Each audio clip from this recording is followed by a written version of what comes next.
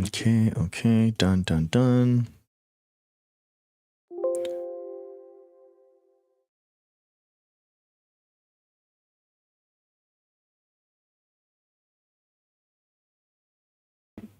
Perfect.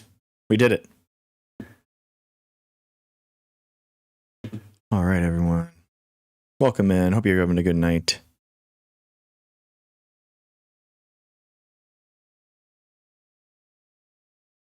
Fluoride is yummy. It's a great way to put it, Dandy. Exactly. Man, it's so funny. So I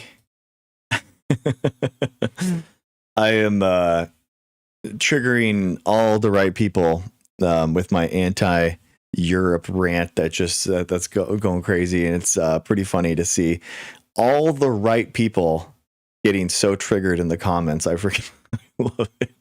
All these people that are like, you're disrespecting our motherland. Like, it's so funny, man. Oh, I love it. But yes, I'm sorry. I do invite them here, Michelle, but they are all cowards and they never wind up coming. So unlike their mom, you know. But they never come, and I always tell them to come on in. I'm anyone can join, and suddenly they all have things to do and nobody wants to join, and it's boring. So I don't know. What are you gonna do? It's nothing about Europe, the people in Europe. It's nothing against them. It's more about the people that like fetishize Europe and make it this kind of like holier than thou place. And that's what I don't understand. And it's annoying. And not enough people put Europe in their place, right? So we gotta, and I think they're a little affronted because it's like only America. Only America deserves criticism. It's this weird kind of like thing. America, and you get a bunch of people that are saying, they're so mad that I was criticizing all the monarchies in Europe. They're like, it's different this time, dude. It's totally different this time. Our king and queen says that they're going to be nice this time, and you're like, oh. The king said that they're not going to try to overthrow the government. That's so nice. I love it. Because obviously the UK solidified that in a written constitution, right? The fact that the king has no power is in their written constitution, right? Obviously. Oh, that's right. Oh, there is no written constitution in the UK. Oh, oops. So it literally is them just the king and queen just saying, hey, we're just going to be inert, dude. Trust us. Yeah, just trust us. So I think that's what I'm saying, guys. If there's one thing that I've learned with Trump as my president, okay, it's that these handshake agreements, this idea that like norms and stuff will be followed is not going to be the case always. If there's one thing that the United States has showed in the world is that these handshake agreements, you have to actually, codify them in law, in a constitution at least, and try to give them inert, make them inert, right? I don't see any a lot of constitutions in Europe changing because of it. So that's all I'm saying. Saying Europe. You're gonna want to remove these people constitutionally. That's all I'm saying. If they are so this vestigial organ of monarchies in the past, remove them. That's my remove them, Europe. If the king and queen don't do anything, remove them.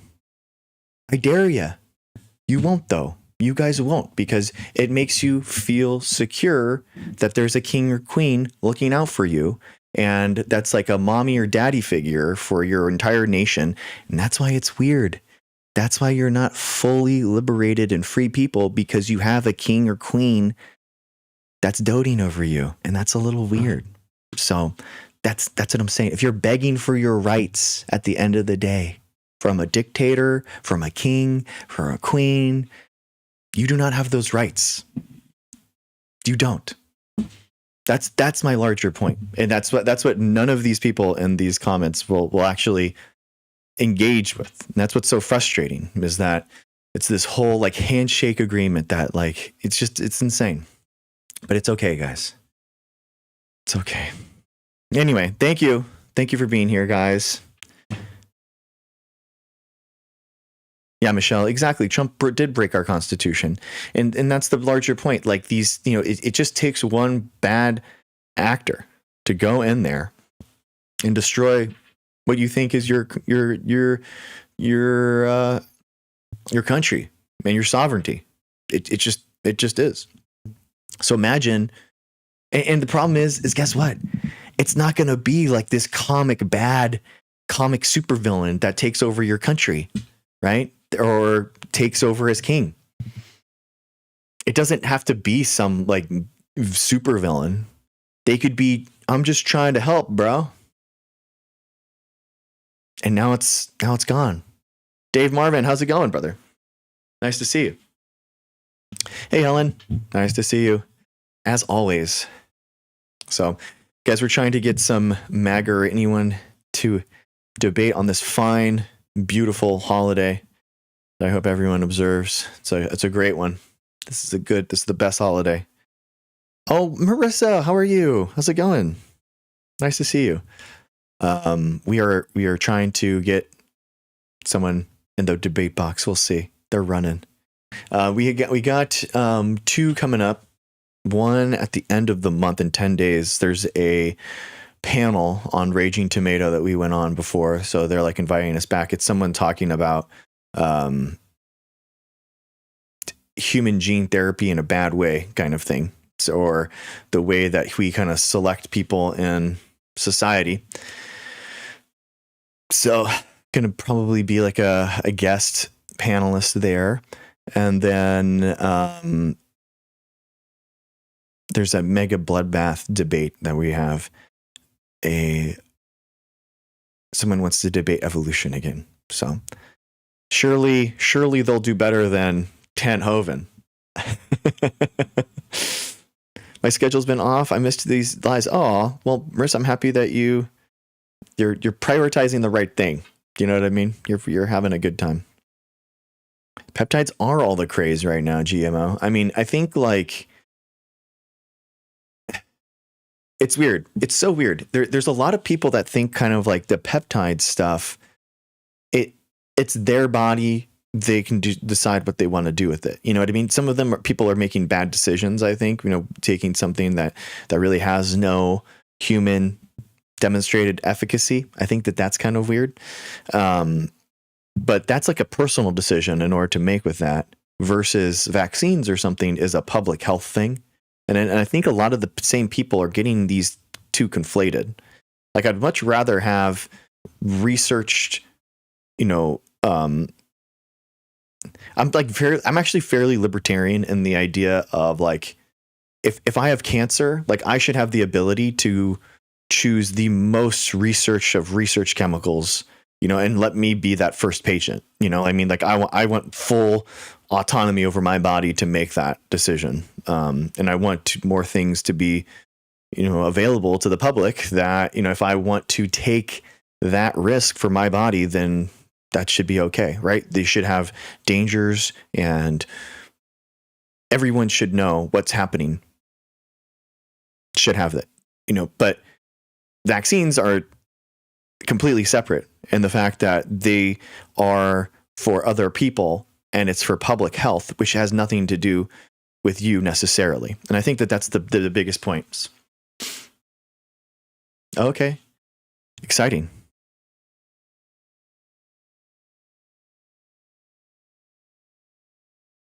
Okay, cool. Sounds good, man. Have you ever heard of Immortal Unk? No, I haven't. Hello from Vancouver Island. What's up, dude? Wicked good hockey, eh? How's your slapper? Oh, yeah. A bunch of people are trying to do that. Fluoride's in the water, man, and it helps people like avoid a bunch of cavities, basically. It's a good thing to have. I mean, we have very few public health works in the United States, right, that are universal and help everyone. Fluoride's one of them, and it doesn't make any sense to remove it. No, it's like very good, Vladimir. Yeah, basically it helps avoid chronic tooth decay, cavities, and everyone's healthcare is going to go up because basically you're going to have all this dentistry required. And man, it's so crazy. This Ouroboros guy, all your statements are patently false and then never joins. What's up with that? Why? It's so crazy that none of these people can defend their decisions or their actions in chat. Like, why are they so... Why are they so boring? Bill Z, if the fluoride turned your teeth brown. No, that's from you eating the excrement from Hassan, dude. Yeah, that's the problem. Yeah, you gotta stop just frozen yogurting all his nonsense into your mouth. So you gotta check that, dude. Gotta think for yourself. Yeah, exactly, GMO. Yeah, a lot of the doctors on YouTube spreading lies about the fluoride to millions. Yeah, they're saying that it's dangerous. They're saying that it's just a bunch of bad stuff. Oh, look at Bill Z. Look at this guy. He's a scientist now.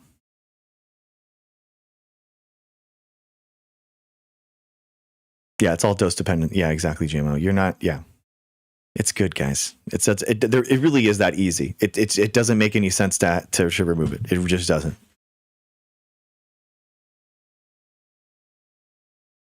If you have dark brown, I like it. Yes, Orlico. Yes, it's a lighter shade of brown.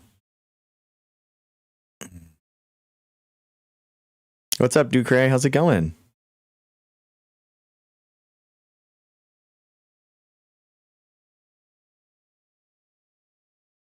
Strongest fire type Pokemon? It has to be Charizard. Isn't that? There has to be. It has to be Charizard. You're right, GMO. Yeah, fluoride is a natural occurring substance in spring water. You're right. Yeah. Is the reason why they add it to kitchen salt? I don't know.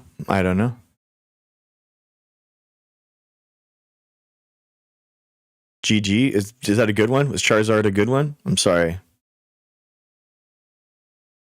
Oh, what's up, dude? Pierre. What's up, dude? Thank you. You're too nice. You're too nice.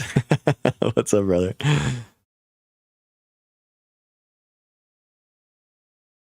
All these new age spiritual people thinking that fluoride gives you something from entering the fifth dimension. I know, it's out of nowhere. I mean, where do these things come from? It's like the most bot, like NPC stuff that I don't get. It's so weird. They've just been fed these lies by these Russian bots, and they just completely just slurp it up. The changes here on Earth are from magnetic poles. No, definitely not. Sky, that does happen, but it's not from a geomagnetic pole switching. No. Yeah. Patriotism requires vaccines. Yeah, no thanks. It's okay, JJR. You're just not a patriot then. It's okay. Bill Z, I'm sure it does at really high dosages. Yeah, like things at really high dosages can affect a lot of different body system. Yeah. No, Ducray. Yeah, he's okay. He's one of those like I'm so left. I'm left than everyone kind of guys. So it's like all about like some pharmaceutical company to him, or the country of Israel like running everything. You know, it's hopeless. Bill Z is hopeless.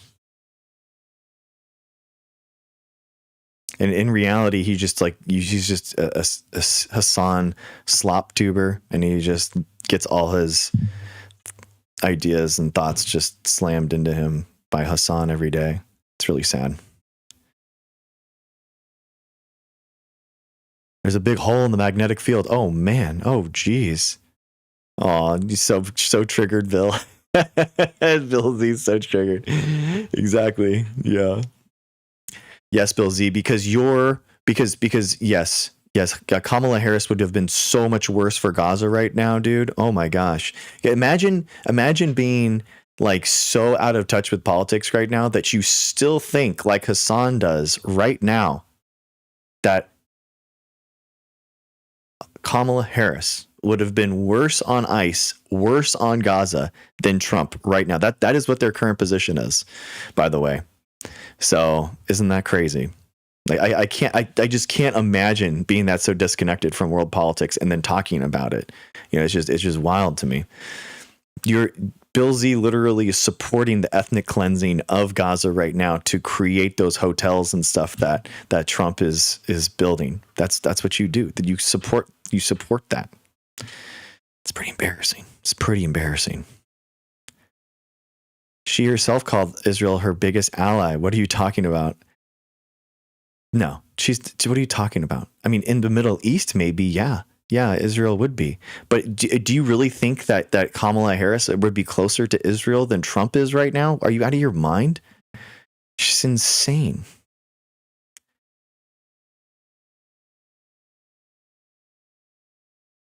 No, yeah, in the Middle East. So funny, dude. You're out of your mind. Like, Trump is way worse on Israel than Kamala Harris. Like, the fact that you can't, that's just not an instant. Yeah, of course. Like, your brain broke, bro. Like, you're gone. Like, you're gone. So Kamala Harris was the most pro Gaza liberation and freedom than anyone else. I've never seen a presidential candidate in the United States speak so openly and affirm the right of Palestinians to have a free and liberated state. It's just, I'm sorry, but if you think anything otherwise, like, you're just completely out of touch. A lot of people, like, let's be honest, a lot of people just started paying attention to politics in 2020. So you guys don't even know. Maybe 2024 was your first election that you ever, paid attention to, which is cool. Like, I'm happy that you think so. And you've latched on to this single issue voter idea as if you understand geopolitics or understand anything else what's going on, but you don't. You're wrong. You're misinformed. People lied to you, and you took the bait. You took the right-wing Republican bait, and not full-throatedly recognizing and doing everything that you can in order to fight fascism and the spread of fascism in the United States by not endorsing and helping push Kamala Harris to the win.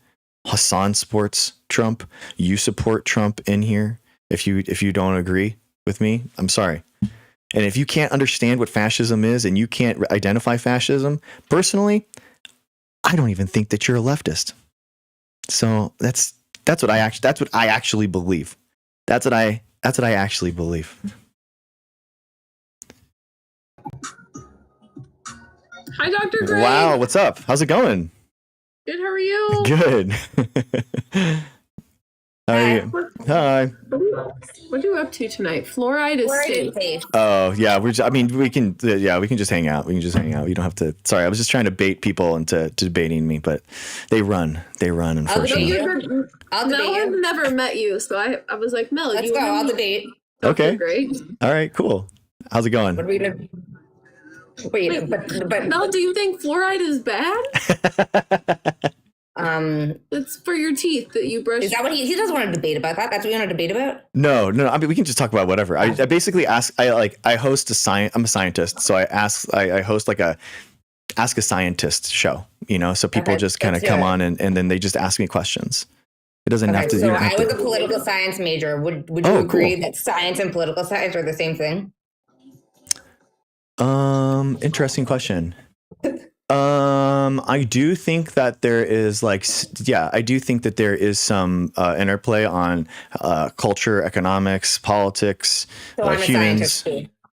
I think you can be, yeah. Okay. You didn't take my question. Yeah.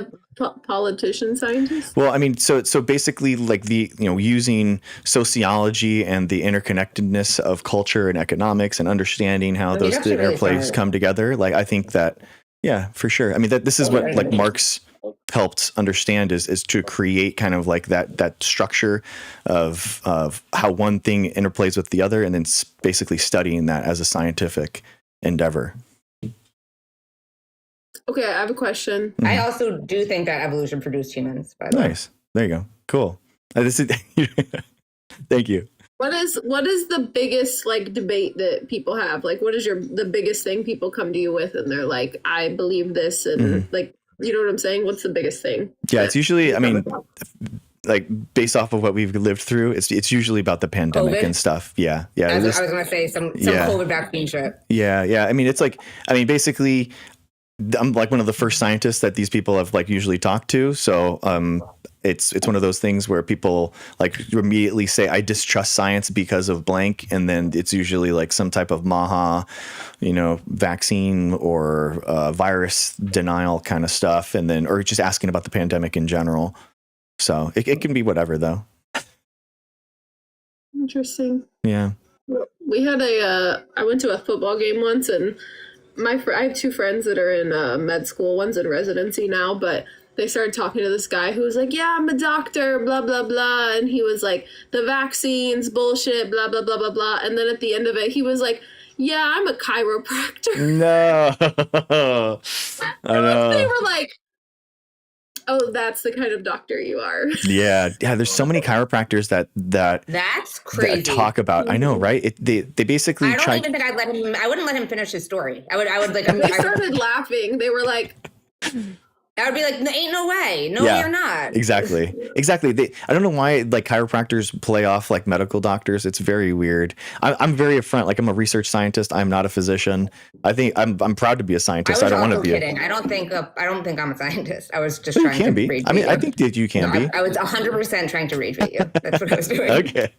No, I genuinely, I think that the big problem that we had during the pandemic is that like hard scientists kind of didn't engage in the sociology aspect of misinformation. So I mean that misinformation, understanding where conspiracy is coming from, how we can combat that. Yeah. That is the study of sociology. So we have to study that. I'm actually a social worker. So okay, cool, awesome. So yeah, I agree. I think that there were limited resources and information, and it was being filtered through different, and you can kind of pick where you get your information from. Yeah. That's my foundational theory of the case right now is basically that these algorithms are kind of shaping people's reality. Yes, because I'll watch people who disagree with things, and then my whole For You page is stuff that I know I don't agree with. But I'm like, get me back to the other side. Like, I don't want this. I want an algorithm reset. Yeah.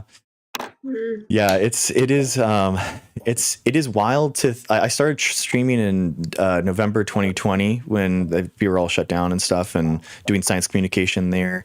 And it is actually kind of crazy, the Groundhog's Day effect of just basically answering the same questions about like the SARS-CoV-2 origin. How do we know it came from the wet market and not from the lab? And like how like the vaccines are safe and all that kind of stuff. And it's weird like debating people back then because they were all like, oh, I'm not anti-vax. I'm just skeptical of this vaccine. And I think for a lot of people, like because the mRNA technology was new to them, like it wasn't new to science. I'm like, you can be skeptical if you want, but there are lots of people dying. Exactly. So, yeah. 1.2 million people lost their life during but then people were like, well, the government's doing that. And I'm like, yeah. Then don't you want to move out of the country if your government's doing that? That's crazy. Yeah, it's so true. Isn't it like with vaccines, like they're essentially taking like it's the same system that creates a vaccine, but they're just trying to find like what, like it's a hat or something. As I feel like what I heard. I appreciate it. Yeah, people erroneously think that it's all the pharmaceutical companies. So basically people's like skepticism of the for-profit healthcare system has been kind of like wrapped into this whole like blame pharmaceutical companies for everything. And in reality, like vaccines, it's a whole line and a whole production, of research scientists, of universities, of governments, the huge apparatus that produces vaccines. And it's not just like pharmaceutical companies. Let me ask you a question though. So I got all of the COVID vaccines. I think that the flu shot has given me the flu several times. Yeah. So what happens is basically your body is exposed to a little piece of the virus. So it's called an antigen. So basically that's the part that your body trains on. So imagine if you bought a punching bag and you were going to train to fight a boxer. So when you go out there and you work, on that punching bag, your body's going to feel like you got a sweat in, you're punching the bag, you're going to feel that. But when you go into the ring and you fight with a boxer, that's going to be a lot different, right? You're going to do the same motions. You're going to feel the same, but that the virus is going to be that boxer, and the punching bag is basically your small amount of antigen or the would you thing. say people that are like, I don't believe in the vaccine, the COVID vaccine, right? Is it like,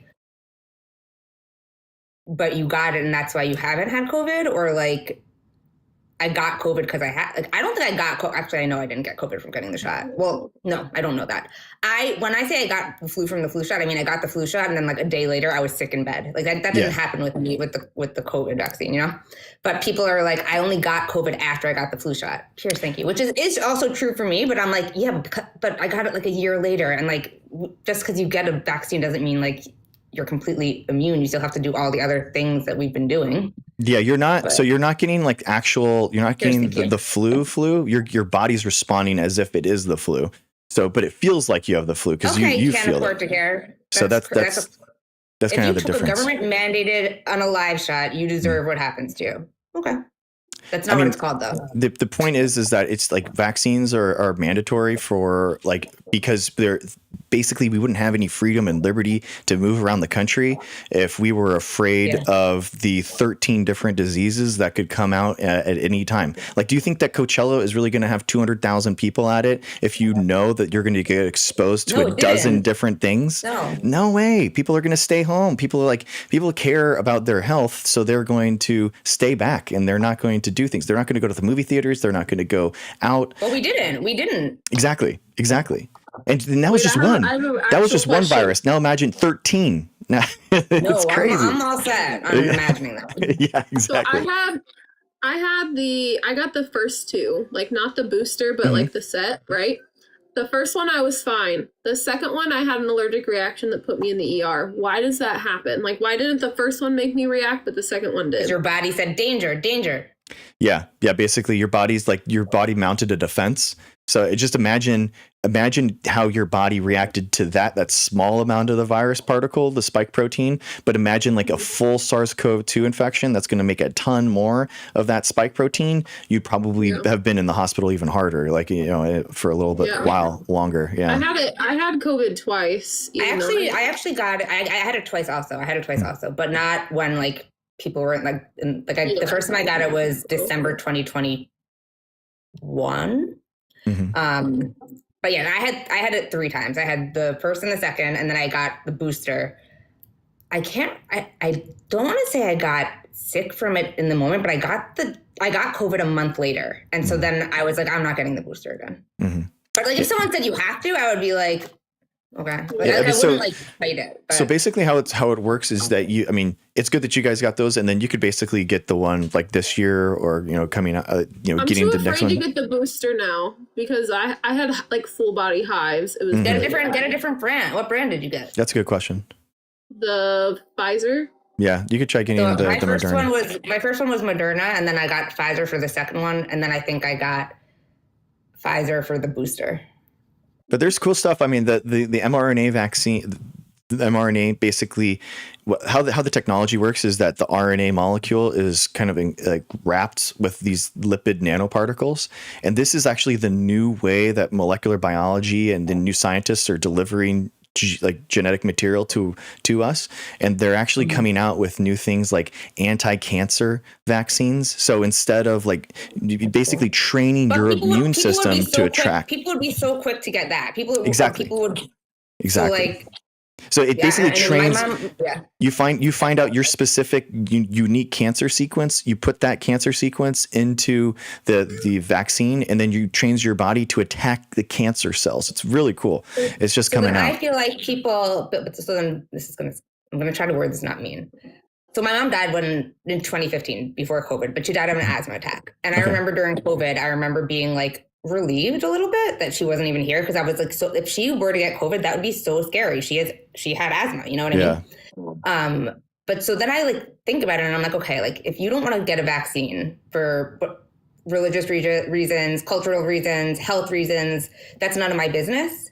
But to not get it just because it feels selfish to the people that could die because you might get COVID and you're going to be okay, but you might pass it on to the person next to you and they don't end up being okay. Exactly. It's supremely dangerous and selfish. And it's like, there's a lot of like COVID stuff for long COVID. And it honestly, it's a neurological disorder that we're just figuring out.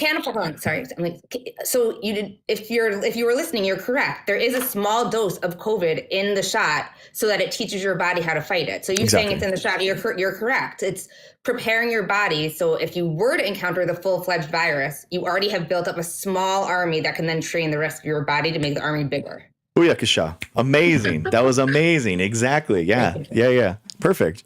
Yes, exactly. And we're using that technology to train your body to fight its own cancers. There's new research that actually saying the mRNA and the lipid nanoparticle technology actually gets your body better trained to fight cancers in your own body. It makes your body more like your tumors and more susceptible to anti-tumor medications too. It's awesome. There's like really new technologies that are coming out with it. It's really cool. We're also how do you feel about peptides?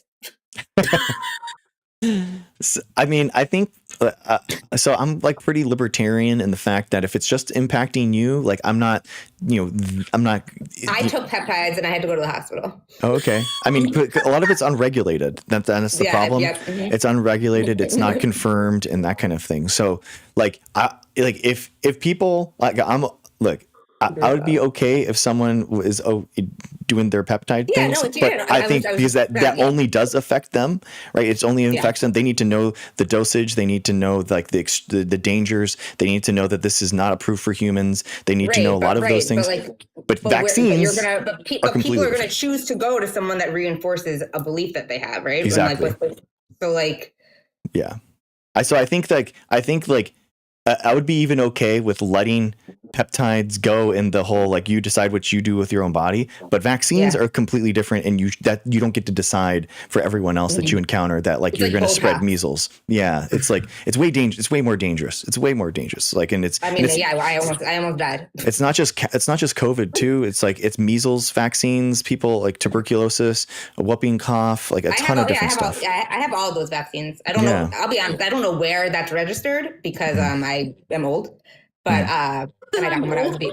Yeah, I mean, I was born when we didn't have like electronic files, so I don't know if people know that I have those vaccines. I can't prove it. I just know I have them. The county you were born in usually has like your vaccine. The best way, pretty sure that they don't. The best way, and honestly, I recommend this for anyone like 30 plus. Basically, you just go to your physician and you say, "Can I get a blood titer? Like, I just want to make sure that I have." You just get a little bit of blood taken from you.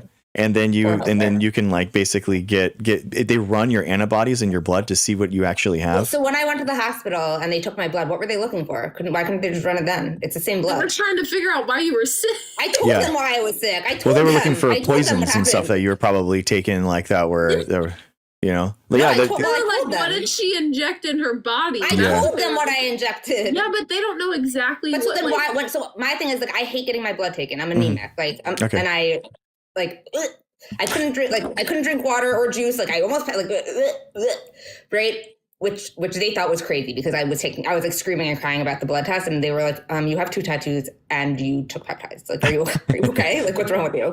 But my thing is like when they take my blood, why can't they test that blood for everything? Why do I need like? Well, there's a certain amount of tests, right? There's a certain amount of tests that like a certain amount of blood is required per test, and they can't just do all the tests on it because they need more and more blood in order to take more and more for tests. You gotta like spin it in a thing. I would have been 6 feet under. The danger basically with research chemicals that people are taking for peptides and stuff is basically it's bypassing your liver, your normal like self-regulatory thing. Check me like when they took my blood. Why couldn't they check to see if my liver was healthy?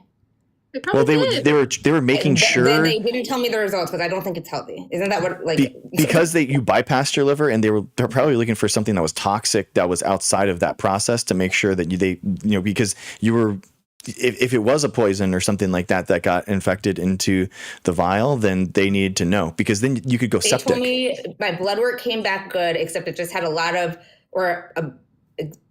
more white blood cells or something, but that's because I was really dehydrated. Oh, okay. From the peptides. And I said, I told you that.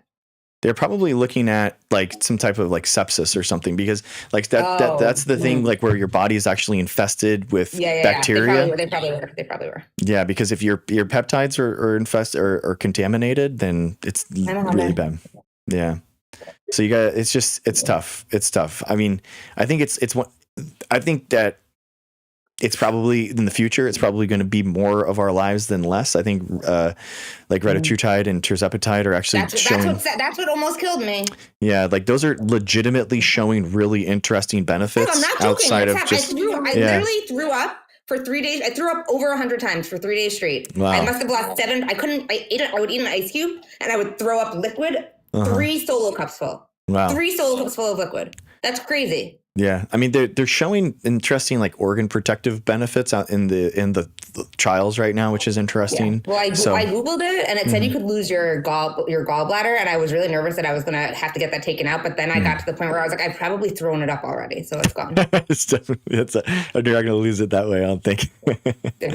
Yeah. In your bloodstream, I don't think you can throw up the peptide. No, the gallbladder. No, gallbladder. Yeah, I don't know what I was possibly throwing up anymore. Like there was nothing. I mean, I lost 7 pounds just from vomiting. Oh my gosh! Yeah. It was crazy. Like I'm small. Like it sounds crazy, right? But I'm 5'1". I weigh like, probably now I weigh 10 pounds less, but I weighed like 128, 129, 125. And the amount that I was vomiting was absolutely crazy. Like, yeah. Yeah, it's some people have. That's why you have to start off really slow, really low dosages and titrate up, just because. It's hard. It's hard because that one the doctors will help you with, but Retta is not approved, right? So no doctor is going to tell you a dosage really on that because they don't approve of it. Exactly. How do you get your hands on that? You don't have to. It's subcutaneous. You don't have to hit a vein. Yeah, you can get it on the internet too. Yeah. That's terrifying. You found something on some random place. What are you talking about? Have you ever been in Prince's Lives? I mean, yeah, but you found some random place on the internet. It's the same person that gave it to it. Like, that doesn't mean it's a good idea. I don't know, bro. Seb, I don't know. If he jumps off a cliff, are you gonna jump too? If you can land on him. I mean, that's like, that's a good. Now, if I land on him, that would not be safe because he's very skinny. Oh, exactly. There you go. No, I mean, I don't know. I mean, I think like, I think dosage is like a big thing because the first time I was fine and then I had to like increase the dose, but like it was too much. Maybe I don't know. Yeah. But it sounds like you just took way too much, way too quickly. So it's tough. I'm not a doctor, so like I just did what I was told. Yeah. It's tough. I think they are gonna. I think it's like a fad. I think it's like Ozempic. I think it's probably going to be a big part of healthcare going forward, just because there's so many obese people in the United States, and like, you think it's going to be a prescription? I think so. Eventually, now. Because I think it's really easy to be addicted too. You can get for tirzepatides, you can actually get it for weight loss. So I do think that like that, we're definitely going to see it because basically there's so many comorbidities that are tied with overweight. I looked it up too. Diabetes, but it said like it might be used in the future to help treat diabetes. Yeah, so that's the idea. So Ozempic is the single action, and the tirzepatide is the dual action. So tirzepatide actually works as the GLP-1 agonist. So that's the agonist that makes you not feel hungry, and then on top of that, tirzepatide helps with your insulin sensitivity. So that's the idea, and that's why it was originally researched as a diabetes drug. Can you be on them for your whole life? I mean, people, we don't know. We don't know. I mean, it's small dosages and stuff. I mean, I don't know. My dad's diabetic and he's prescribed something. I mean, but insulin is, I mean, my dog has epilepsy and he's prescribed seizure medication, but I'm like, I mean, like if you want to lose weight and you go on a diet, right? Mm-hmm. Once you lose the weight, you maybe like eat healthy, but you're not on that same diet. So I'm like, what happens once you reach? Yeah, it's really important to basically. That's why it's really important to weight lift and eat protein when you're on these things, because basically if you lose all your weight through muscle wasting, then you're actually in a worse spot when you go down in weight because you've lost all your muscles, and your muscles are like really, that's like the engine in your car that like runs the entire thing, like for your metabolism. So if you lose the weight, you're going to lose your engine and your car's not going to be able to go. And it's just, you just want to keep your muscle. So that's why weightlifting is really important. That's why protein shakes, because you need energy because you're not eating. And then fiber too. So protein and fiber, both of them. Causing like osteoporosis and shit too, like bone density loss. If people aren't weightlifting and they're not eating protein, low key, I felt like when I could have broken all of my bones myself. Like when I went to literally, I was like, I think I could crack my wrist right now if I wanted to. Like that's how I felt. Yeah. I felt like a skeleton. Like I felt like I was like a vomiting skeleton. Yeah, I think it has to be done with care. You know, you have to. I think weightlifting is really important, just in general, for good, aging and making the bone density kind of as we age. I think that's a good idea just for everyone to do. It only takes about two full body workouts a week. So we're talking about 2 30-minute full body workouts with weight, and I think that you'd get like 70% of the benefit. You don't have to be a gym rat. Large. Oh, what? What the heck? Sorry, I think it's me. Oh, I'm sorry. I like this combo. Let's have it again, okay? Yeah, I followed you. All right, thank you. Bye. See ya. Bye. Man, it's so frustrating. You're having a good time, guys. That's so frustrating. How rude. Bad TikTok. Bad. Omegle Day. I don't know what happened. I don't know what triggered it. We had to leave. She got a warning.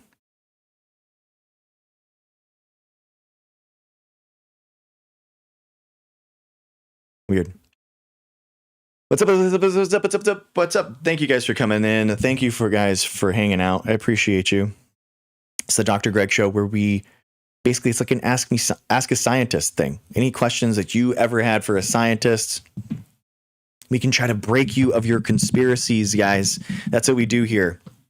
I break down your conspiratorial nonsense, and I just let you know that people that care about you are spending our entire lives trying to fix the problems that you're worried about. And I want to let you know that science is here to help you. Genuinely. That is genuinely why I love talking to people, why they believe in conspiracies, to try to help you get out of it. Try to help you better understand how science is a mechanism to acquire more knowledge and better understand the world.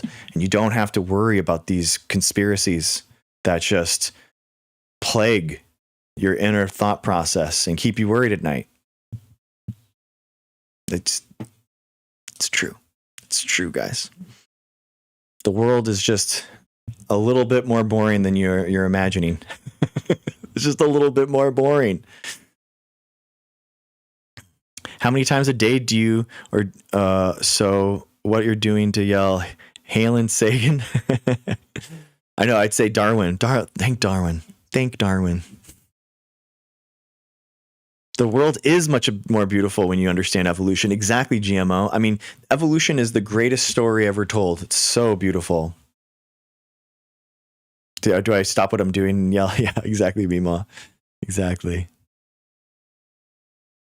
Maybe a lot of scientists are antisocial. That's why they're not online. Yeah, GMO. I think that's a case of it for sure. It also is like basically professors aren't incentivized to be out in public because it's not a part of their rigor on how they're assessed on outreach. And I think that a big part of moving forward as a scientific community is engaging professors and telling them that outreach is doing what I'm doing right now, talking to a camera in my room. And a lot of people don't see that as actual outreach. What they do see is whatever it is. They'll see it as basically them. A lot of professors will see legitimate outreach as doing science days at an elementary school. They'll see legitimate outreach as judging in a science fair. And those are all good forms of engagement. But what I'm trying to say is academics should think of outreach online through social media as legitimate outreach as well.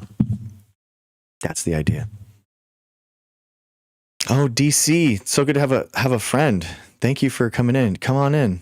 Oh, you can't because you can't join as guests. No, something about you must have you got your live permission removed. How crazy.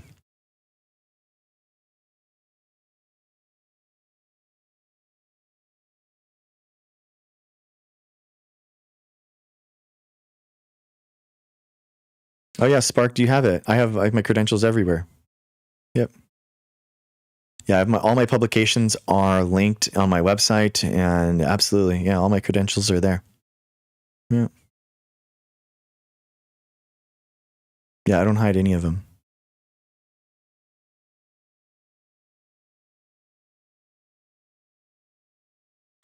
I'm proud. I am a proud PhD scientist. No other major platforms.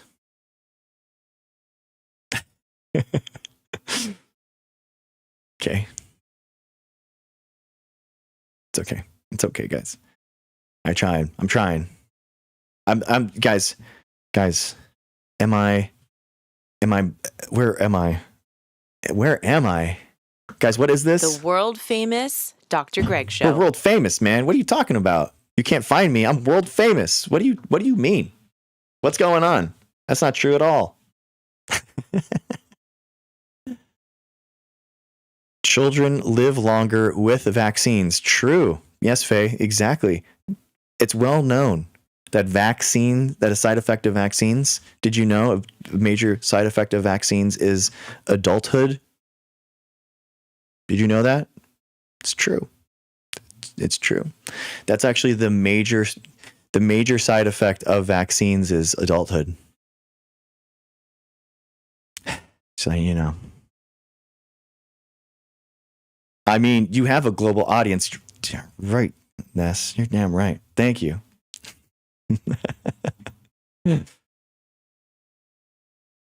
What do you think about Bill Gates? Real humanitarian or charlatan? I mean, I think that he's done more in the fact, I really appreciate him actually creating an institution that would, be trying to best, like with the most efficacy, give out his money. I think that that's an incredible thing. I think that we should create more institutions, not less, that carry our own beliefs. So that's why I founded my own 501c3 in order to try to create a system or an infrastructure in order to push ideas, pro-science, education. And also we created a 501c4 to help battle anti-science legislation. So I think that that's a good thing. And I think that it's okay that the Gates Foundation was formed. And I think that he's legitimately trying to do what he can with the money he has to have a better impact in the world. The Amish are vaccinated, Melstein. Yeah, they are vaccinated. Yeah, it's a common misconception that the Amish don't have any medical care, and that's not true at all. You wish MAGA would clue into that. Yeah, Faye, I know, right? It's insane that they are so anti. They are against all vaccines, not just the COVID vaccine, which is insane. It is very insane.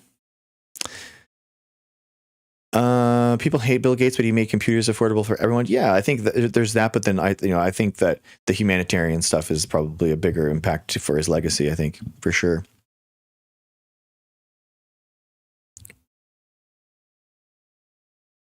I have a friend, economist from University of Chicago. I can easily look him up and find plenty info on him. Cool, Sparked. I literally have everything published and everything is it's available. So Spark, I'm sorry if you can't find it, then you're not really searching hard enough. You can go to my website; it's all there. My PhD is in microbiology. So I have a microbiology PhD, and I did it on delivering DNA to algal chloroplasts using single-walled carbon nanotubes. So I used nanotechnology in order to enhance algae. That's the idea. Yeah. So that's like kind of my where I helped pioneer that kind of field that never happened before, algae and nanotechnology in the same field. And yeah, it's been fun. Yeah. I've done molecular biology for 17 years in the lab. So basically molecular biology is changing DNA inside of an organism in order to give it new abilities or enhance native abilities. That's what I do. What's this propaganda channel? You're tuned into the motherfucking greatest. The world famous Dr. Greg Show. Was it? Duh. Yeah. Yeah. Allow me to reintroduce myself. You're crazy. It's crazy. All these flybys, they never join. They never join.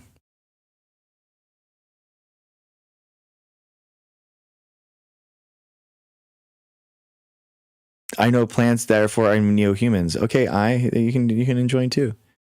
There you go. 0 for 3, guys.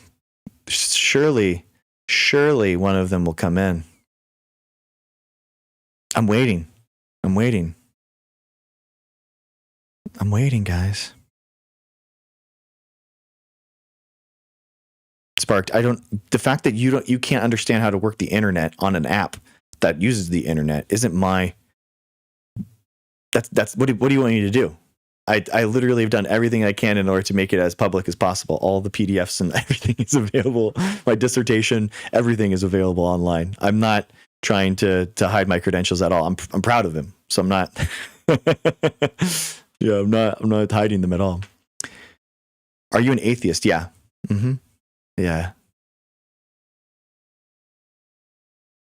Yes, Millennium Mimo. This is a big problem. Honestly, like the thing is as a scientist and as a research scientist, I need to publish my credentials, which include my full name, which includes, an easy way to find who I am.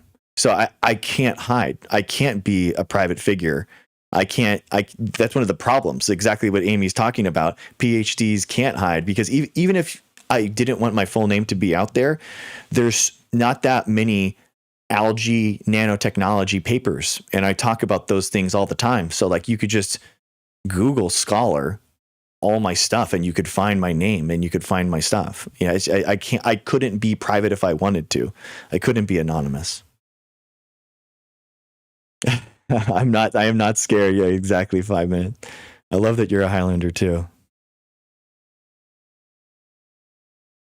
I'm gladly embarrass him IRL. Aw. Oh, I don't put my voice online, so he's a coward. I love it. Hey, here's my jujitsu medals right here, bro. There's my jujitsu medals hanging up right there, bud. So there you go. You're not going to embarrass anyone other than yourself. I promise you, dude. I promise you. I'll call in, but we could agree on most things. Oh, it's okay, Brenta. It's okay. All good. Yeah, as a published author, I can't hide. I know exactly, Brenta, and I'm proud of like my publications. So there it is. That's true. I'm not hiding anything. I'm proud of it. So, do you talk politics too? Yeah, absolutely. Yeah, Brenta. I think that politics and science is inherently intertwined because science requires public funding. Therefore, science is inherently political. What I think people get wrong when they say, I don't want science in my politics or politics in my science, what they're trying to say is that I don't think that science should be an ideological football that is like moved between parties. And that I completely agree with. But scientists have to get political in order to ask for public funding because that's where novel research and development happens with public funds. It doesn't happen within the private companies that are large. They're not investing into groundbreaking new research that's fundamentally understanding how mechanisms work. The corporations, the large corporations come in after that mechanism has been discovered and they patent it and then they or license it and then they produce the product.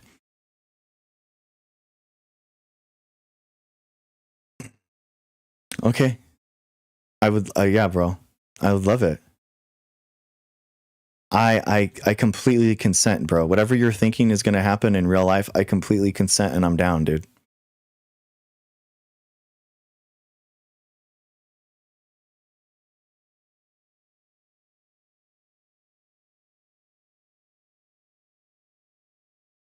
What happens to your research in that case?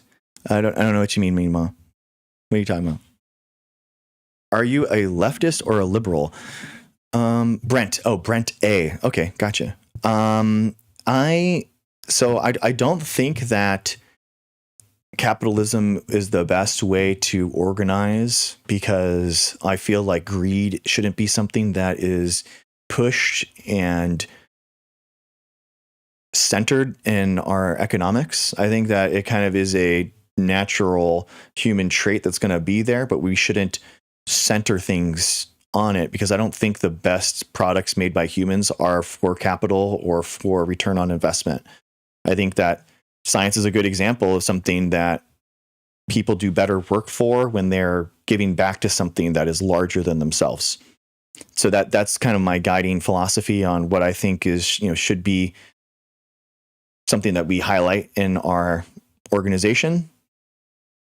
In general, like, I think that democracy is the best way to organize organizations and companies and nations, because it allows people to have direct impact on the problems that they see every day in their lives. And I think that it's, democracy is a good organizational structure for communities and nationally. So those are kind of like my foundational political beliefs. Would you prefer to reform capitalism or get rid of it?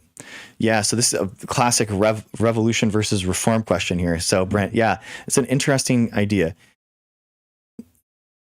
I think that in general, I think that you have to create a system that is better for material conditions, and I don't think that you get people on board if you can't actually improve their material conditions. So a lot of people erroneously kind of cite the 3% of revolutionaries in the United States as a population, as a total of the population, and say we only need like 3% of the population to, in order to act truly revolutionary governmental reforms. And I don't think that that's true.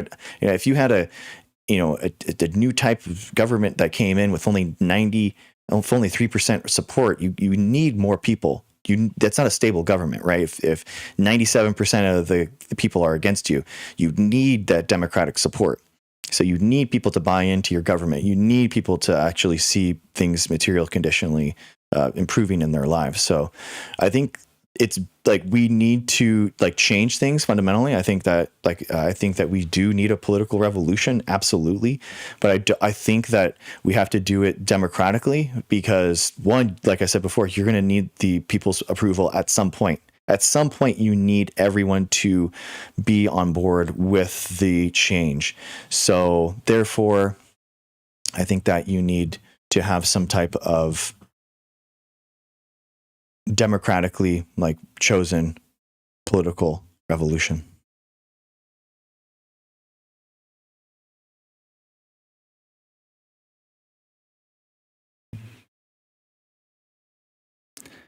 Most scientists are progressive. Yeah, Lori, I would say that.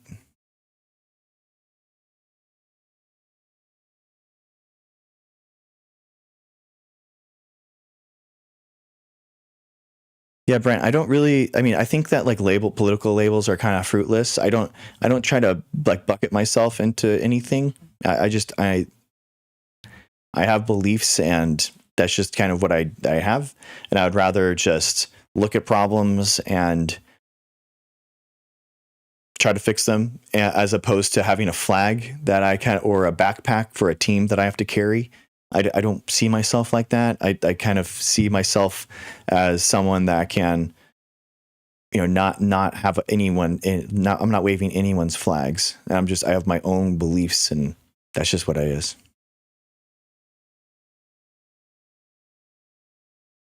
But I understand what you mean, Brent.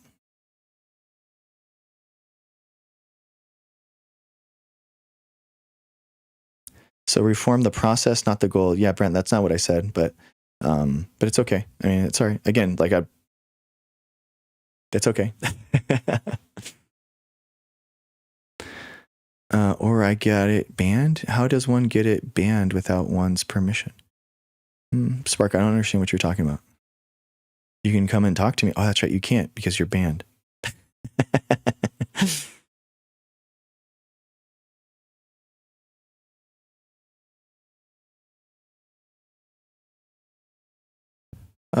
No worries. We're happy to have you defending science. Thanks for your work, Dr. Greg. For real, I'm not interested in litmus tests. Okay. Yeah, I mean, I'm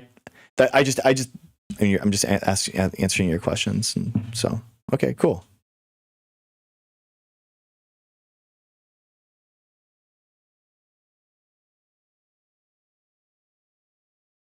Yeah, I feel like that's a really good, interesting point. 5 minute, recognize that being the president was never the goal of the founding fathers.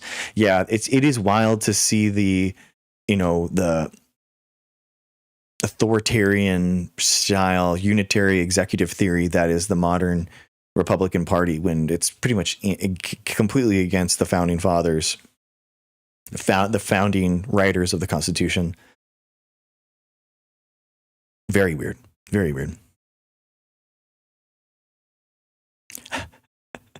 Thank you, 5 minutes. The frat boy clapbacks. Thank you, guys. If I'm just letting you know, anti-vaxxers in chat, I'm letting you know, if you clap me on my videos or you leave a comment, that's a personal attack.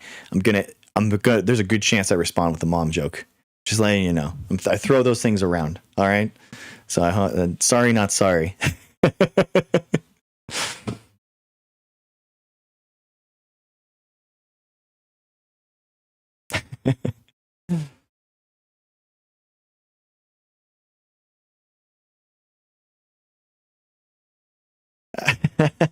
Look at eyes trying to figure it out. I love it.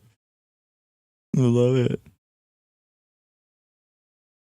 it, dude. I love that you're going through all my stuff, dude, trying to figure it out. I didn't brag about anything, dude. That's where I do jujitsu. So I'm sorry. Not anymore, but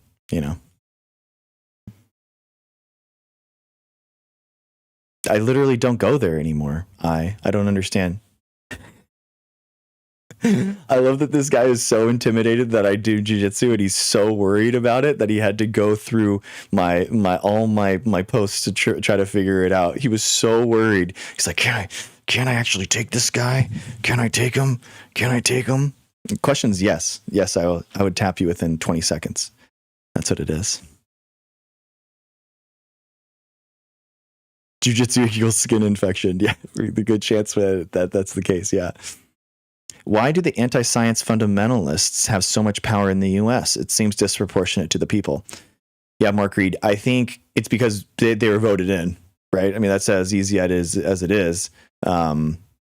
So that's the problem. That's why they have so much power. I think there's going to be a huge clapback, though. I don't think that they're ever going to be able to actually improve people's material conditions.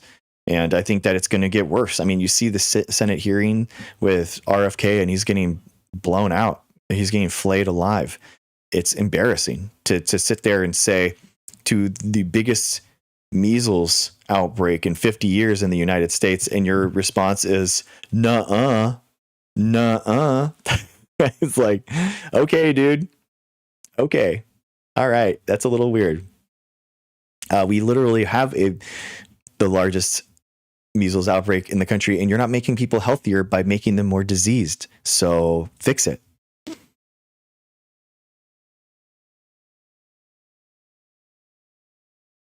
I love it. I is so intimidated right now, dude. I know he does. He spends a lot of time on me. It's okay. It's the haters that are always the most impressed, and that always are. It's an insecurity thing, because he doesn't feel secure in himself. So he sees someone that is secure and not intimidated by people, and it worries them. It's kind of, they're like, oh no, but we'll figure this out. Love it. LG, hey, the first one's free, okay? Jiu-jitsu is a way to intimidate for my taste. Oh, no, Michael, it's good though. People will take you in and like help you through, first day stuff is always, it is kind of like everyone's been the first day guy. So everyone helps you kind of through and helps that. Yeah. RFK Jr. was like, well, the Mennonites were going to, yeah, Judgy, that was wild. Does he think that beating someone up will make them right? Will that suddenly change reality? So you are right about your argument? No, I think Mark Reed, it's just that a lot of right-wing people think that they own masculinity, and they think that someone can be really intimidated by physical threats, and that's not me. I welcome it. legitimately, I would love it. So. Exposing shills, bro. I'm literally saying I'm down. Whatever you have planned, I'm down.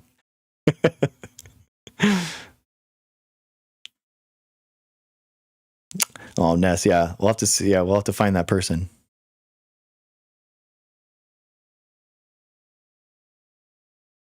I know, right, Heather? I know. You have to admit, exposing someone using their real name with a camera on them, giving their home city, their full name, all their background, all their academic background. Wow, he really exposed me. Poof. Jeez. As if I haven't actually talked about Atos and like what's happened there and everything like for months now. It's been a huge part of the stream talking about it. Oh, I haven't exposed me yet. Oh, exciting. Oh, man. I love it.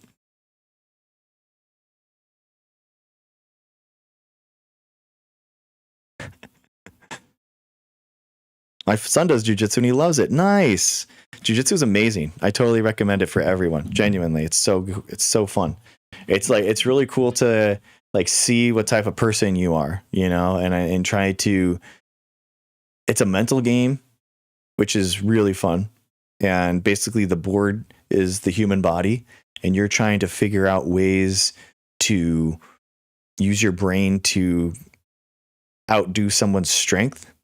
And it's just a really fun game. It is really fun. My wife and I love doing it together. She does it. And yeah, it's just been a really cool addition for our whole family. Okay. Well, Ness, it's basically a ballet that you do on the ground, horizontally, with two people.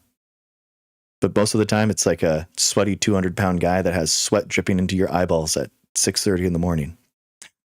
That's usually what it is. You and the guy that you don't know, but you just know his game, but you're best friends, but you don't know his first name because that's not important in life. It's not. But what's important is that you know you can get him in a sweep, in that half guard sweep, and you can get that cross collar choke on him.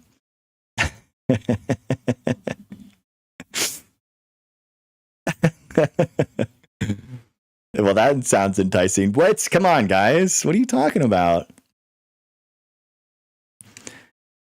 Judo is a little less intimate. Getting into missionary than another dude is just weird for me. Yeah. Orielka, well, yeah, I can see how you say that. Here we go. To be honest, Mark Reed, thank you for hanging out, dude. Appreciate you. To be honest, my favorite class was Capoeira, which is that the dance? Is that the dance martial art? Pretty useless for self-defense, but amazing exercise. Is that you do? It's like a dancing martial art stuff. Is that right? Judo's tough, man. I would not want to. Jiu-jitsu, you're basically doing a lot of stuff from the ground or knees. So you spend a lot more time doing that. Judo throws, like a full judo throw is from 4 or 5 feet off the ground, and you're falling for a long time, and it hurts in order to do that. It hurts. Oh, what's up, Dr. Joe? Stop it. Some guy challenged me, Dr. Joe. That's why. Oh, the Brazilian dance martial art. Okay, cool. Guys, Dr. Joe has had some guys. If you haven't already, please follow Dr. Joe. Yeah, you should. Dude has some incredible videos out right now. Some really cool, some like the origin of life stuff, linking together a couple of really cool papers, Bennu and QT45. It's like one of these RNA replicator things. It's really cool. He did a really good video on it. And he has some another video that just came out too, which was really cool, about DNA being produced from proteins, which is really sweet. You should live stream it. I accept every challenge, Dr. Joe, but unfortunately none of these guys are down. It's always weird. Oh, Flourish. Nice, dude. Taekwondo black belt here. Nice, man. Yeah, we love it. Dude, I love martial arts, man. I think that martial arts is a really cool thing. Like however you want to spend your time, whatever martial art is, like whatever. You know, I do jujitsu. That's my favorite martial art, but you know, whatever you think is your favorite, I'm down. I think that's cool.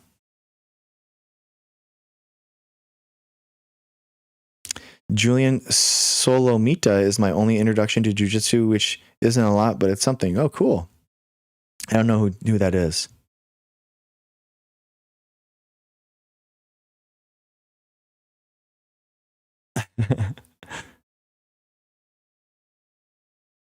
Brazilian jiu-jitsu.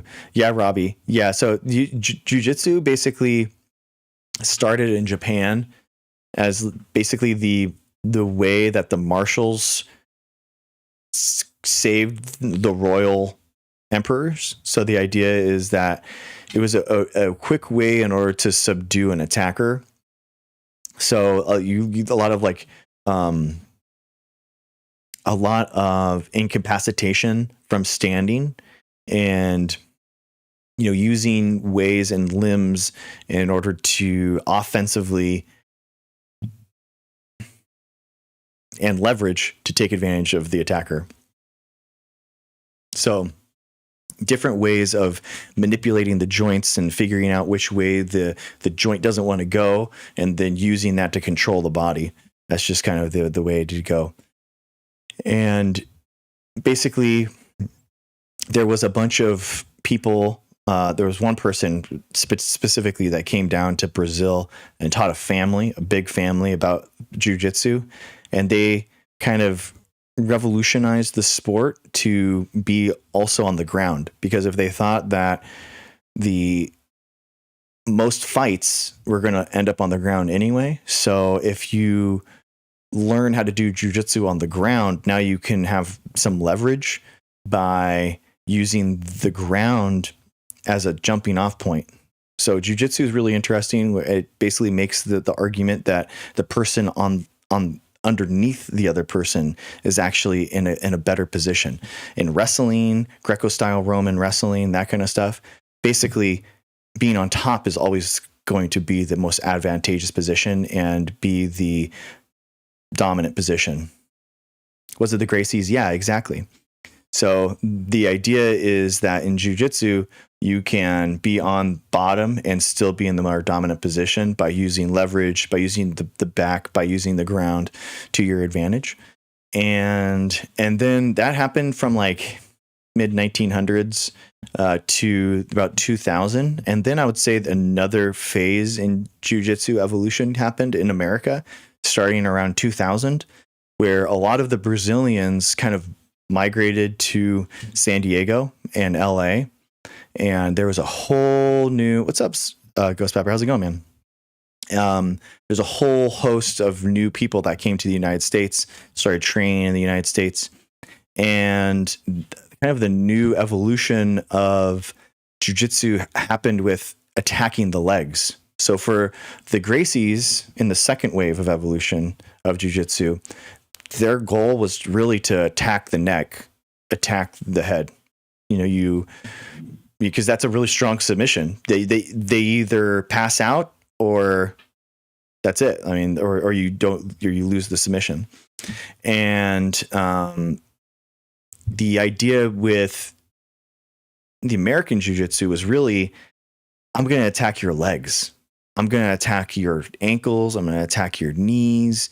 These type, half of the body was basically not being attacked with the Gracie old style jujitsu.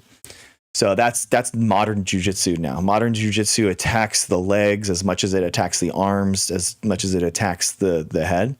And it basically creates the whole body as available for attacks. And that's why it's a really cool time that's happened. It's a whole revolution and that's happened recently. So it's very cool. It's very cool. It's very fun. What's up? What's up, Helix? How's it going, man? Nice to see you. I got to meet Helson Gracie. Wow. That's really cool, John Watkins. Nice. Yeah. It's very cool. Yeah, the Gracies it's interesting. So basically, jiu-jitsu is really tied with the popularization of jiu-jitsu is tied with a family called the Gracie family. And, lineage-wise, they are kind of like coveted in how, like your dynasty, kind of like a political dynasty, how close you are with the Gracies. People track their black belts, who their professor was, and how close they are to the Gracies. It's kind of interesting. Royce Gracie's original UFC was amazing, taking on guys 3 times his size and crushing them. Yeah, in the gi too. He was adamant that in the original UFC, he actually was still wearing the gi, which was people were like, "What? You're giving away so many different attacks there. You're giving that away. That's just a crazy thing that you're doing." He was that confident. He did it. Yeah, it was awesome. And basically, like, the Gracie challenge was a thing where basically the Gracie sons would go and challenge all different types of masters of martial art. So up until that time, there was still kind of like talk of what's the best martial art? Is it Kung Fu? Is it Taekwondo? Is it Tai Chi? Is it Jiu-Jitsu? Is it, wrestling? And basically there was the Gracie challenge where one of the sons just went through the entire world and just challenged anyone, everyone, and Jiu-Jitsu won. And then basically UFC popularized mixed martial arts and saw that basically everyone has to have jiu-jitsu in their arsenal in order to actually play the mixed martial arts game, because it's so deadly. It's so good to have jiu-jitsu in there. So yeah, that's been that's basically what's happened. Your stream is so much better on YT. Oh, thank you, Michelle. Thank you.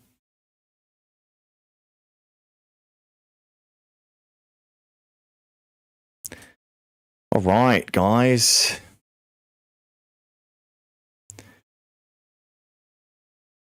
I think so too, Michelle, but I don't want to say anything. You know what I mean? I don't want to push anything. Looking sharp. Thank you. Night Flyer, how's it going? 6 degrees of Gracie. Yeah, pretty much, man. Pretty much. In jiu-jitsu competition, do they look at the techniques? So basically they do. So basically the idea with jiu-jitsu competitions, you can score on points or you can score on submissions. And if someone's in top position or if someone's past someone's defenses, then they get awarded with points. And it's definitely something where it's good to win on points, but you should want to win on submission. I have yet to win on submission in competition. I've got both of my medals from, not winning by submission. So I don't want to do that. Kind of like you're wearing the same suit here as you do in the BJJ profile. I don't think so. I don't think so.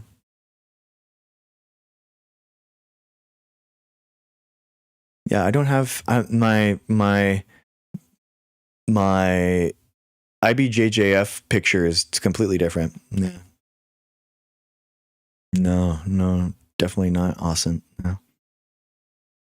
Do they do drug tests? Helen, they don't. So for black belt world champions, they do, but for everyone else, they don't.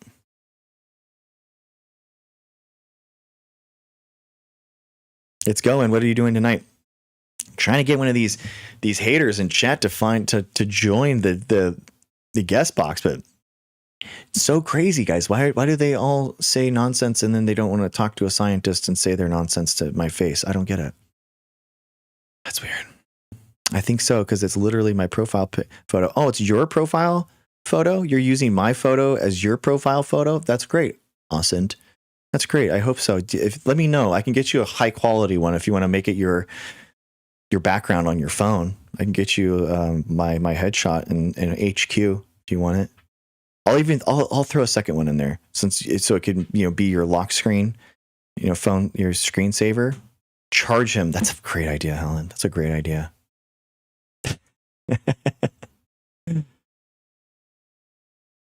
Let's see. It baited them to grabbing his gi rather than striking. It was worn on purpose. Oh, okay. Interesting, Mark Reed. Oh, that makes sense. Natural immunity fails depending on what it's fighting. It also depends on the person's immune system. There is not an it's good or bad situation. It's all dependent on a person to person. That the problem is that some people have genetic mutations where they just have bad immune systems. That's why it fails.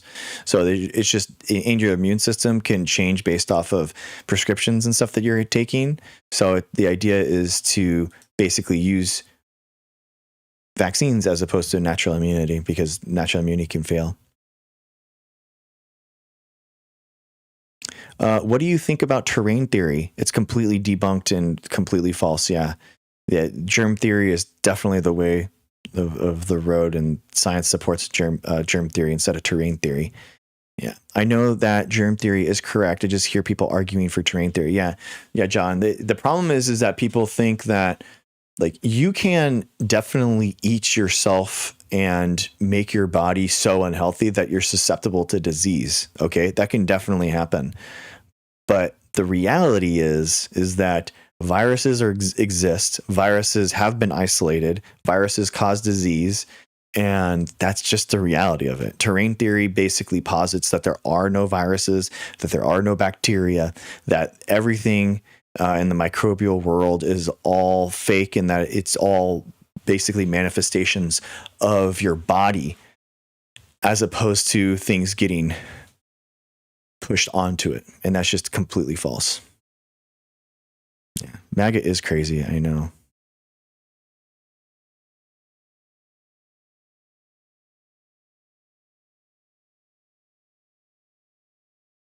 I think that this one probably might be my profile jacket. Yeah, I think it might be. Yeah. I mean, I could put other profiles as my profile. Ones I'm sure he wouldn't be calm about. Oh, exciting, dude. Wait, you have sexy pictures of me? How'd you get those?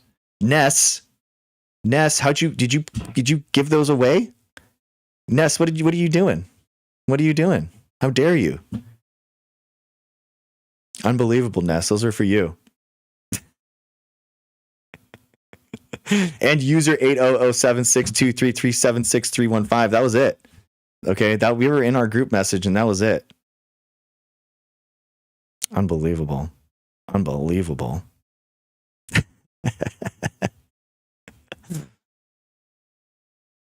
I know. What is Ducray? It was crazy. It was see user. Of course you're blaming Ness.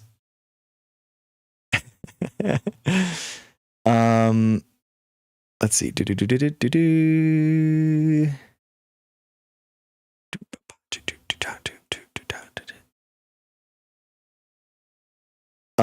Yeah, Ghost Pepper. Yeah, they're on my Discord. Go onto my Discord, and then I'll post the debate Discord. I have a separate one if you want. Let's see, 1 second. Yeah, retroviruses do not care about your diet and lifestyle. Yeah, exactly, Mark Reed. Yeah. Have you ever tried? 1 second, Ghost Pepper. I'll get you the debate Discord. Yeah. 1 second. Have you tried going on Twitter Spaces at the same time as your stream? It helps getting opposing views. That's a good idea, John. I went through someone you mingle, and that was a little weird. But maybe Twitter. Maybe Twitter Spaces would be a good one. Yeah, I think so. That's a good one. Okay. Yeah. Yes. Yeah. Ghost Pepper. Yeah, for sure. I got you, bro.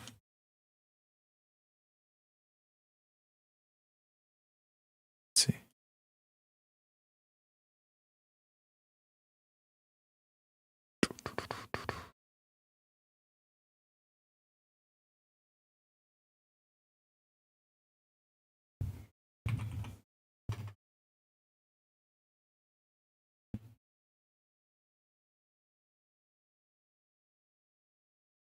Okay. Boom. I'm gonna DM you, or I can just call you. I'll just call you on. I'll just start the voice call.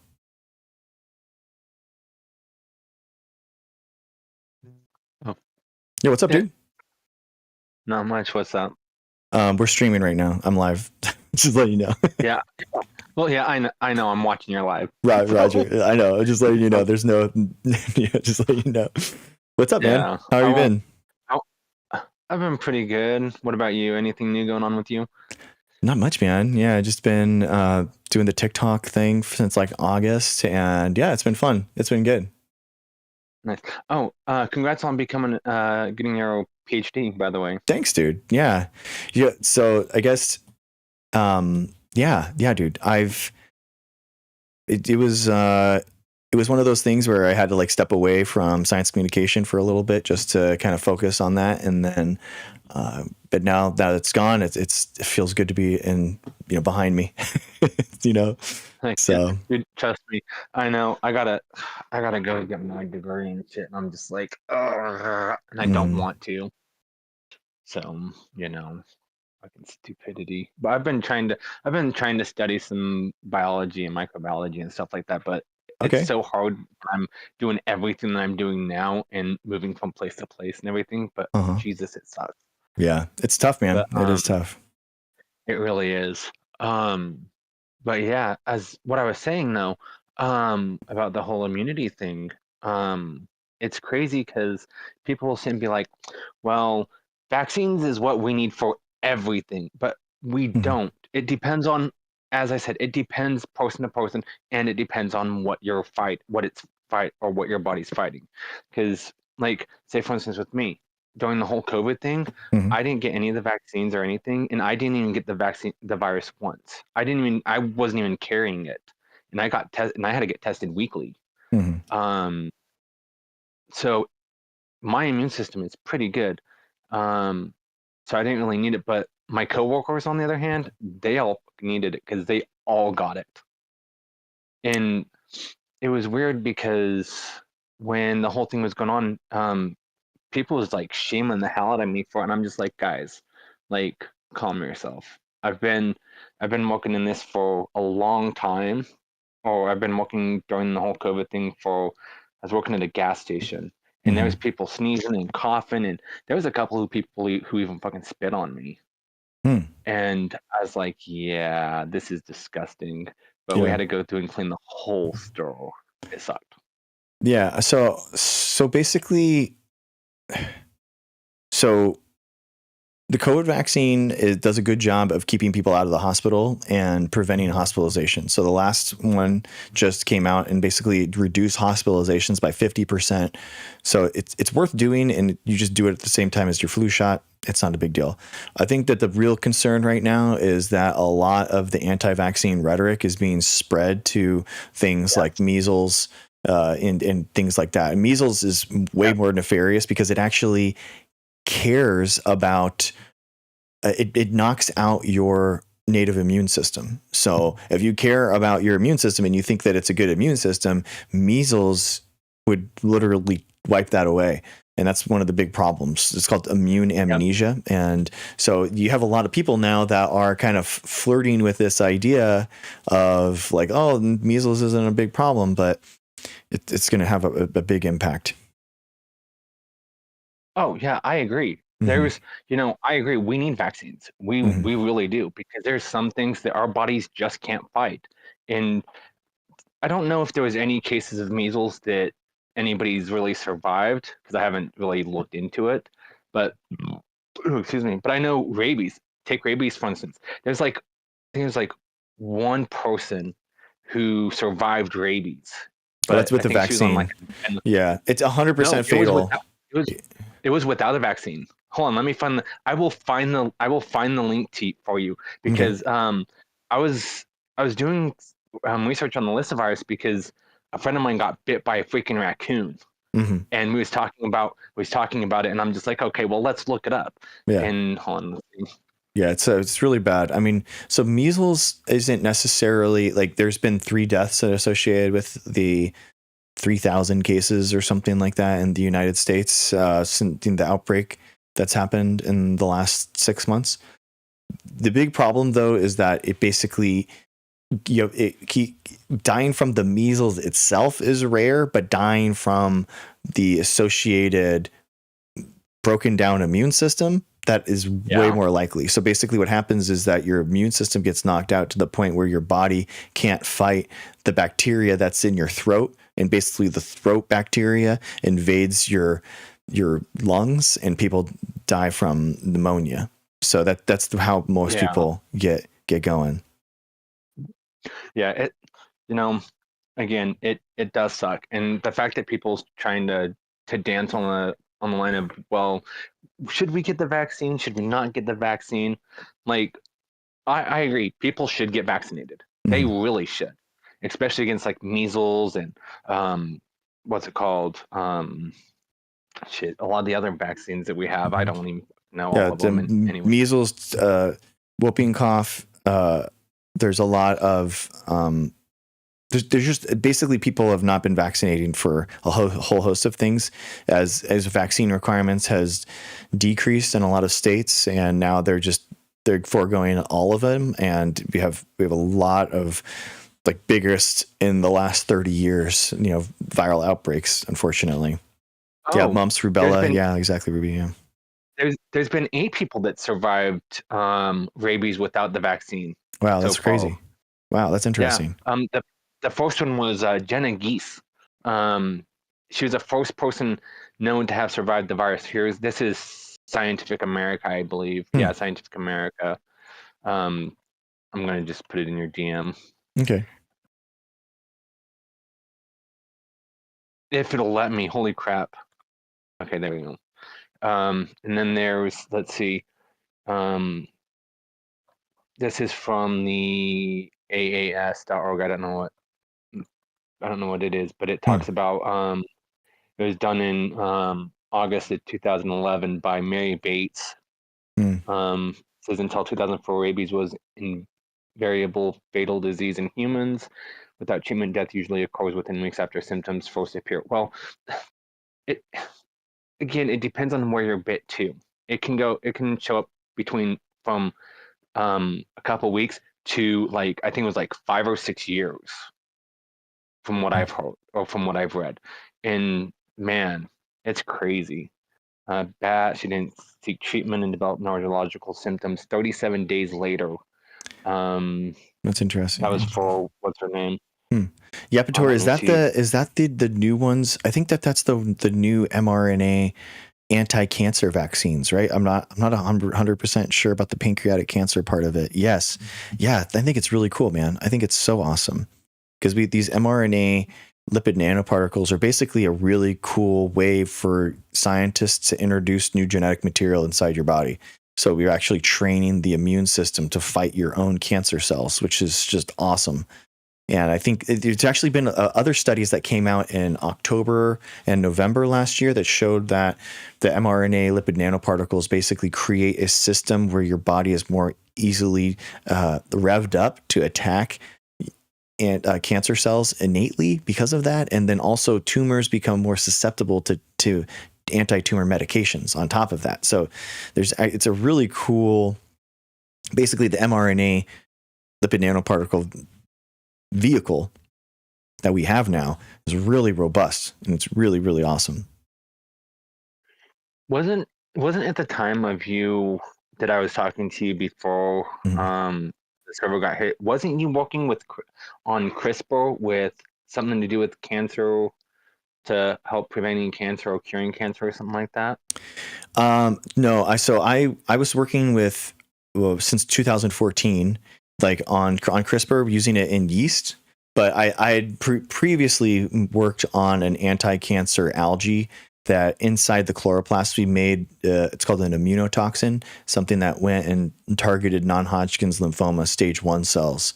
So it was, a cancer-killing protein that was made inside of the algae chloroplast that I purified and then put into the algae, and we did it and showed it in mice. So it was just like a different way to produce this anti-cancer like protein. So yeah, there's lots of, it's really important for people to realize that there's lots of different and new anti-cancer medications that exist in the world. They're there. The problem is that we use the term cancer, very broadly for hundreds of different types of like diseases, and it's an umbrella term. So we're not going to cure all cancer, but we're going to teach your body how to attack that cancer, to remove that cancer through gene therapy, through vaccines, tons of different ways now.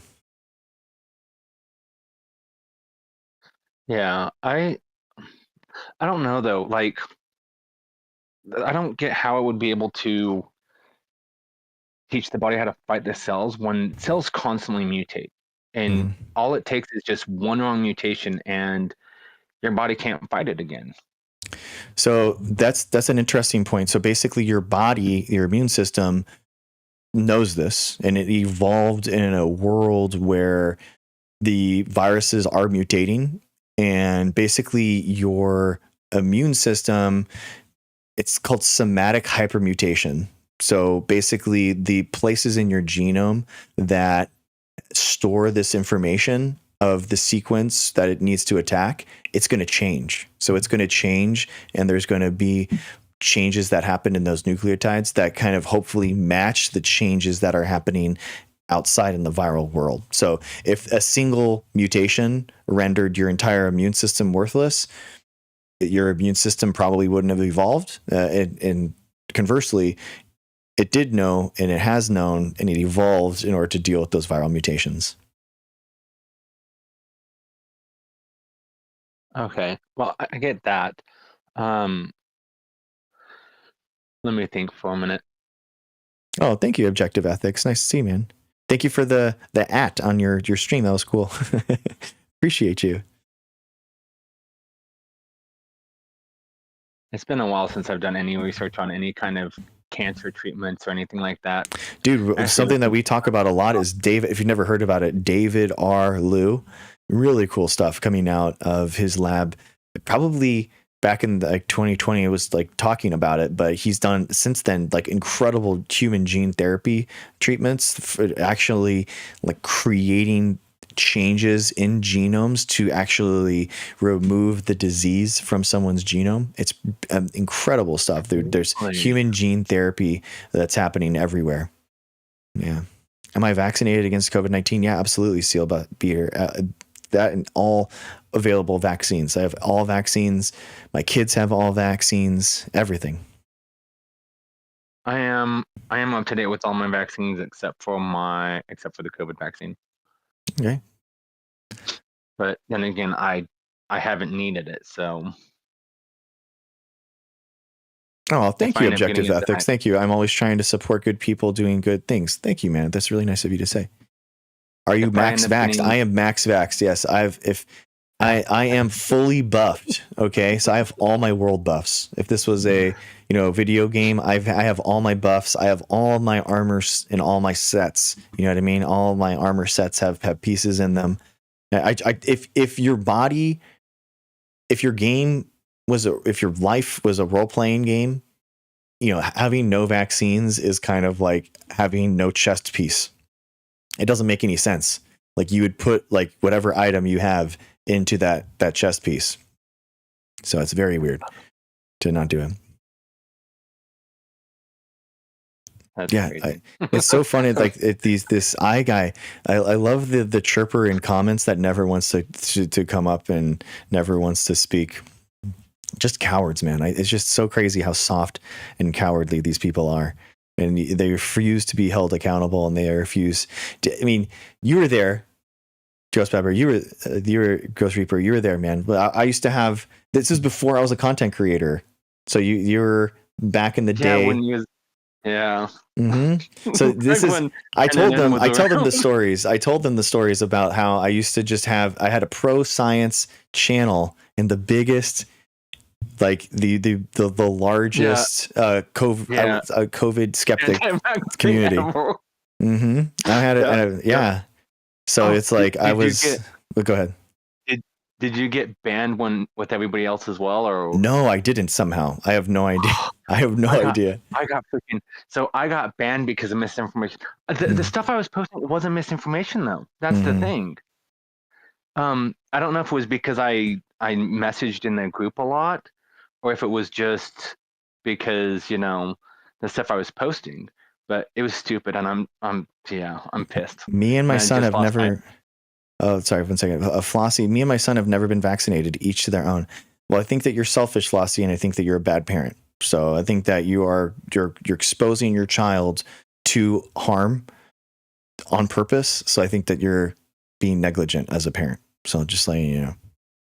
I hope that changes, though. It's very easy. And you're just a coward, and you're soft. So I love how IRL we can talk. just absolute coward, man. You would never, bro. If you can't even put your voice anonymously online, you would never confront me in real life, bro. You would never. So yeah. That's 100% insane, dude. These comments, like, they're so funny. But yeah, dude, I used to like legitimately, because everyone thinks I'm a pharma shill and all that kind of stuff, and I talk about how I used to do these voice chats with you guys for hours, like talking to you, like trying to explain the you know, what was happening with the pandemic and stuff, outside of content creation, outside of all that kind of stuff. Yep. We spent hours, and I mean, there was times when we spent 8-9 hours just sitting there talking about this stuff. Mm-hmm.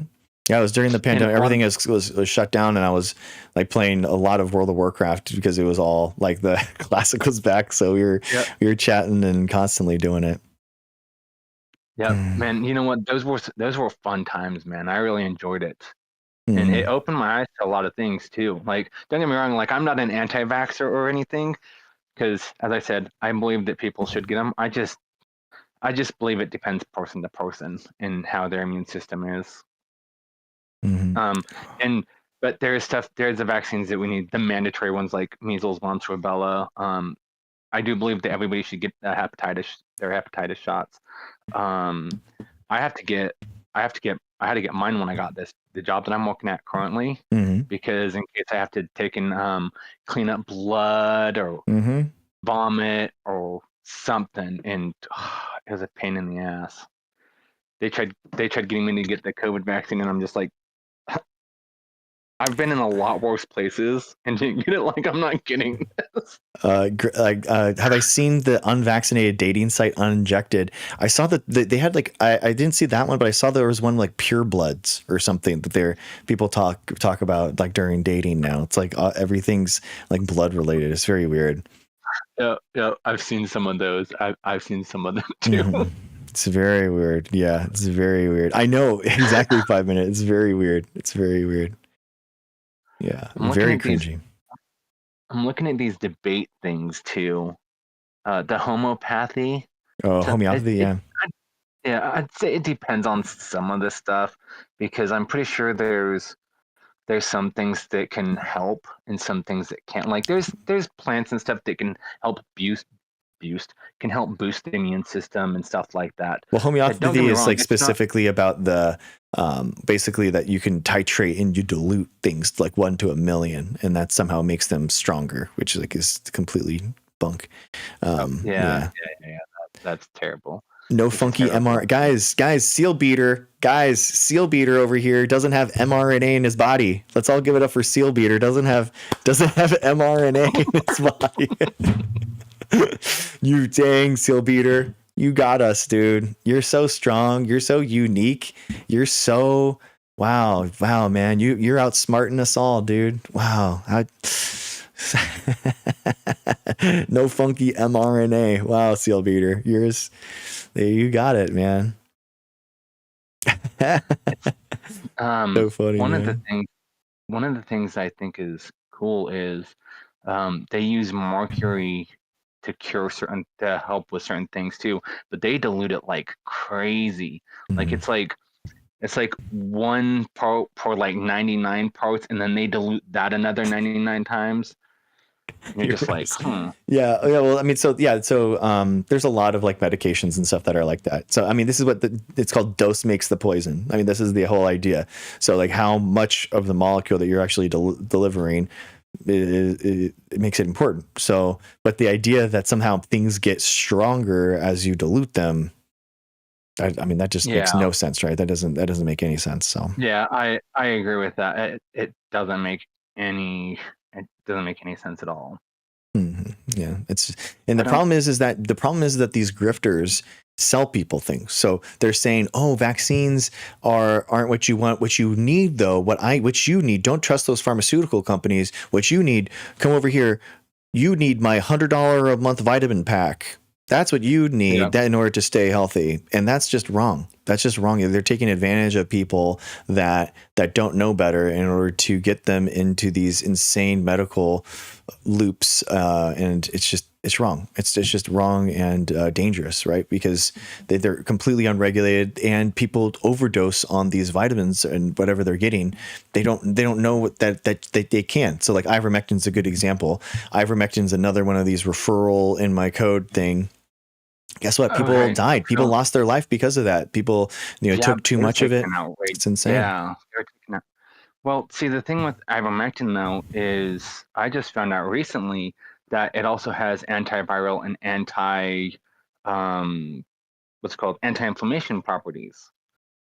So a lot of them haven't been proven. So just like, they just haven't been proven, like in random controlled trials and stuff. And basically, ivermectin's very good at being an anti-parasitic. So it's like really good for scabies and stuff like that.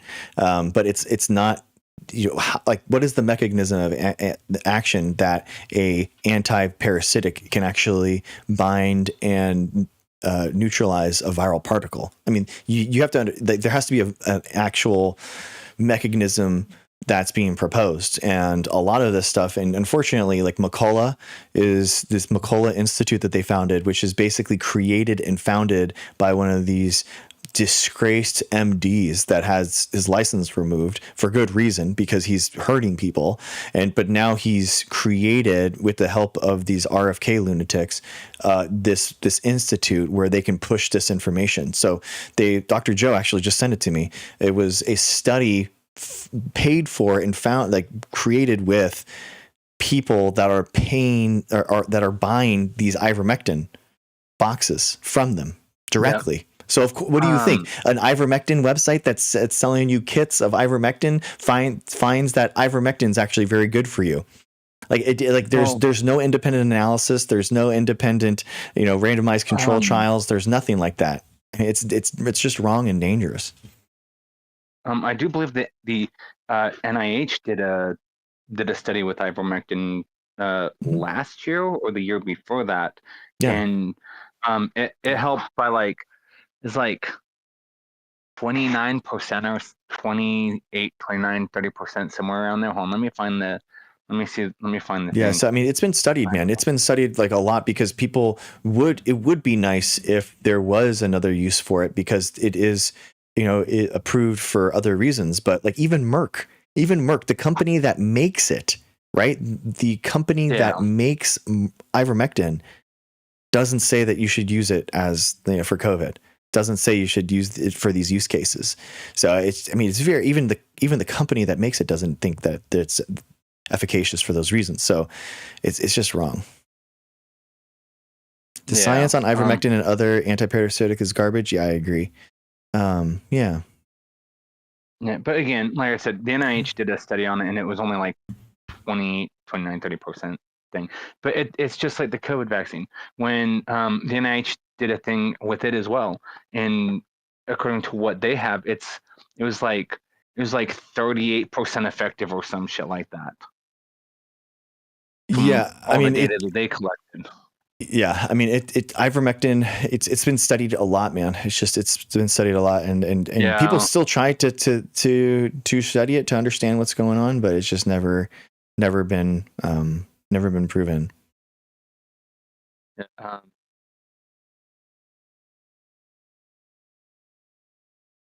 see, I'm reading this real quick. Mm-hmm. Yeah, Dr. Joe, exactly. We were talking about this. The trials of this ivermectin study from McCullough. It's so funny. They gave out 100 surveys, and they only got responses from 62% of them.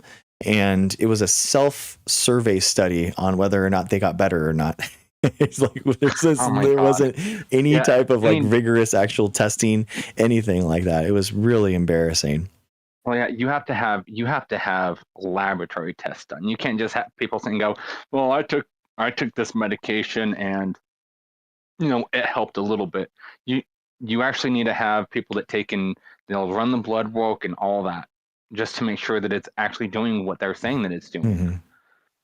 But apparently, from what I heard though, that but this was what a couple years back. Um, fucking the creators of Bear fucking manufacturer, um, not BioNTech, Pfizer. Hmm. Pfizer falsified their tests for the COVID vaccine that they had, and they put down that there was less negative effects for the control group or for the group of people that they had compared to the placebo group, which, to be honest, let's be honest, Pfizer isn't the best fucking company for medication at all. They Hmm. have lawsuit after lawsuit after lawsuit after lawsuit. I Yeah. mean, they came out with what's it called? Chantix. People were, I do believe people were dying because of it. They were trying to stop smoking and people were actually dying from it. So I don't trust Pfizer as far as I can fucking throw them. But other companies, like, I'm not so sure about BioNTech and Moderna and all that. I haven't done any research on them, if I'm being honest. Yeah.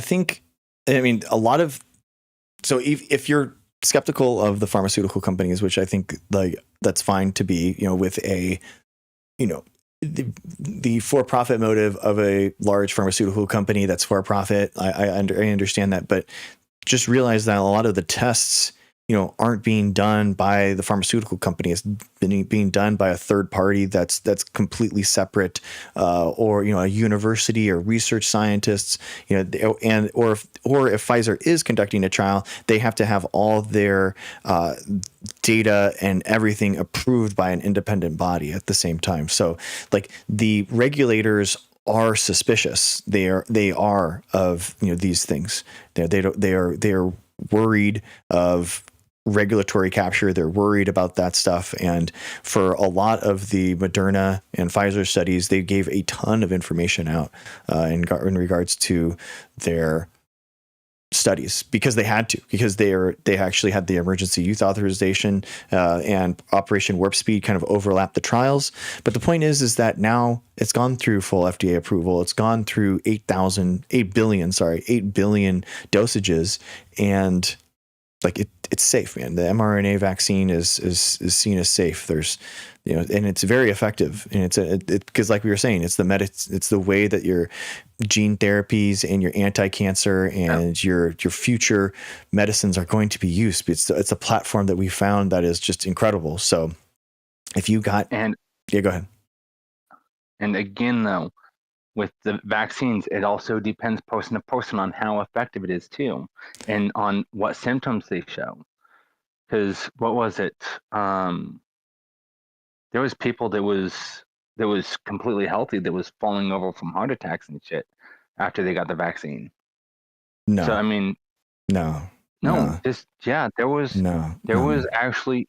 No, there was like during the DNA based Johanson's, like from the Johnson and Johnson, there was an increase of cardiac events with like myocarditis, which is like a temporary cardiac event, but that's why they pulled it. So it had nothing to do with the mRNA vaccines.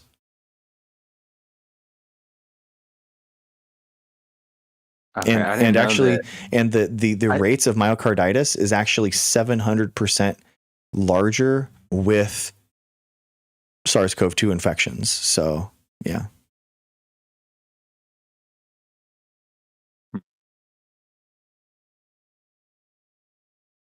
Yeah, I just know what I read from places. I'll have to do more research on it. Yeah, no, it's okay. I mean, it's people like just know that, it's if you're worried about cardiac events, the rates of it's actually safer to get the vaccine than it is encountering the virus. It just is.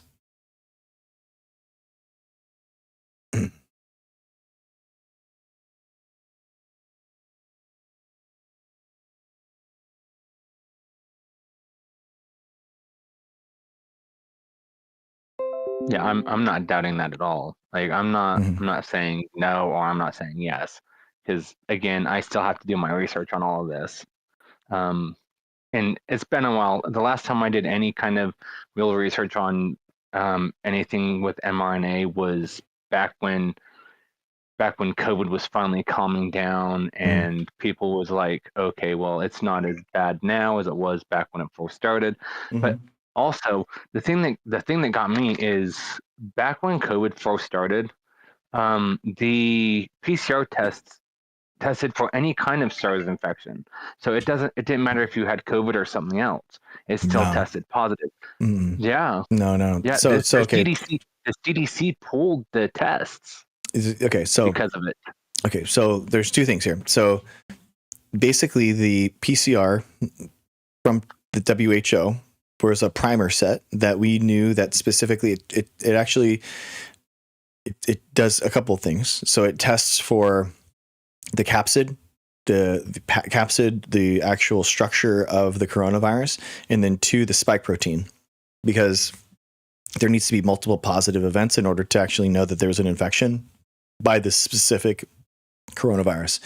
So there's multiple tests that need to be done. And then basically, this is one of the things that Trump did that was really bad. Basically, they allowed that when the CDC was like, okay, how are we going to test for this thing for the PCR primer tests? They didn't go with the WHO's primer set that we knew that worked, that was very specific, that was good.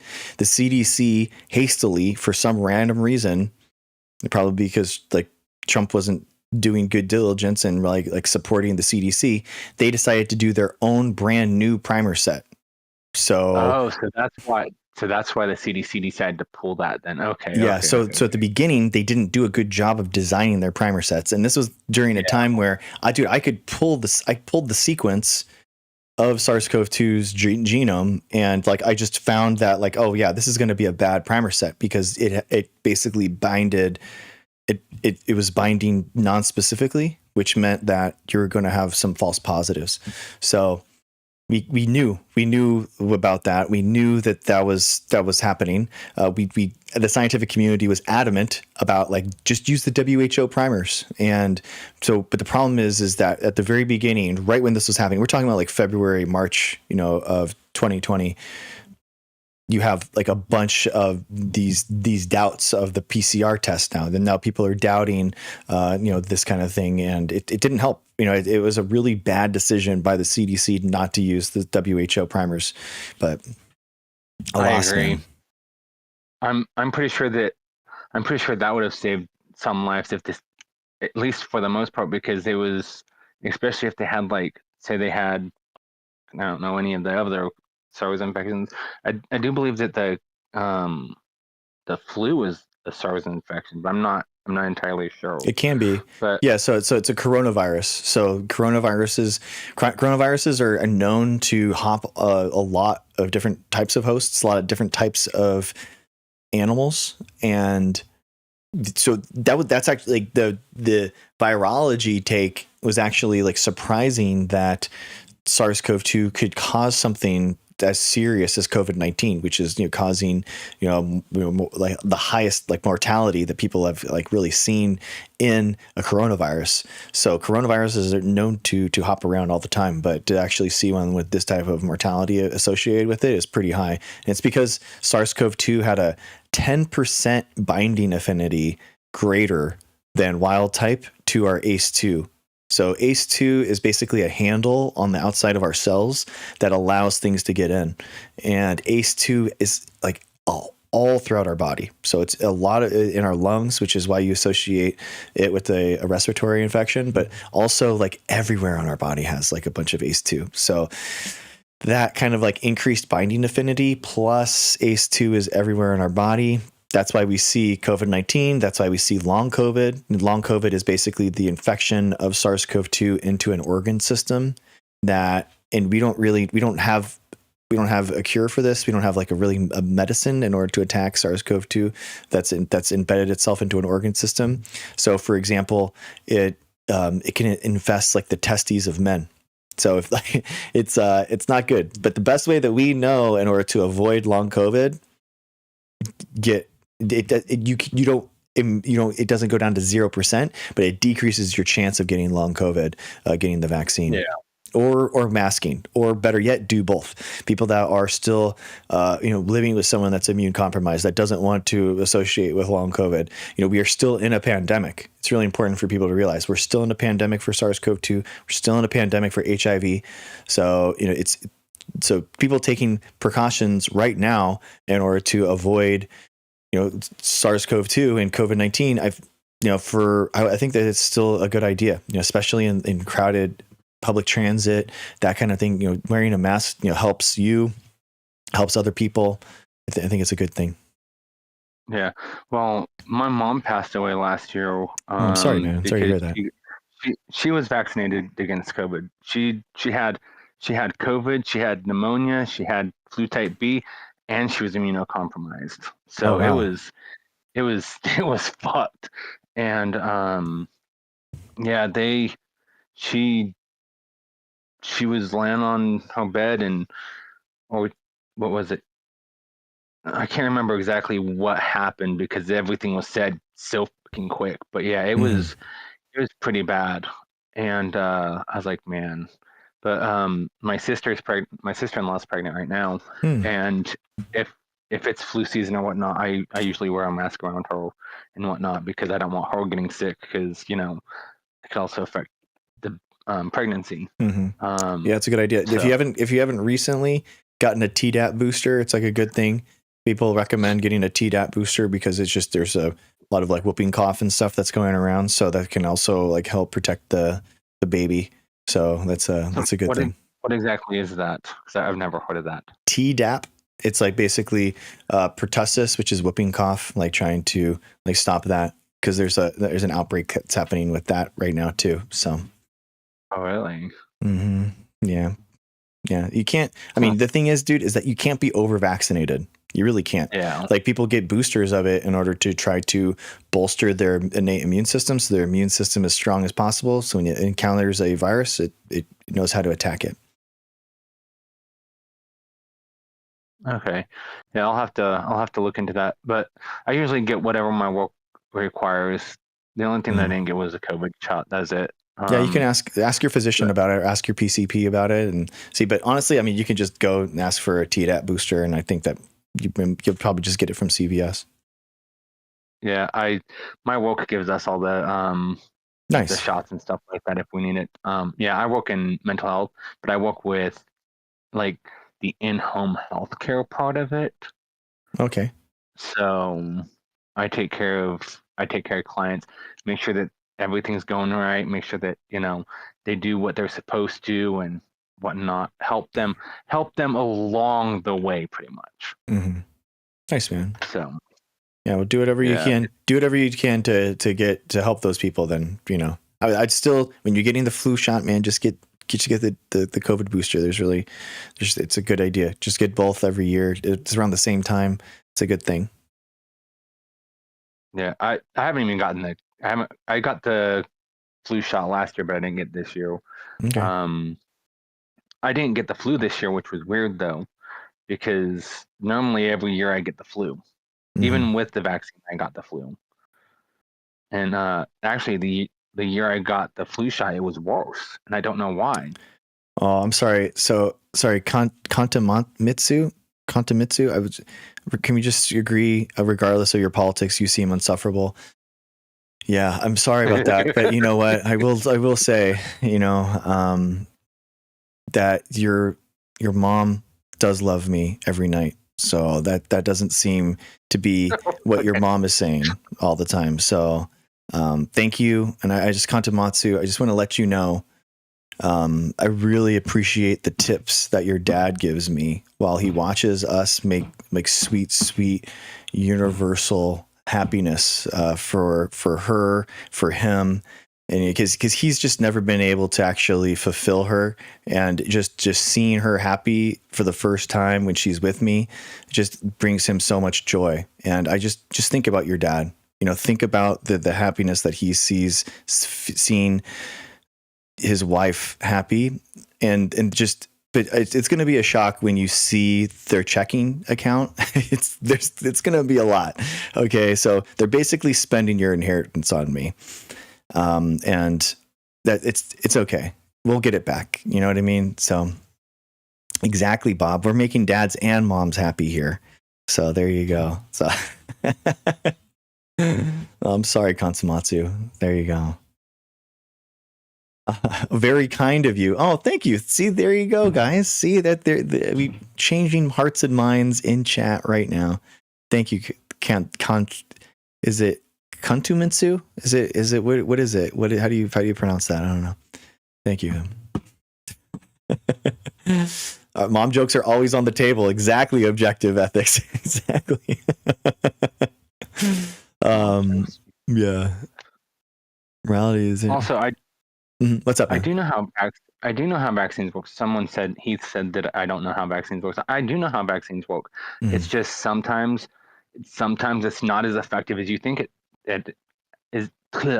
It's not as effective as you think it is. Again, it depends on the immune system. So I would say that it's not so much as the immune system as much as it is the incubation time of the virus. So basically, a lot of times, the reason that the flu vaccine and the SARS-CoV-2 vaccine doesn't sterilize you, it's not as strong of a vaccine as like measles, for example. It's because measles will sit in your system and kind of rev up for like 10 days.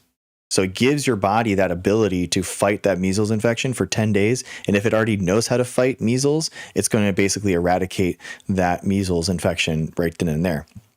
SARS-CoV-2, coronaviruses, these type of infections, they ramp up in 2 to 3 days. You get that viral particle, really? It's like 2 to 3 days, and you within you get exposure within 2 or 3 days, you're going to have symptoms. So that's why the flu shot and the COVID shot it's not going to, getting that vaccine isn't going to stop a viral particle from landing inside your nose or getting inside your system, right? Yeah. But it's going to decrease your chance of avoiding the worst symptoms. So basically, it's going to allow you to stay out of the hospital. It's going to allow you to, be sick on your couch as opposed to sitting in the ER. That's what it really is for. Well, yeah, I know that. But like I said, when I got the flu shot, for some reason that year my flu was worse, and I don't exactly know why that was, because I've gotten the flu shot before and it helped fine. It was just that one time that it just didn't do anything. Yeah, it's hard to know. There could have been some other things that were happening, that were correlated with it. It's hard to know, but every single time it's always going to be the right chance. It's always going to be the right decision to get vaccinated. Yeah. Do you know what I mean? Yeah. It's so it doesn't hurt your body. It creates it. It makes it stronger. It's always going to be a good idea to get vaccinated. Yeah. I do agree. I do agree with that. Okay. Nice. I want to switch the topic. Okay. What's up? That's it.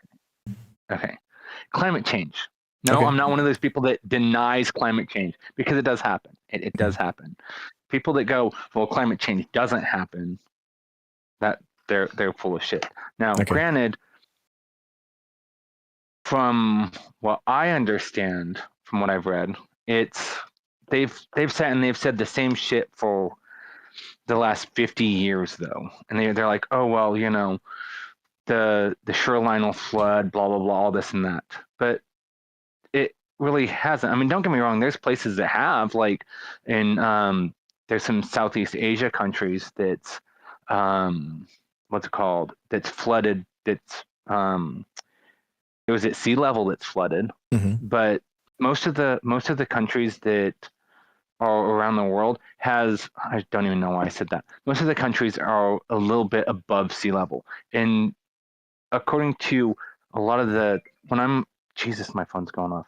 When I'm sitting there searching through Google's news thing, Mhm. one month it'll say like, what is it? The Earth is slowing down by like 1 second a year or something like that. And then you have something that and goes, well, China has a dam that when they run it, it moves, it takes and it slows the Earth down by 1 second a year. And you're just in there going, that it makes no sense. And then you have them that sit and goes, well, climate change this. And then they take in a month later, they post something that's completely opposite.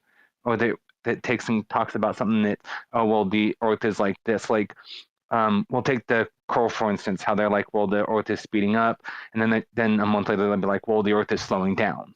Like, they need to make up their mind on what they're saying, because there's just so much going on that they just seem to not understand how this stuff works. Okay, so I think that you're focusing a little bit too much like on sea level levels. I think there's a lot of different ways that humans are impacting the environment negatively. Oh, yeah. And it's from like all the way from ocean acidification, because the CO2 in the atmosphere is going to dissolve into the ocean, and that's going to cause coral bleaching. Sea levels are rising, but they're not, rising. They're not, 10 feet a year. It's like a couple inches. But even then, but I mean, the problem is like pH in the ocean is a logarithmic scale. It's not linear. So, a small change doesn't seem like much, but it actually makes a big difference, long term. We're seeing, tons of extinction that's happening in single species, but then we're also seeing extinction of entire ecosystems. So we're seeing wetlands, different types of mangrove forests that are all going extinct. And it's not because of CO2 ppm, which is increasing as well, but it's because of human activity. So human activity is causing a lot of these mass extinction events, not just CO2 ppm. And I think to think about it in big picture, man, like a single beaver family is going to completely change the ecosystem of a stream, right? So, now imagine humans. Now, humans are doing that on the global scale, where we are changing entire ecosystems, just like beavers are. So it's just having a huge impact, and we can measure it in a ton of different ways. We know that we are changing it. The IPCC report, which happens every couple of years, which is about 10,000 scientists that are all coming together.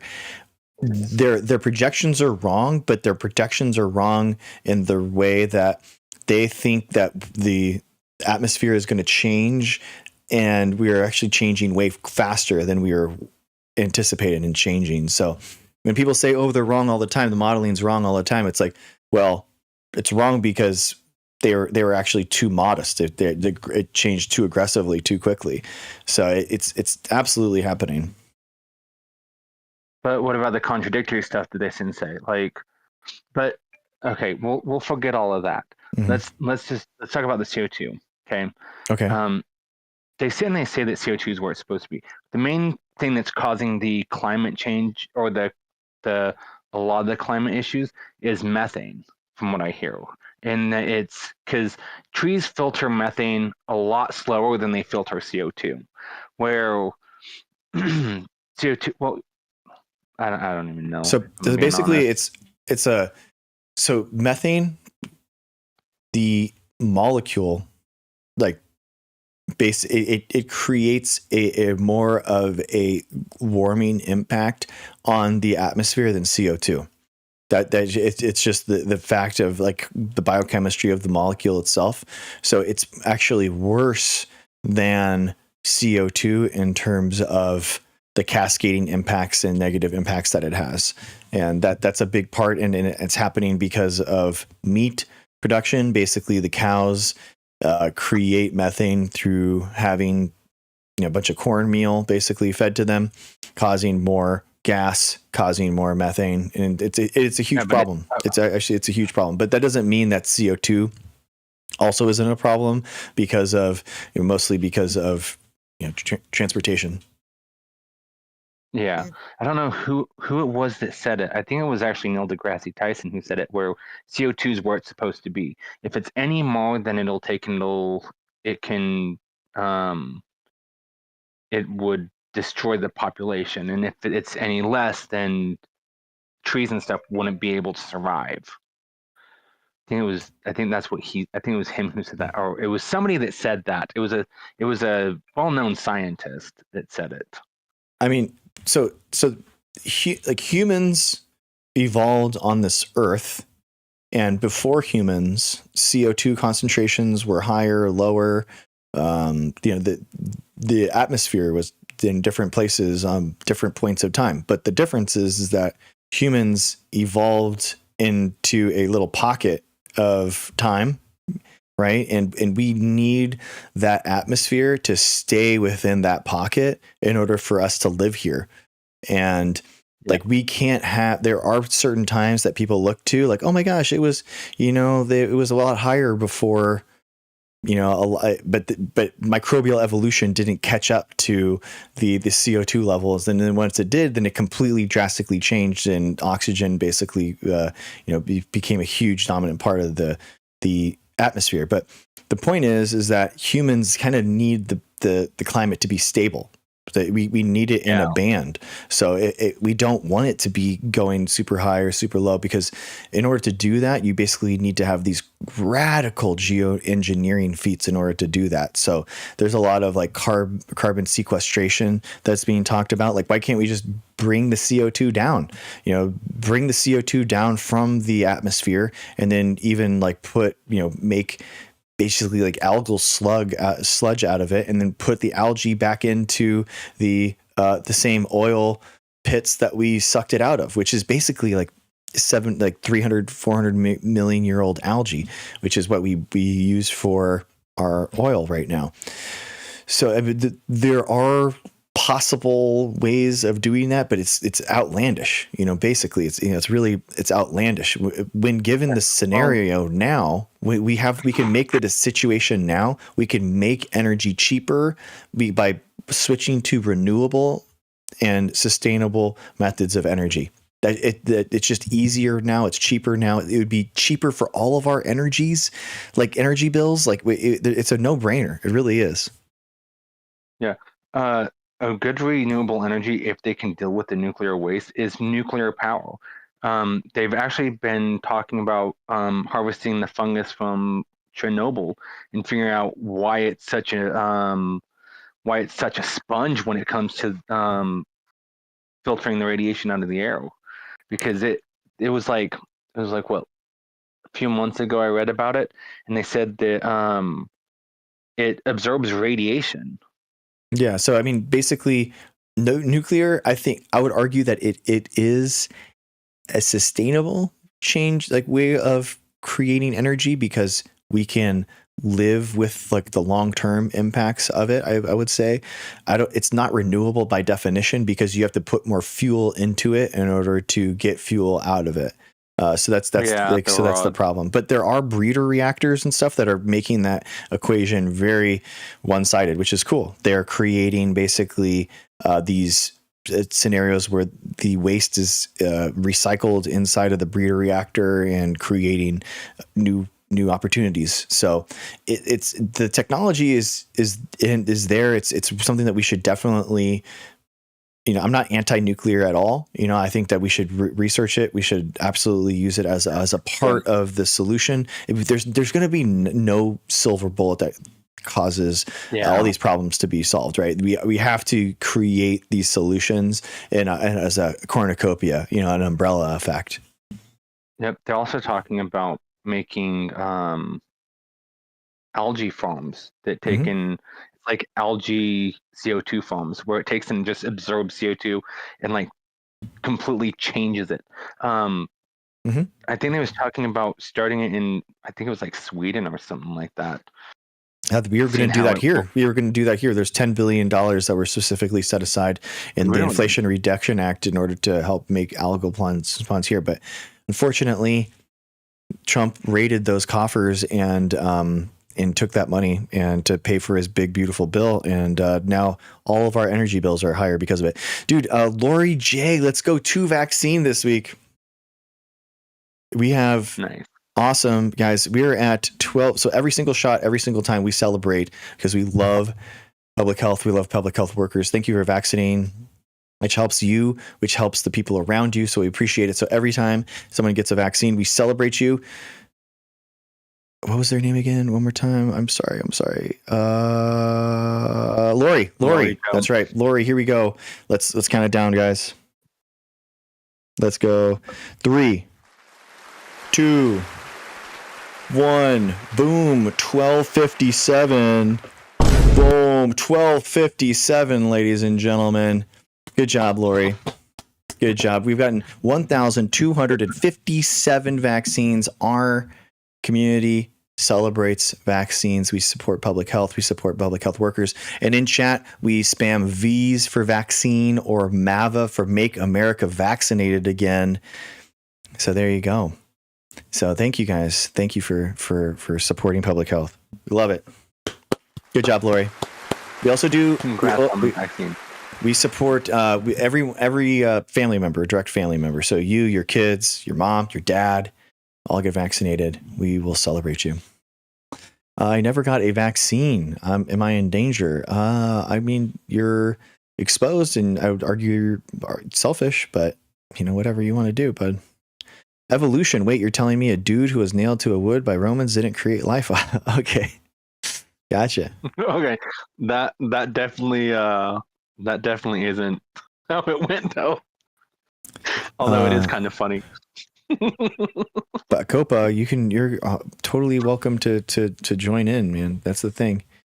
Everyone chirps in chat, but nobody wants to talk. Yeah, I know. That's usually how it goes. Don't get me wrong, I know I'm fucking dumb with a lot of this stuff, but I'm still doing my research on it. You're fine, dude. You're fine. Like I'm not 100% with everything that I say because changes all the time.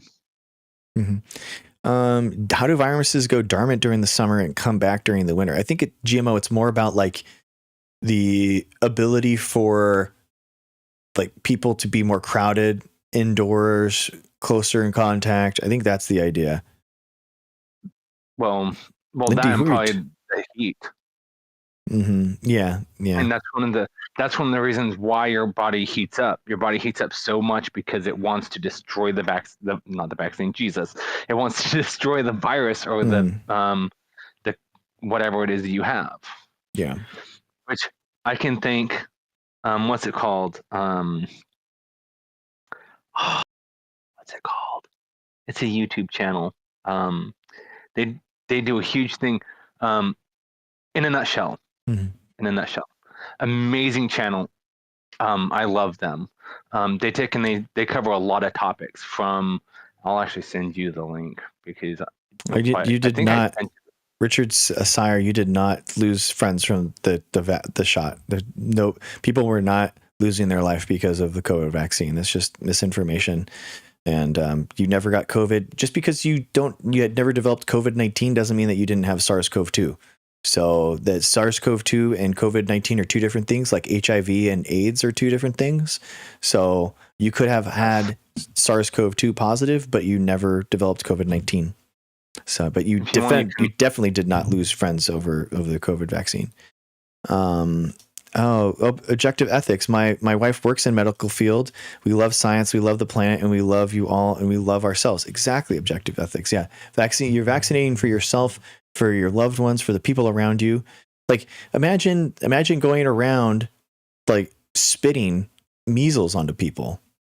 You can't spit in public on someone. That's battery. But somehow it's okay in people's brains to spit measles onto them. It's so selfish. It's grotesque.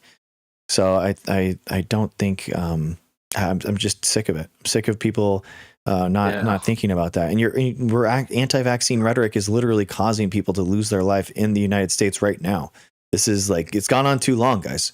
We're not coddling anti-vaxxers anymore. If you're anti-vaccine, you're just wrong and you've been lied to. I'm more than happy to help, like, answer questions in chat or in guest. Like, people can come up and answer and ask questions, but I'm definitely not going to coddle you. So I'm sorry. Sorry, not sorry.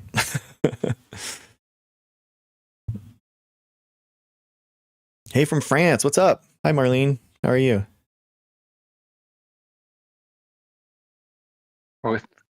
Earthquake simulator. Jesus. Ivy, I don't know. Nice, Marlene. Let's see if Marlene wants to join. Well, Ghost, thank you, man. I appreciate that. That was a nice chat, dude. I appreciate you coming up and it's nice chatting again, dude. I agree. We're gonna have to chat sometime outside of this. Okay, for sure, man. All right, sounds good, man. It's always nice to talk to you. Yeah, thank you, man. Appreciate you. It's nice to still chat, and thank you for coming up and seeing this iteration of my show and stuff. Always. Anytime I see you on, I usually sit and have you on in the background as I'm doing something else. Oh, nice, man. So I usually listen to what you say. Oh, awesome, man. Thank you, brother. I appreciate you. Have a good one. Okay. You too. Peace.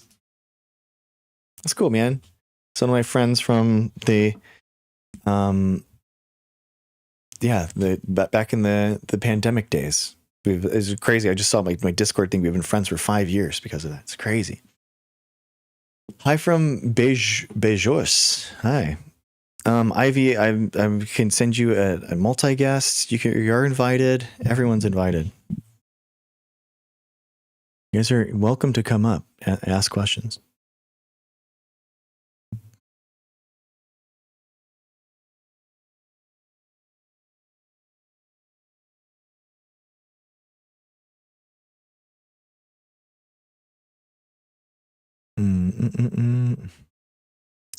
Longer than that, man. I think it was since 2020. Yeah. Oh, yeah. You're right. Because Reaper, you're right. Because of the yes, it was because that was your new account. That's why it's only been 5 years. You're right. Yeah, dude. It's coming on to 7. That's crazy. That's awesome. That's cool. I'm surprised he pushed back on you so much as a friend. Amy, that he was part of I told you guys I was doing science communication outreach before I was a content creator. So basically I was embedded as a scientist inside of these anti-COVID, this COVID skeptic communities. And I was on the biggest COVID skeptic Reddit, No New Normal. And when I got banned, when the Discord got banned, someone reached out to me and was like, "Hey, that was crazy. Wow, you had a pro science channel on an anti, vax COVID, community. Like, why don't you hang out with actual scientists though? That was cool." And I was like, okay. And then they invited me to go on to the pro science stream, Homozygote, who was an awesome guy. And he was on Twitch at the time. And that's it. Yeah. Yeah. I mean, yeah, Amy, think he trusts you by now. I thought the conversation was good. I think it's like one of those things where people still have questions and people hear, again, it's the thing we talk about all the time, Amy, where how many times, just how many things are people inundated with outside of here or this stream? Like they see maybe 100 instances of COVID anti-science misinformation. And then it takes the same people that we have, talked through or might know something, but then it's a new piece of information that kind of like makes them slip back and kind of rethink things through. So yeah, it's, I think we're constantly trying to improve, people. Yes, it's always nice. I have actually learned a lot from Greg, and I'm glad I met him. Oh, there you go. He's in Twitch chat. I always trust Greg. Granted, there are some things that I need to research and get down. Oh, you're all good, bro. Ghost Reaper, you're good, man. Appreciate you. Yeah, raw milk does kill people. Yeah, just because you haven't died doesn't mean that other people haven't gotten sick. That's how the world works. Just letting you know.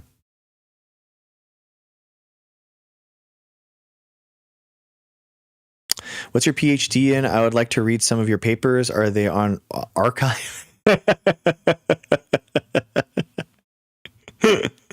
No, I actually have my research papers actually published in peer-reviewed journals. They're not on an archive server. Jimmy, all of my stuff is available. All of it is freely available, dude. My dissertation, all my publications. I think there's 8 of them. Yeah. How does raw milk kill people? Because there's pathogens that are inside of it that were removed by pasteurization. So now pasteurization hasn't killed bad particles inside them, and now people die because of it. Yeah. Yeah. Don't Scandinavians have raw milk? I don't know. I'd be surprised if they did. Or if they had, I mean, you just need to have more, in theory. I mean, in theory, it could be okay. You have to have like stringent regulatory practices around it because they are more dangerous. So, yeah. Oh, wow. Wow, Sonke. Yeah, exactly. All of Africa drinks raw milk. Why are they not extinct? Damn. Wow. What a great job, Sonke. That was amazing. Woo. Incredible. Just, I mean, wow. What a take.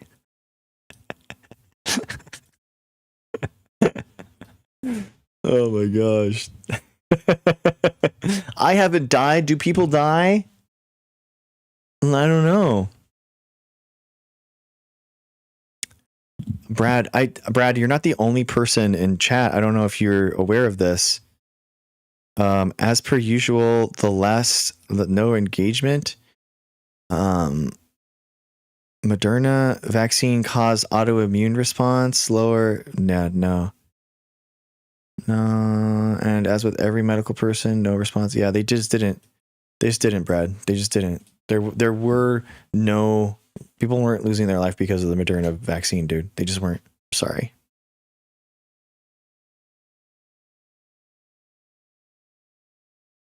I love that. I love the idea of like, I put one message in chat, guys. He's obviously scared not to answer it. Like, bro, it's more people than just you in chat. You've been fighting this for 3 years, bro. I've been fighting misinformation and anti-science denial for 6 years. So welcome to the club, dude. Yeah, it's very, very insane.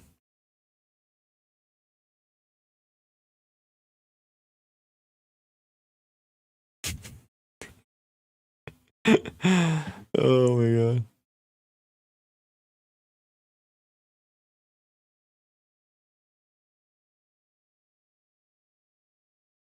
Lymphedema?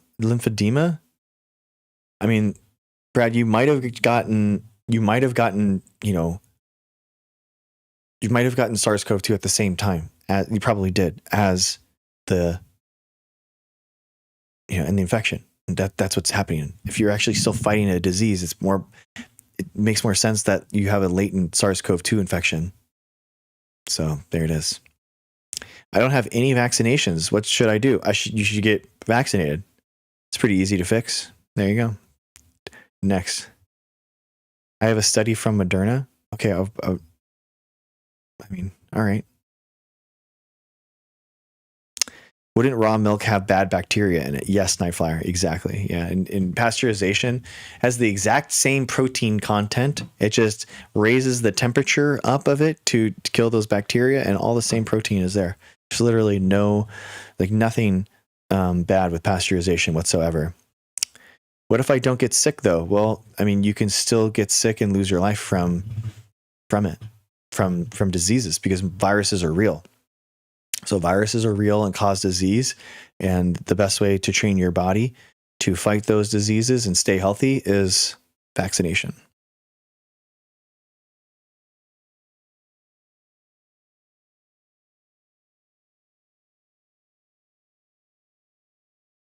Okay. Oh, wow. Cool. Wow. Kashitia. Hey guys, Kashitia, everyone in chat, everyone. Kashitia is a unique individual that's so special, and they're so interesting and cool. Everyone look at chat. Kashitia is amazing, and they're so cool and healthy, everyone. Wow. Good job, Kashitia. Kashitia literally said in chat, I'm not vaccinated and I'm still alive. Whoa. Oh my gosh. Wow. I'm not vaccinated and I'm still alive. Wow. Banger. Dude. Whoa. Jeez. You realize that every single person that has ever died had an immune system? Every human that has ever lost their life had an immune system. So an immune system by in and of itself isn't going to be able to stop you from losing your life.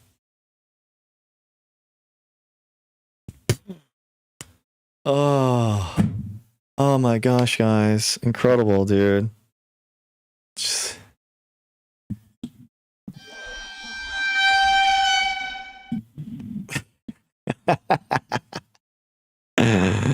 Oh my gosh, dude. Doing big things, dude. Big things.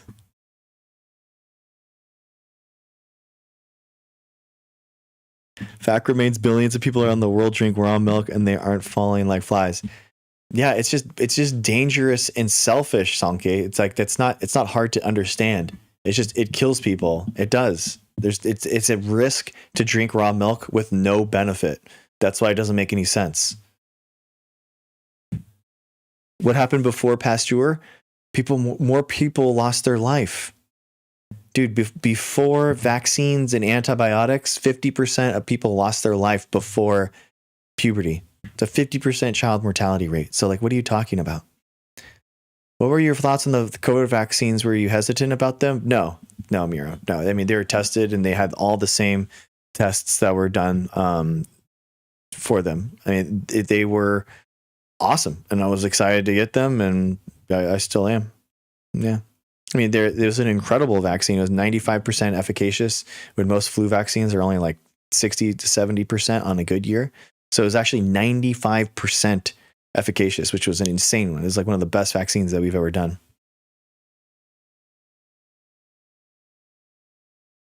It says Big Pharma. Nope. No, definitely. The researchers and all the data scientists that confirmed it said it. Yeah.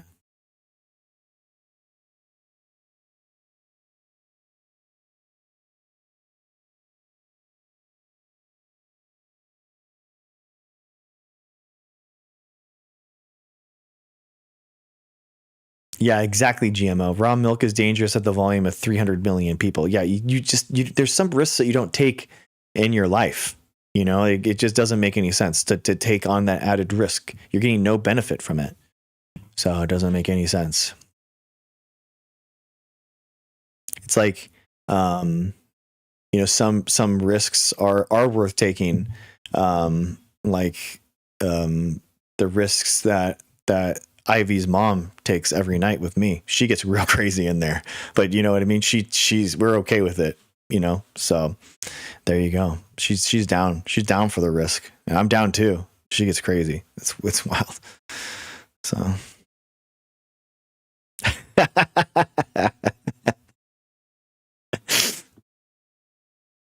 I just get scared to put the unnatural stuff in my body, and oh yeah, Mira,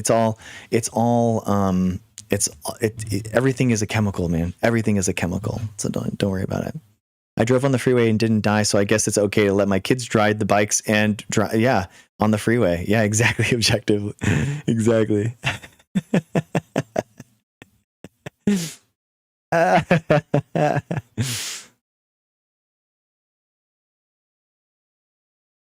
Mom jokes for the W. It's true.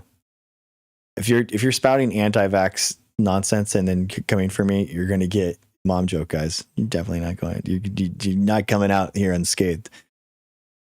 Just Just give me a proof of something 10 to the 9 being.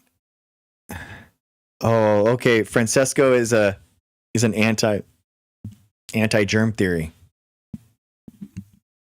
Francisco doesn't believe in small things. He doesn't believe in viruses. So crazy.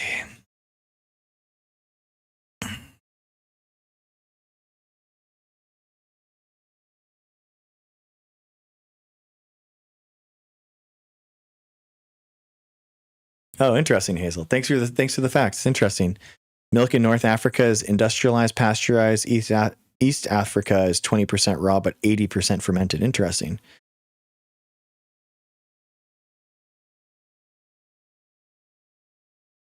Yeah, GMOs are good for humans, Lauren, because they increase plant productivity, so that basically more plants can survive and be more productive, like for farming. Yeah. Yeah, Francesco. Yeah, viruses can be viewed too, man. We've viewed viral particles and viral capsids from microscopy, dude. Like literally, we see them. I don't know what else do you want to say. Yeah, Lauren. Yeah, no problem.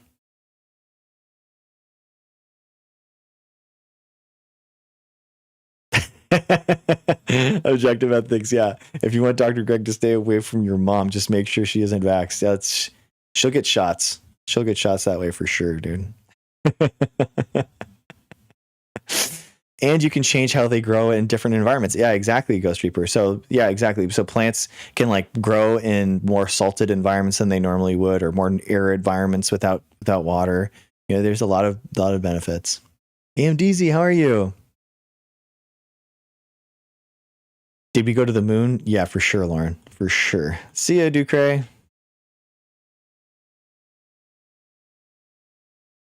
Yeah, GMO, exactly.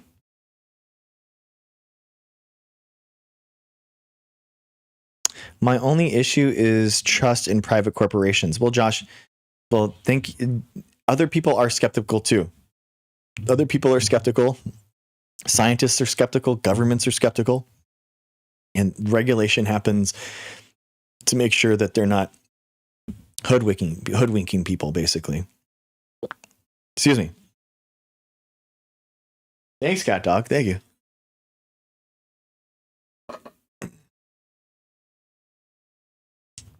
Francesco, it literally is, dude, because you can isolate that as the difference between the two different things.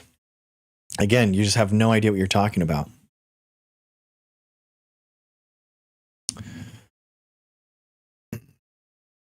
The organic is just it. Organic stuff is just marketing. There really isn't any benefits to it.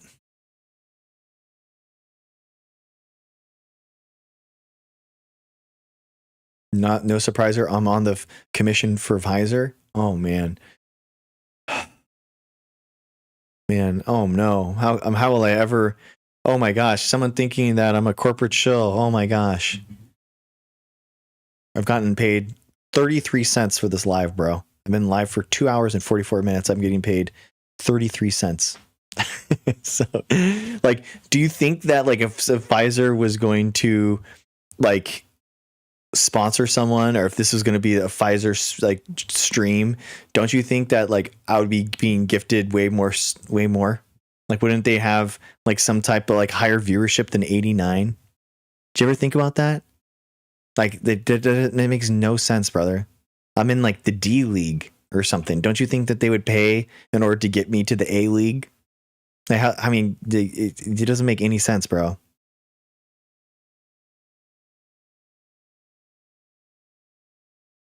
Exactly. IXE glow. Exactly. Organic is not organic as you think. It's a marketing tactic. Yeah, exactly. I love it. Francisco, you don't know the basis of nanotech and you talk about nano bean theory. Guys, how cute is this guy? I love him. I want to keep this one. I want to keep him. Oh, he's so cute. I love it. Oh, how cute.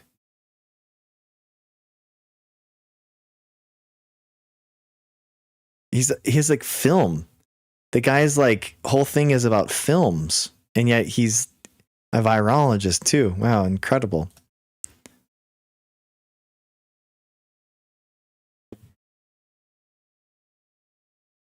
So funny, dude.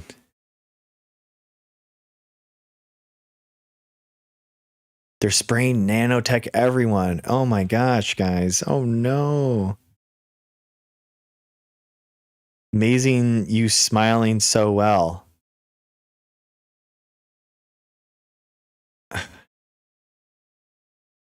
Yeah, Tuxedo. He didn't have a heart attack because of the vaccine. So it's just, it just doesn't work out. He probably got like an infection of SARS-CoV-2 around the same time, and then that caused it. So yeah, people just weren't like dying of heart attacks because of the vaccine.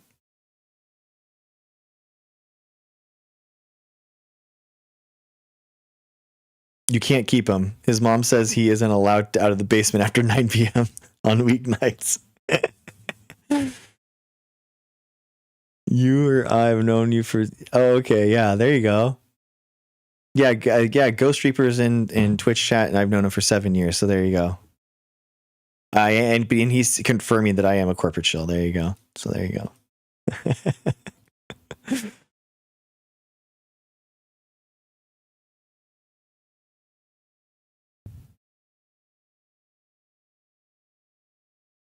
I'm not anti-science as much as I'm anti anything I can't make a profit from. Yeah, Evie, for sure. Damn, that's a really, wow. Makes sense. And I guarantee you will not join. I keep trying, I just keep asking these people to join up, and none of them do. It's so funny. It's so boring.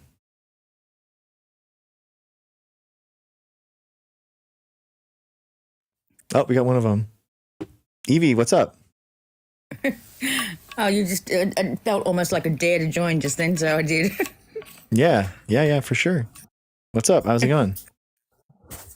My phone's actually playing up. I can hardly hear. Wait a second. Hey, I just got on TikTok just then. I only just looked at what you're saying. I pretty much agree with everything you're saying. But as far as anything to do with Trump, I just think that he's on board with anything he can make a profit from. Oh, Trump.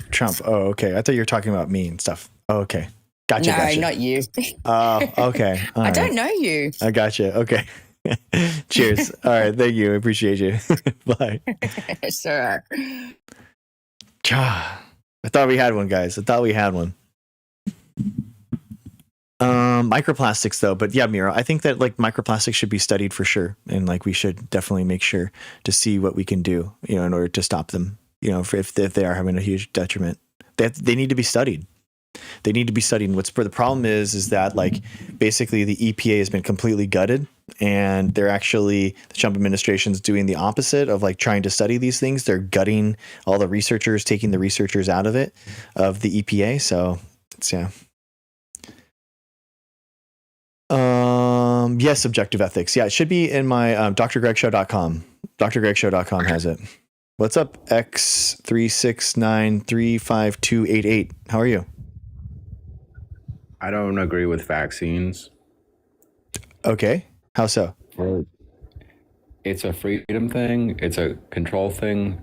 If they were more transparent of what they were putting in them, I'd be more inclined to take them. Okay. But they're not transparent about it. Okay, so I'm a molecular biologist. I've done it for 17 years.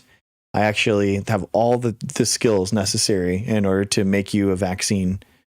And you could watch me do the entire thing, but right then and there, and I could make you a vaccine in my bathtub. Would you take it then? Yes, I would. Why? Because I know what I'm putting in my body.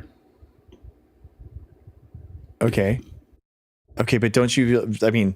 I guess thank you for trusting me, but you realize that I would be using the exact same ingredients as that process, but I would just be me. Right, and it's the transparency that's the issue for me. But what if they disclose, just like how I disclose to you what's in there? don't you realize that like the pharmaceutical companies disclose what are in vaccines? Not all of them. Yeah, they do. Yeah, all the vaccines, all the ingredients are all disclosed. We know exactly what's in there. The COVID vaccines weren't. Yes, yep, absolutely they were. Yeah, and on top of that, like you had not just like the inserts and the trials themselves, but then you also had other companies that were regulating one another and making sure what's in their vaccine was in their vaccine. Hey, if that was the case, I'm sure I would have heard of that already. It does. That was the case. That's the case. That is the case. Yeah, Moderna checks Pfizer's vaccines and they make sure that that's what's in there, that they're not, going crazy with it, because that's how they have to make sure, for competitors. Like, do you believe in capitalism? To an extent. Yeah, so like there's competition within vaccine manufacturers to make sure that they are actually producing what they say they're going to produce. Because the best thing, if Pfizer was making something nefarious, who's going to benefit the most is Moderna. So Moderna checks Pfizer checks Moderna, all that kind of stuff. It's just that like the pharmaceutical companies make vaccines because they can create them at a very large scale. So specifically the mRNA vaccines require a lot of basically the stuff that people make beer out of, the fermenter vesicles with like tons of like chilling equipment, and it's very cost prohibitive. That's why you don't see like small companies like make them. Well, Moderna checking Pfizer's and vice versa, that's not good enough for me. I want a third party checking. I don't trust either of them. Good. No, that's good. Yeah, nobody does just test them. So that's why like during all their trials and stuff, they hand over all their data and all their material lists and all their reagents like to a third party that sits there and makes sure that it is what it says it is. And then on top of that, you have so maybe the FDA and pharmaceutical companies are too closely aligned and maybe you don't trust that type of relationship. Well, then you have other countries that basically do their own due diligence on top of that to make sure that those vaccines are safe and effective as they say they are. Well, I'm sure they're safe for the most part, but what people who don't like vaccines, they think there's some underlying agenda to basically that you can't really test for. They may put something in there that they might have some ulterior motives that are hard to test for, and that's what we don't like. Yeah, it's not true though. I mean, there's no global cabal of scientists that are working together like that. That doesn't work, man. It doesn't help. It doesn't exist. Well, like Pfizer, they have done a lot of shady things before, and if they would have really protected people's trust in them more, like they did not do a good enough job in helping people trust them. What would you want them to do in order to gain your trust? Well, they could have been more transparent about COVID itself. They were being shady about that. That made people lose trust. How are they shady? Well, why would you need to hear about Pfizer? Why would Pfizer need to tell you about COVID? Because the vaccine is directly related to it. Okay, but that's completely separate. I mean, they create an mRNA vaccine. They don't need to tell you about COVID itself. Well, it's in their best interest to get us to trust them as much as possible, and I don't feel like they've done that. But what information did you want coming from Pfizer in regards to the COVID? I'd want more information on more insider information, less fear mongering. Insider information on what? On COVID. Everyone knows COVID had a lot of shady things about it. Okay. What? Like what? Like they didn't. I mean, I'm telling you that there's a lot of conspiracies that are completely unfounded and people believe in completely incorrect things about COVID, but that doesn't mean that they're correct. Just because people, and you hear them, maybe thousands of times on algorithms and through titles and stuff like that, that's not correct. There's nanotech in it. No, there's not. You know, it's a lipid nanoparticle. It doesn't have like traditional nanotechnology based on it. It's just not. A lipid nanoparticle is just phospholipids bound to the outside of the mRNA, like nucleotide. That's all it is. Well, I can understand how, from a person's point of view that you're in, you would find people frustrating who are skeptical about vaccines, but really we should be applauding these people for standing up for their rights and freedoms. And anyone who stands up for their freedom should really be applauded, even if it doesn't totally make sense. So what about the people that are having their freedom taken from them by having measles put onto them? Do you think that they feel liberated being in a 30-day quarantine? Hey, when it comes to that, why is there like a measles outbreak right now? Mm-hmm. Okay, when it comes to that, hey, when I was in about the 7th grade or something, I took a vaccine, and I have never felt that sick ever in my life. And ever since then, I didn't really trust them. But that's your body reacting to a small bit of the viral particle, and it's training your immune system to counter that viral particle. Your body isn't becoming sick. Your body isn't becoming weak because of it. It's becoming stronger. Okay.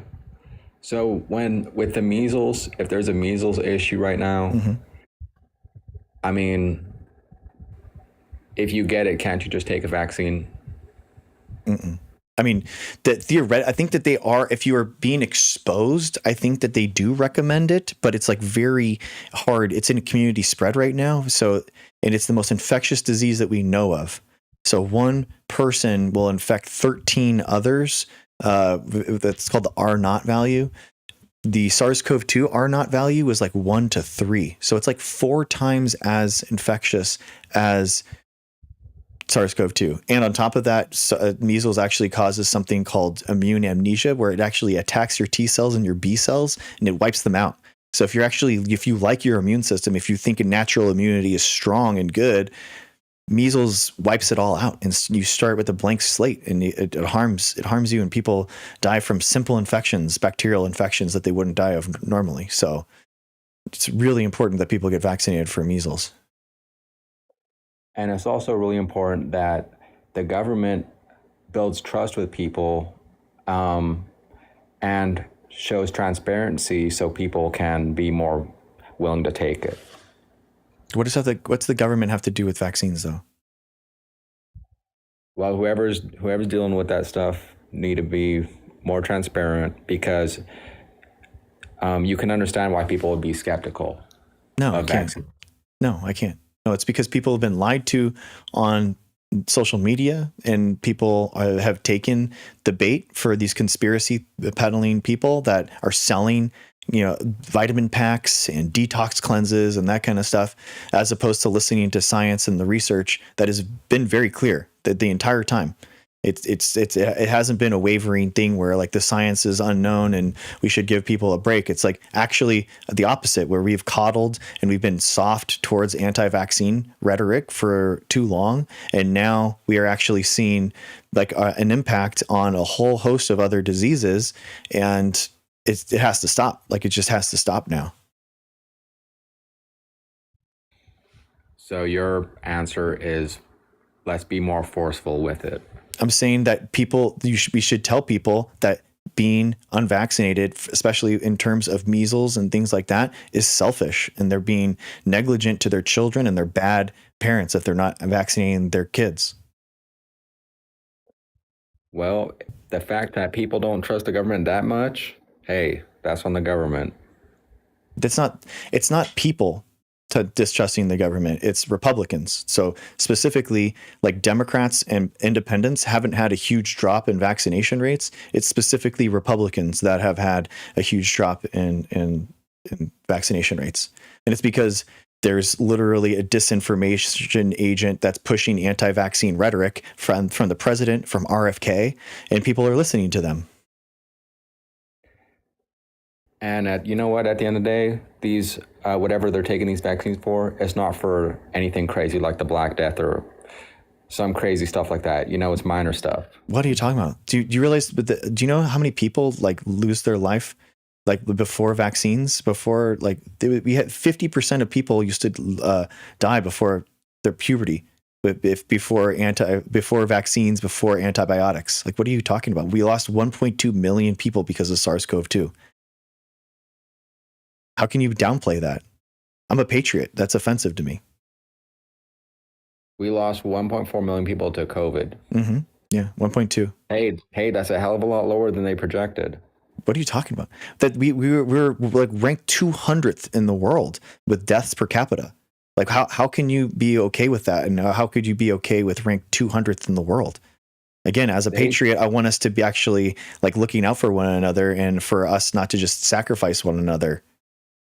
They made it sound like it was the end of humanity. They fear-mongered so hard, and I didn't appreciate that. No. We had a president that was pushing politics as opposed to science, and he neutered science, and basically people weren't looking out for one another. They were okay with people losing their lives, and it's not okay, man. It's not okay. And you know what else is not okay? The amount of stress and fear the government instilled in everybody during COVID. People were, they were a total wreck, emotional wreck during COVID because of all the fear mongering. It was ridiculous. I mean, it was a once in a lifetime probably like event that was the viruses are real. Like, don't you think that viruses are real? Yeah. Okay. Then they cause disease and they cause people to lose their life. So it was important in order to take vaccines and to, quarantine yourself when you're sick. I mean, these are basic things. And freedoms are also very important. We have to protect our freedoms. Okay. So you don't have the freedom to spit in my face, do you? I do, but with repercussion. With consequence. There's laws against it. So no, you don't have the freedom to do that. No. So in the same way that like you don't have the freedom in order to spit measles into my face, like that is not okay. Right. That's a whole nother charge.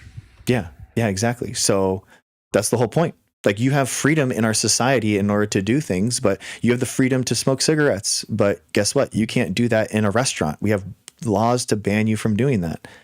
So that's how it works, man. Like you have freedom to do things until you impact other people's lives, and now it's you're making the decision for the other people. So like a measles positive person is removing the freedom for people to go into a space without fear of measles. They're removing their liberty by definition. So again, unvaccinating and not vaccinating is removing the freedom from other people. And a lot of these people, some of them might have compromised immune systems, might have be too young to vaccinate, might have cancer that have a medication where they can't take, they don't have a functioning immune system. Don't those people deserve to have freedom in our society too, to live? You're removing their ability to literally live. Right. And the thing with these diseases, people are going to be more likely to take these vaccines through trial and error when they actually see in their own eyes people are dropping like flies. Then they'll be like, okay, now I'm really going to take it, because all this hoodoo voodoo stuff, people are not going to just buy that off the bat. They need to actually experience the consequences of it to start taking vaccines. Okay, so you think that people are more likely or less likely to take the COVID vaccine now because we lost 1.2 million people alive? What? Less likely. That wasn't shit. Oh, so again, yeah, COVID. So you're anti-American. Okay, so you're anti-American and you're pro people losing their lives. How about the 1.2 million people? How is liberty and freedom feeling for them? 1.2 million people. That's about the same amount of people die from slip and falls. Come on. What are you talking about? What are you talking? If you took nonsense, dude. You're just speaking nonsense. Colds. I mean, are you trying to make a joke? Is that what you're trying to do? Are you trying to be funny? No, it was really just basically a cold. No, it's not. No, 1.2 million people don't die from a cold. So no, it's factually wrong. If you take all the combat deaths from all of the wars, from the Revolutionary War to Iraq, combat deaths from the United States and combine them, it's about the same. It's like 1.3 million combat deaths and 1.2 million COVID deaths. So where are we going to have a Veterans Day or a COVID deaths day like because of that? Where's the statues for the people that we lost in COVID? So it was less than 1% of the population. And if you did take the vaccine, you still got it. So what the fuck? Doesn't even matter. So COVID, yeah, because a vaccine doesn't stop a viral particle from getting onto your face. It just doesn't. So that's not how these vaccines work.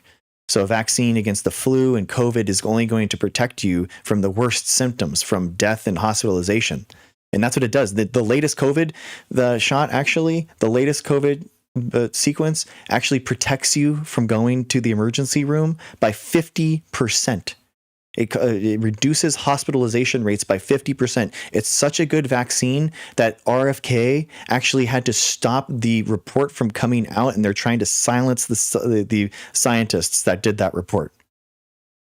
You know what happened during COVID? It was. Why are you trying to change the subject? Why do you constantly change the subject when I talked about something? Take your 3 boosters, put your mask on, do this, do that. Yeah. What's wrong with that? Like dogs. Oh, no, stop it, dude. You're being so like animals. Dude, what are you talking about? You're being so dramatic. Like that, it was not that big of a deal. Like seriously. Put your muzzle on, you bitch. And everyone did. Dude, the masks help people. I mean, they just do. I mean, sorry, but it's okay that I don't want Americans to lose their life. Even if Republicans don't care and Republicans are less likely to vaccinate, guess what? Republican lives matter, okay? And we should help them, even though they are losing their life at higher rates. We should still help them because their lives still matter.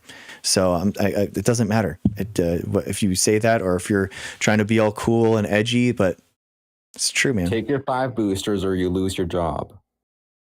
If you're in a healthcare space and you're working in healthcare, yes, you should absolutely be required to have vaccines. Yes. Oh, this wasn't just healthcare. Yes, it was.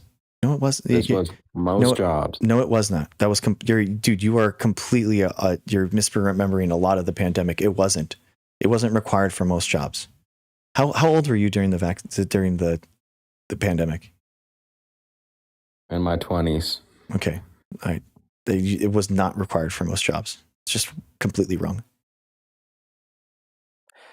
They really did infringe on our rights, and they did cross the line. They didn't. It didn't.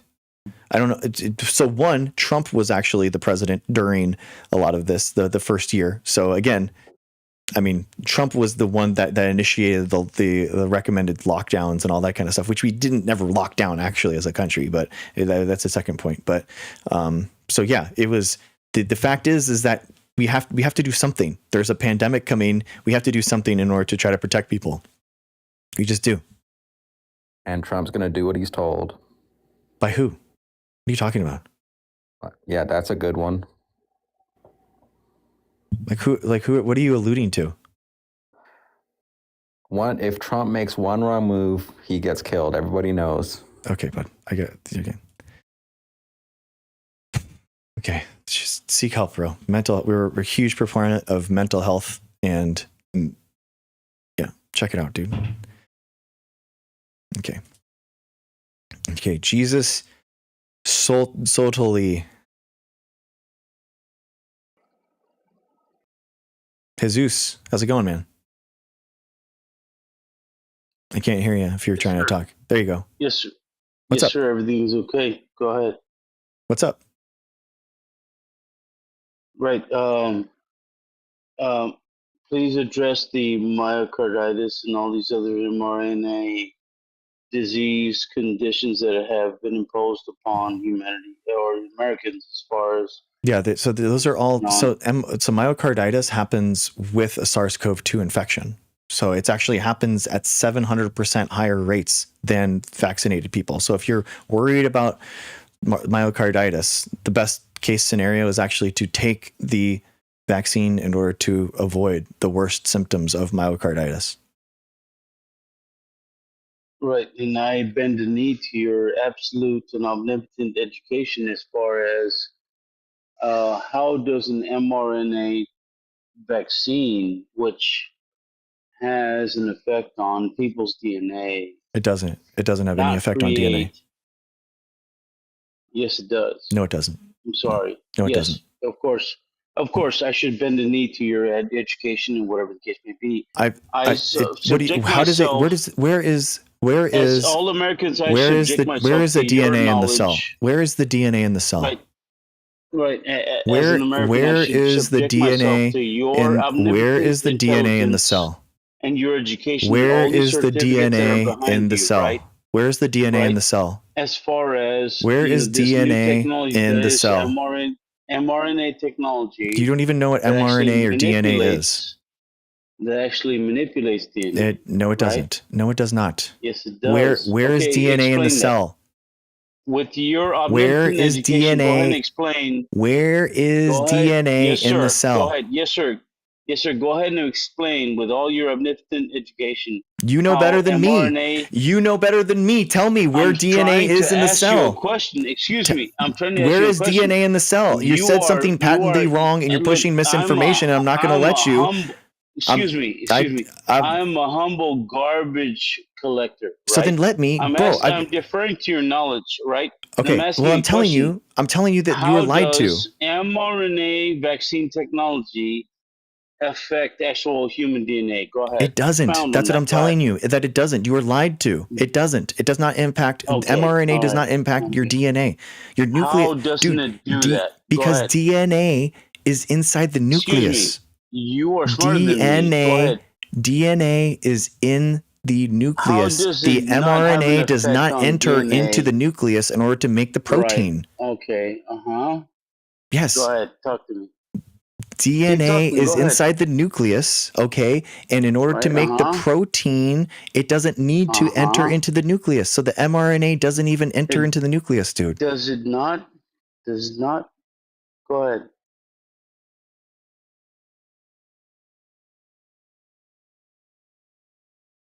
Speechless. You're done. I just explained it to you. Did you not hear?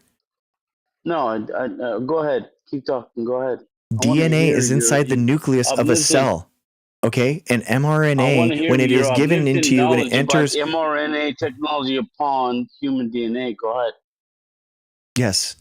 The mRNA that's coated inside of lipid nanoparticles enters How does into the that work? cell. Go ahead. It enters into the cell and it gets translated from How does RNA it to enter the proteins. cell? Go ahead. You're so smart. Go ahead. How does it enter the cell? It goes Go through ahead. the phospholipids. There's a phospholipid bilayer that happens on the outside of animal cells, and it opens and it gets into the cell.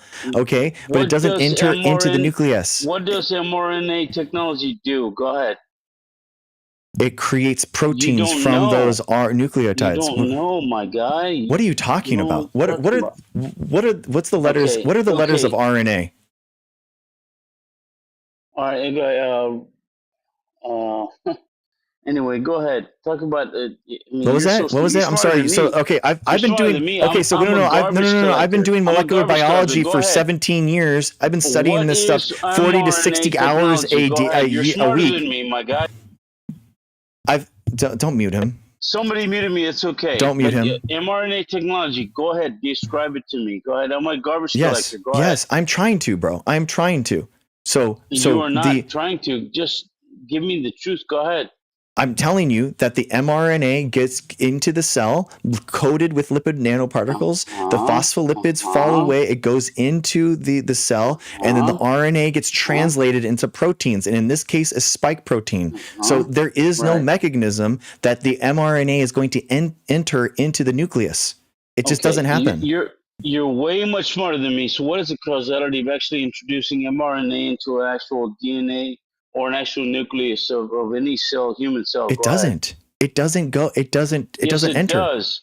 Where's your proof of that? Where is your proof of that? Human fucking nucleus cells. No, it doesn't. Okay, how? Where give me the report? Because it actually mitigates the coronal proteins from actually hacking human nucleus cells, right? Okay. Because what mRNA technology does, it mitigates a virus from actually hacking any human cell, right? How does it do that?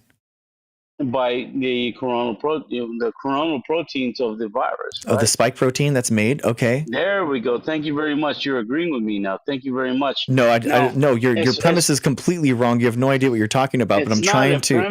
Yeah, you're just wrong. It doesn't create mRNA anything. technology mitigates the coronal proteins from actually hacking a human cell. Am I right or am I wrong? Go ahead. No, it teaches your body to make spike protein, and then those spike proteins. You are saying the same thing I'm saying, right? No, you are saying the same thing I'm telling you. No. You have a doctorate degree. Why am I even talking to you right now? Because right? you want to be here? The mRNA proteins are actually something that DARPA designed to where viruses can't have. Why are you talking? Yes, okay. Laugh all you want, right?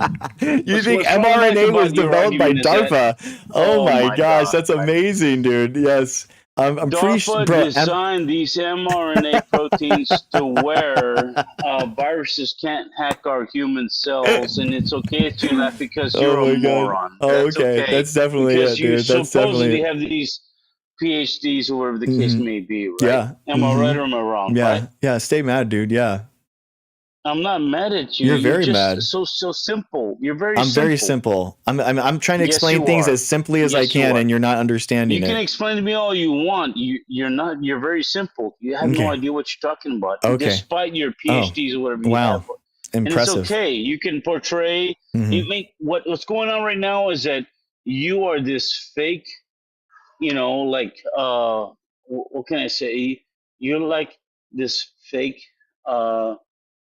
prophet, right? I'm a that prophet, has access to guys. The You're world a fake famous prophet, Dr. right? Greg Show. Right? And you have I'm all a prophet these now. golden I'm a seals prophet. behind I'm a you prophet, guys. That's a new one. Thank that, you, guys. Low Thank IQ you. people I'm a actually prophet. think that Thank you're you. actually smart. Appreciate You're it. not smart, my Dang. guy. Oh my gosh. Okay? Brutal. And Wow. mRNA technology, You got actually it. hacks our DNA and it Wow. modifies it. There's a reason why there's people that have pericarditis right now. No, there's not. It's You not from know, the. It's not from the vaccine, yeah, dude. No. Okay. Oh, so you're It's a not. pericarditis, denier because of this mRNA technology. Thank you very much. You are It's not called a scientist. It's called myocarditis. One and two. That's right. The And I rates, said like I said, myocarditis. no, you said pericarditis. That's right. That's no, you right. said you didn't That's even. right, You didn't even son. know that there are two That's different right, things. son. You don't understand. That's right, son. Myocarditis is an echo, an effect of actual mRNA technology that's going on right now because of this bullshit vaccine. Oh Now, my god, it's so funny. Host considers himself an anti-Trump person Uh huh. now. Yeah. And This entire what's wrong with that? anti-Trump narrative, What's wrong with that? considering that Trump actually imposed this I mRNA know. technology I upon know. us, right? Crazy, isn't Would that? It's all actually his play fault. into this It's all his fault, dude. nature, right? And he did a great But job. that's- people His are whole so thing, moronic his whole that they thing with the absolutely Operation can't Warp Speed. I see want to the thank forest for the Trump. trees. I think Trump did a great job with They are Operation Warp Speed. I morons. absolutely And this appreciate guy's him, and he's doing a PhDs, great job. whatever golden seal certificates he has behind him hmm are absolutely useless at Oh this dang, point you because schooled me. he's Wow. absolutely ideologically captured, Wow. and Wow, he it's can't so think for smart. himself. Oh my God. dang. Oh, you got me with Right. that one. Yes, you Oh are an man. absolute and complete Uh. ideologically captured Uh moron. huh. Uh huh. And Okay. anything Wow. that any Oh my gosh. Democrat leaves You're to you so is smart. You're chicken so feed for your smart. chicken brain. Oh, chicken And, brain. I Oh, truly thank think you. that Thank you. That's you really should nice not of have an you. opinion, okay? Oh, I don't even get an opinion Because now. you are a Oh, that's fake I don't even get an intellectualist. opinion. Thank you guys. You're an absolute Thank you. fake Oh, I'm a intellectualist. to be fake honest with you. intellectual. Oh, You have oh no idea man. what the fuck you're talking Oh, about. okay. And you're really just Oh, an absolute complete indoctrinated moron. oh, Right? thank And you. this is Thank what you. That's so education in nice. America Oh, is that's so actually nice. produced. Oh, This hey, I pretty know. Hey, white I know how to boy do. that's Hey, guess what, actually dude? I know how to do one thing really imposes well. himself as an Listen, actual listen, smart though. person, Listen, which I is know. an absolute Okay, travesty I know. in the Apparently United you know States of more America. molecular biology than me, but guess what? I know how to do one thing extremely well. I know how to do one thing probably extremely do, well, and that is considering that you please are your so mom. And it's ideologically just me captured and your mom as every far as night, and she absolutely politics is loves it. And I concerned, know how to please that her more than anyone you have else. set And aside your your dad absolute takes notes on education how well to that I please your actually mom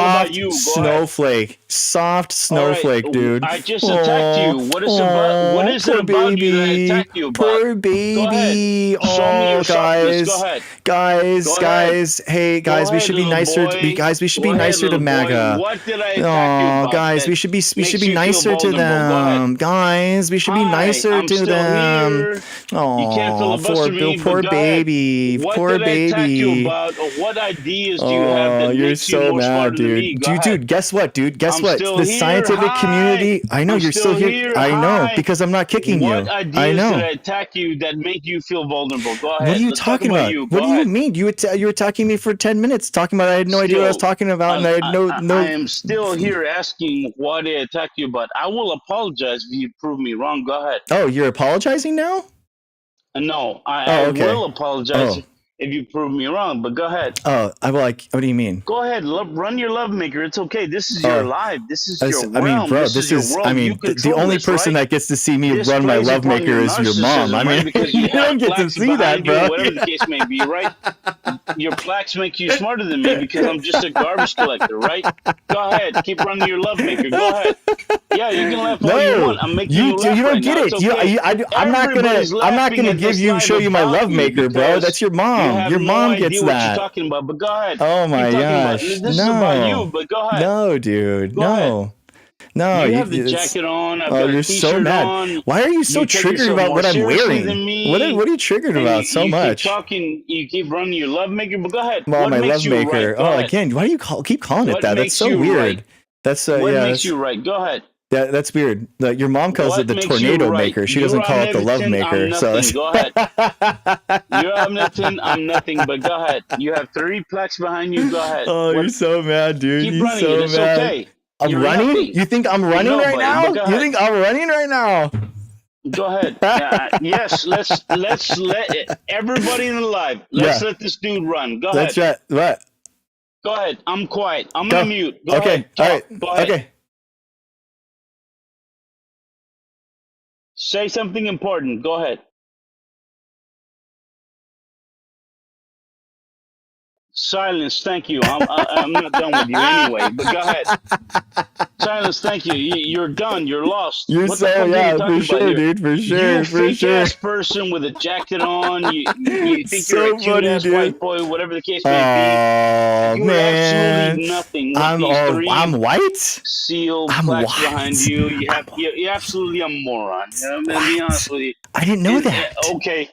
I didn't know I was Let's talk about white. your Trump derangement syndrome. What do you gotta say? It's always MAGA. It's so mad, dude. It's so mad, dude. No, I'm not MAGA. I'm just. Yes, you are, bro. Yes, you are. I'm not. Do you not? Oh, you got. Oh, see, you got kicked, bro. You got removed for intolerable stuff. Oh, it's okay. You're.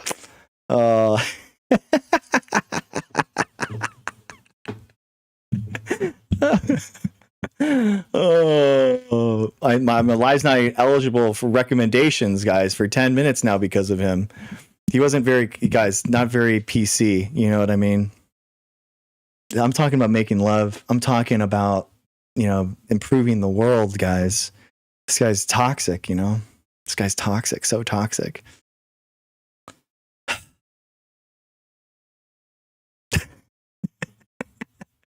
Exactly, Heather. Guys, we support moms and dads here, okay? We support dads. Dads should feel fulfilled that their wives are being satisfied, That's just what it is. That's just what it is. Mom, exactly. Mom and dad, W. Exactly. Oh, exactly. Exactly. Using my love maker. What was that, dude? What was that? The idea that he was calling it a love maker. It's a family. Exactly, Michelle. We're family friendly here. I'm a dad. We're all about, I know. What was that, Barley? You think you're better than me? But it's like, bro, I literally tried to explain how RNA to proteins. It's a one-step process. RNA to proteins. One step. I couldn't even get through a single step. I guess I love it. He's back. He's back. Jesus, Solta, I can't let you on.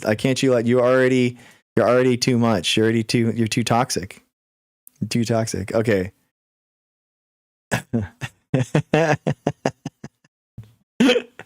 Oh, it's so funny. All right, Dave the Angry Lawyer. What's up, man? How's it going? Good evening.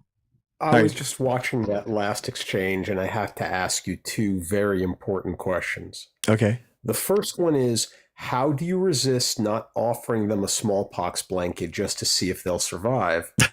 And the second one is, how do you resist not asking them what shape the world is? You know, the Earth, whether it's round or flat. I don't know how you do it. Yeah. That was wild. So we actually do that. It's called the lists, and we basically go through all the conspiracies, and people that are conspiratorial nowadays are conspiratorial about everything. And that's the big problem, is that these algorithms basically feed people conspiracy after conspiracy. And they buy it. Yeah, exactly. They buy it. No, I talk to dumb people all the time on this app, and with that prompt, you're gonna be steeped in it. Anyway, have a good rest of your show. I just wanted to ask those questions. You didn't do it, and I was waiting for it. Anyway, enjoy your time talking to the stupids. All right, thanks, bro. Appreciate it. Yeah, dude. In search of, it's better for TikTok. That's the best one. It's better to do the TikTok. That'd be the best one. Okay. Guy Fawkes.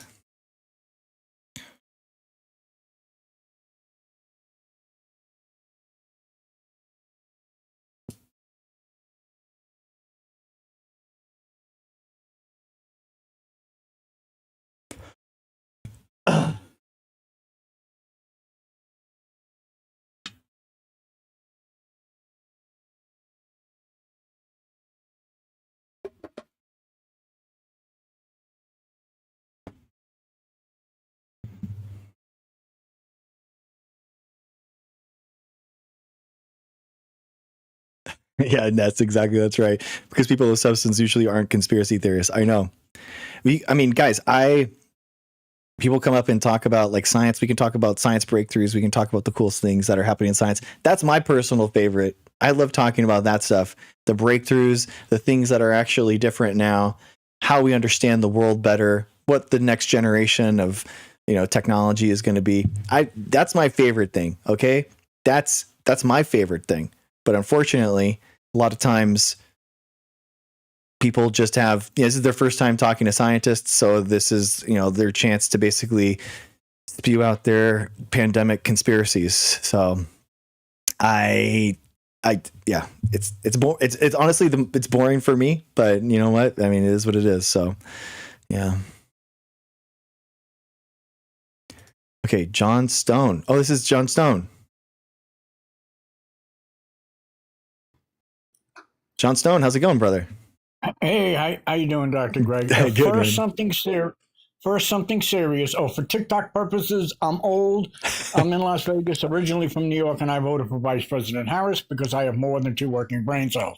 Nice. So something serious first, and I'll be brief. I'll be quick. What do you think about the push for psychedelics from Trump and RFK? Like the thing that like really troubled me was like the process in which it happened, where Joe Rogan just texts Trump and then Trump is like, yeah, let's do it in 2 days. And you're like, what in the world? Like, what is going on? I think that's not really how it should happen. Personally, like, I think, yeah, for sure. I think like we should have more research into those type of approaches. And I think it's good, like genuinely. But I think it's just weird to like push these things so quickly in that way. I mean, I think that they should be researched. We have to research them to see if they like work, but they should be researched. But the research that Joe Rogan was talking about was like a really poor done study that didn't impact like what he was saying, and it was just it's just odd. It's odd. If you guys thought that the SARS-CoV-2, the COVID vaccine, was rushed through, I mean, this is like no research whatsoever. So it's very odd. It's very odd. No pertinent research anyway. Yeah. Right? Yeah, exactly. And I think that they should be. I think that that's the big problem with a lot of these exotics, let's call them exotic medicines. There isn't research on them because of the legality, and I think that that's bad. So I'm for it, actually. I think that in general, guys, I actually think we should have the FDA screening and regulating a lot more things. So we should have more choices on different types of approaches to, investigate things. I think that that's a good thing. The United States is historically, the FDA is actually very cautious and conservative on what it actually allows. So that's I would actually like more exotic, different types of medicines that actually work. Right. If this is done correctly, it could help millions of people. Mm-hmm. But if it's rushed and half-assed like everything Trump and this administration does, it could be a disaster. So two more things before I leave real quick. In about an hour, I will be starting a TikTok live for people who cannot orgasm. So let me know if you can't come. Okay, nice. Beautiful. And I hope it goes better than my other TikTok live I did for erectile dysfunction, because that was a flop and nobody came. Nice. Nice. There you go. I'm out. All right, later, bro. Thank you. There you go. Boom. Oh my God. Jesus, what's up, dude? Jesus is back, guys. Jesus, nice to see you, man. Nice to see you. Always nice to have a friend. Why are you spamming the same thing, though? Nobody likes that. It's kind of boring.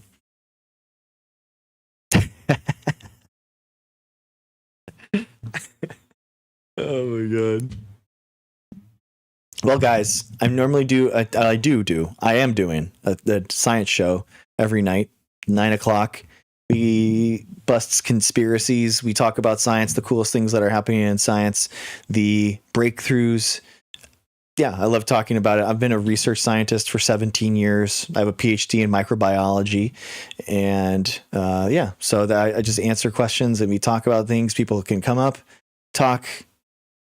People have debates and stuff about at the top, but sometimes it's just it's good, informative conversations as well. We don't always do like bloodbath debates and stuff like that. We don't always get into it, but sometimes this can be really cool, thought-provoking conversations. That's what I hope to do.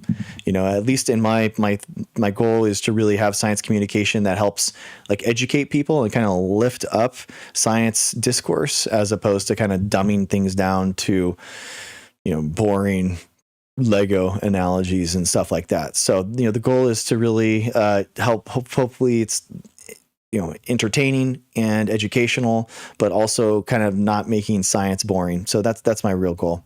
So thank you guys for being here. I appreciate you guys. Thank you, Ness, for the galaxy. Thank you for Helen, Nightflyer. Thank you guys. Thank you. I appreciate you. F-on, of course. Thank you. Anyone is welcome to join if you want.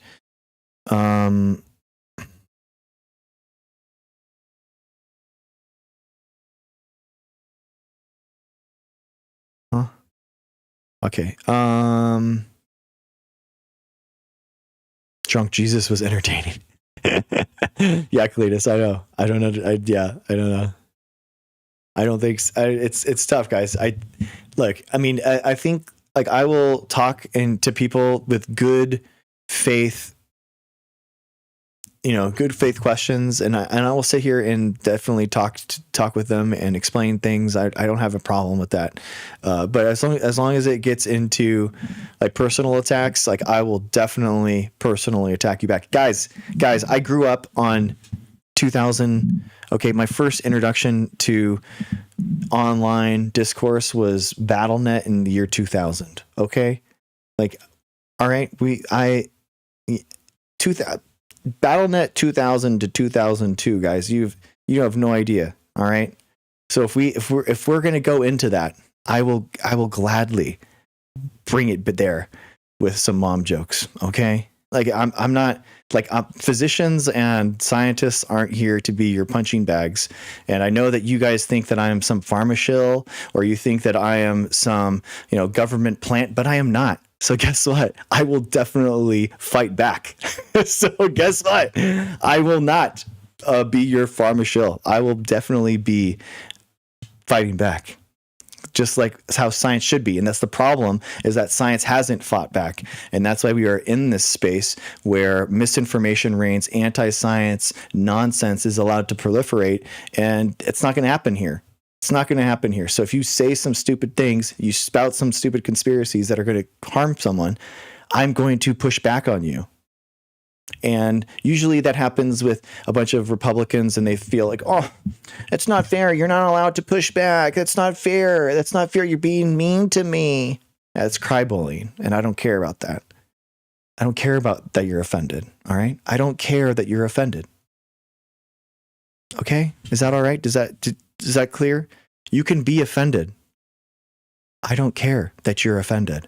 I'm telling you the truth. That's why it matters. I can tell you the truth because you've been lied to, and I'm telling you the tough love, the thing that you need to know, I am telling you. So it doesn't matter that you're offended and you've been lied to all this other time, and here I am telling you something different, and now you have this whole thing that you're going through. Because, oh my gosh, this guy's actually saying something different. That's a you problem. All right. That's a you problem. You figure that out. All right. That's what it is. People constantly come in here, and honestly, I'm probably the first person that they talk to that is different than their algorithm, right? People get lied to in their algorithm day after day for the last 5 years about COVID, about viruses, about vaccines. And then they come in here and then they retaliate at me, and they think that I am somehow this arbiter or this avatar of everything that they've been told to hate. And good, I am that person then. You know what? I'm okay with it. Whatever you think, whatever evil bad guy you think I am that person. Okay?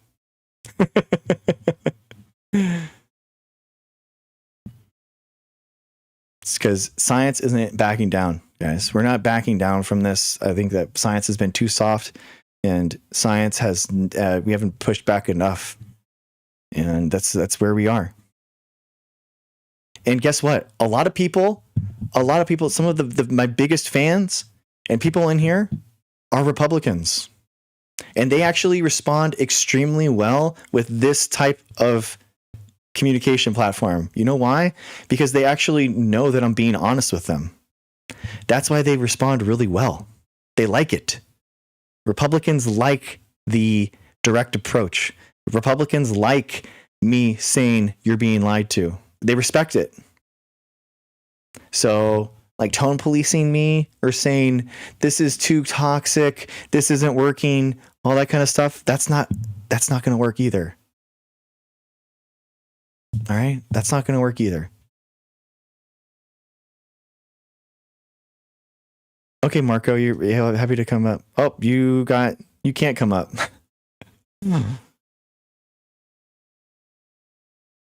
Yeah, he's big mad, Ness. He's big mad. Unfortunately, he can't even join a multi-guest.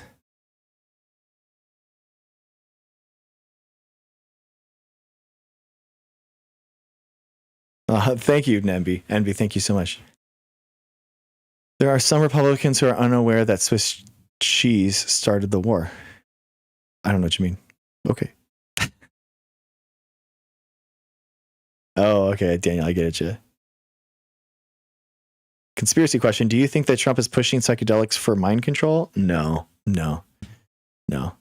Because there's no way to mind control has an objective, right? I don't think it is. I know, dude. I know. That's why I can't, Heather, I can't invite Marco because he only has 2 followers. He doesn't have anyone. It's crazy.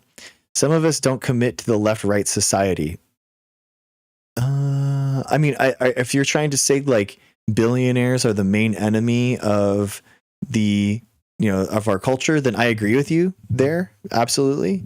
But the reason why I said that specifically is because Republicans are buying into anti-vaccine rhetoric and independents and Democrats aren't. So that's why, people constantly say, oh, science lost all credibility during the pandemic. It was wrong against everything. And that's actually completely incorrect. So it's only Republicans that have those feelings. It's really important for people to realize that it's only Republicans that are actually anti-vax now. Democrats and independents have baseline like the same support for vaccines as before. It's specifically the Republicans that have lost that. So I don't take any joy out of that. Okay, I don't take any joy out of saying that. I wish it wasn't that case, but it's true. Hey, Objective Ethics, thank you so much. I just found this channel the other day and I'm a big fan already. Oh, thank you, man. Hey, thank you. Hey, what's up, Robin? Thank you, man. I really appreciate you saying that, Objective Ethics. Thank you. Billionaires have no place in society. They're parasites. I 100% agree. Not real. I 100% agree, man. It is the amount of money, the gluttony that they have taken is just unfathomable. Oh no. Oh, I'm a representative of Big Pharma. Oh my gosh, guys. Oh my gosh. How will I ever deal with that? Oh my God. Call me a Big Pharma shill. Guys, Jesus was begging me to take off my jacket. Hey, and right now, since Ness is the only person that's given me a galaxy, she's the only one in the spicy group message later. So there you go. You know what I mean? You got that's pay to play, baby. Pay to play.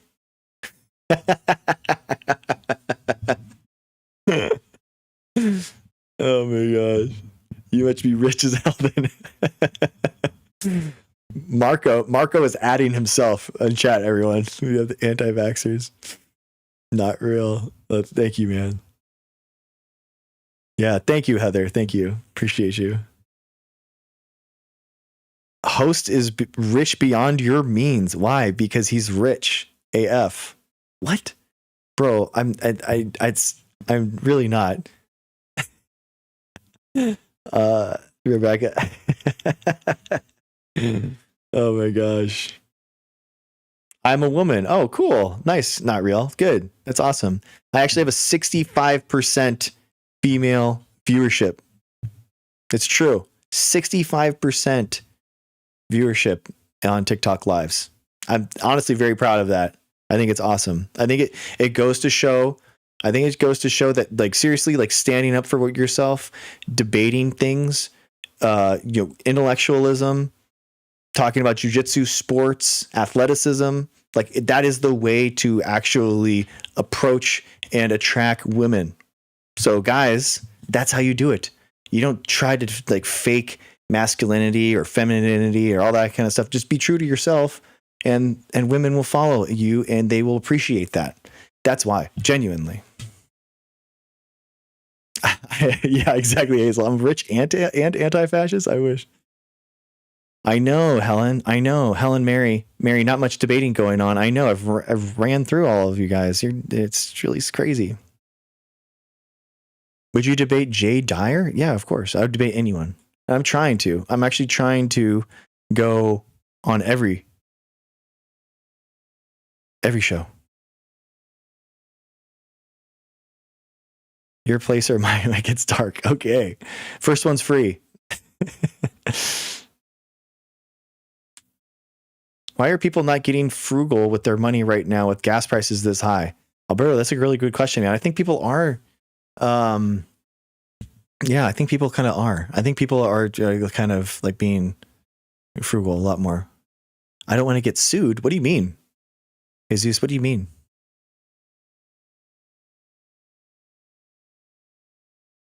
Metatron, that's a really good point. You can't argue someone out of something that they haven't argued themselves into.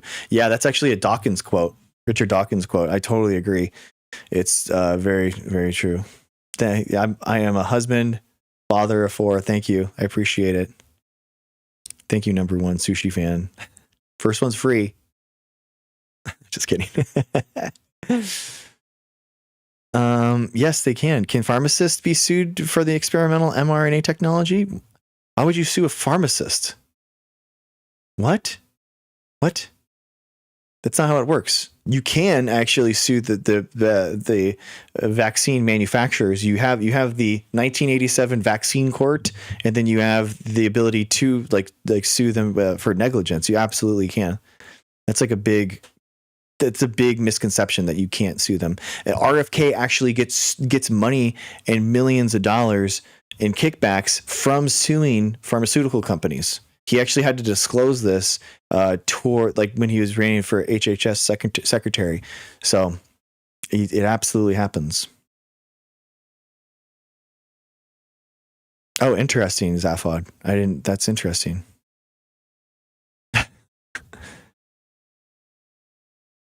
Oh, thank you, Y. Thank you. The production value of your show has really improved since you started. Thank you, man. I added the second camera, and we have like this thing, and thank you. I appreciate you for saying that. I recognize you.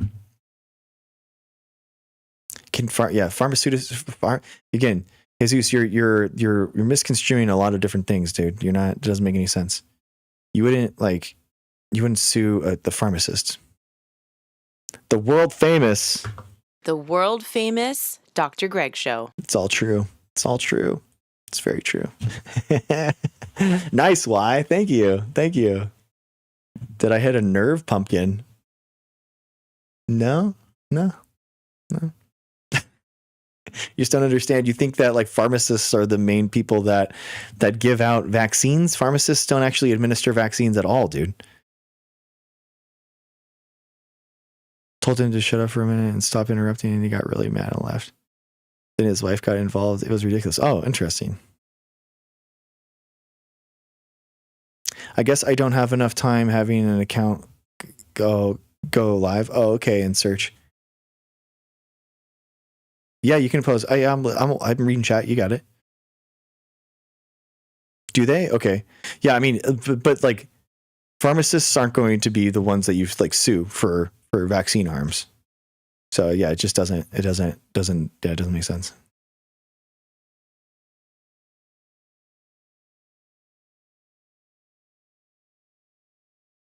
Are you familiar with Section 230? No, I don't. That doesn't. It's ring a bell. No,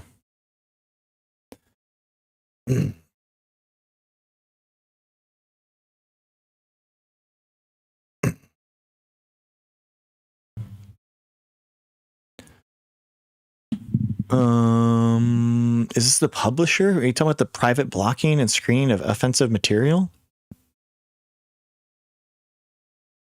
Okay, yeah. Okay.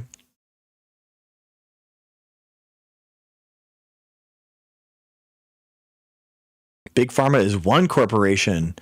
Wow. Big Pharma is just one corporation. That must get tricky for quarterly reports, man. That's crazy. Everything is a conspiracy when you don't know how anything works. Yes, Robin, that's a really good way to put it. That is a really good way to put it. I totally agree. Okay, so do you think that the ball is being dropped when it comes to platforms using term of service to override 230 as far as we know it enforces its rules? This is a really interesting question. Yeah, so 230 is basically the idea that like, Twitch and or any the other platform is basically kind of like, the argument is that it's not the picture itself, it is the picture frame. So it shouldn't actually be held liable for what's inside the picture. If the picture is offensive, then it's you go after that person as opposed to the platform. So that the platform isn't hosting the dangerous content, the user is, and you go after the user. So yeah, so it's a really interesting question in search, seriously, because the problem, like the biggest problem right now for like TikTok that I have is actually too many false positives, like pushing disinformation. So like I'm not pushing disinformation, but because I'm combating it and I'm like reading a comment that has disinformation or something on it, or something else happens, now I get flagged. Like this guy Jesus is like trying to come on my live, but I just had him on, and if I get another flag, then it's gonna take down my show. You know what I mean? So like I can't have him on because then he's gonna ruin my show. So it creates this structure of like these platforms are basically hosting misinformation and stopping scientists from responding to it. And that's the biggest problem that I think. Like all the misinformation is already on these platforms. You know what I mean? They're getting around it. They're using lingo, they're using vocabulary to avoid the detections, all that kind of thing. And the problem is that everyone knows about all the conspiracies, right? And everyone knows the conspiracies about anything, about the pandemic, about the shape of the earth, moon, all that kind of stuff. They're already there. It's basically a lot of these restrictions restrict good faith actors in responding to them and taking them down. So it's a big problem. It really is a big problem for me that I have. And a lot of my friends that are science communicators on here talk about this, how they get impacted by having to do this, having to respond to something, a comment or a person, and then now they're slapped with a disinformation warning on their account. So it's really frustrating. Also with AI specifically in correlation to this, there's so much AI content being created, yet when people use AI embedded within the algorithm itself should not disqualify it from Section 230 protections based on the fact that the platform itself has the AI embedded. That'd be interesting. That's for like maybe like X or something. I think, yeah, I mean, AI is so pernicious, man. And it's not just like people using AI to make content. It's about the bots that push and retweet and follow and like they create content that people don't understand is being proliferated everywhere, especially with like ChatGPT and kind of like the large language models. They can respond and make comments that like are pretty believable. They definitely pass the Turing test, right? So you don't know that they're a bot, and it's dangerous, man. A lot of people are basically creating a lot of people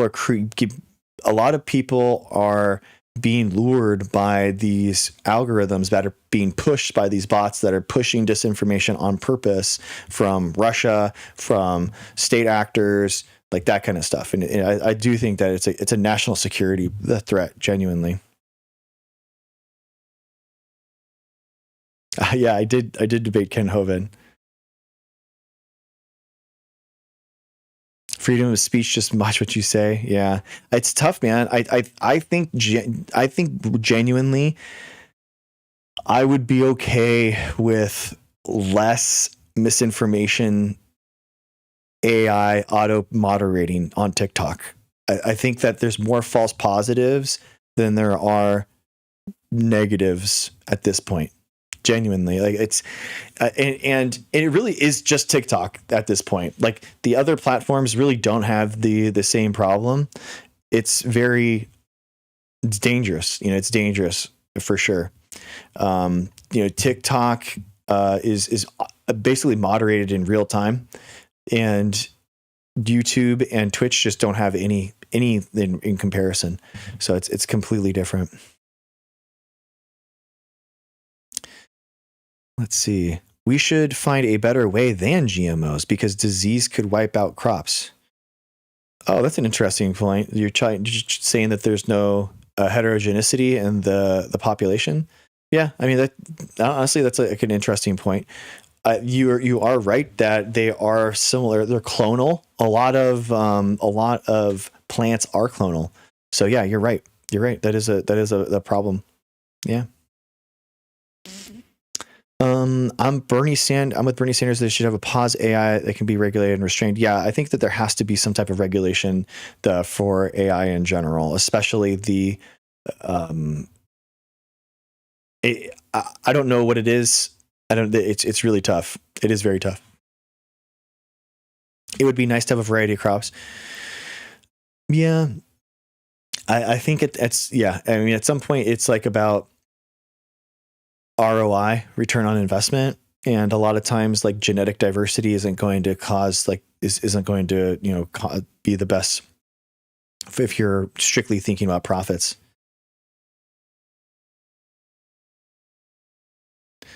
The White House page on Facebook, when you click the list of followers, a good percentage of the followers are obvious fake scams.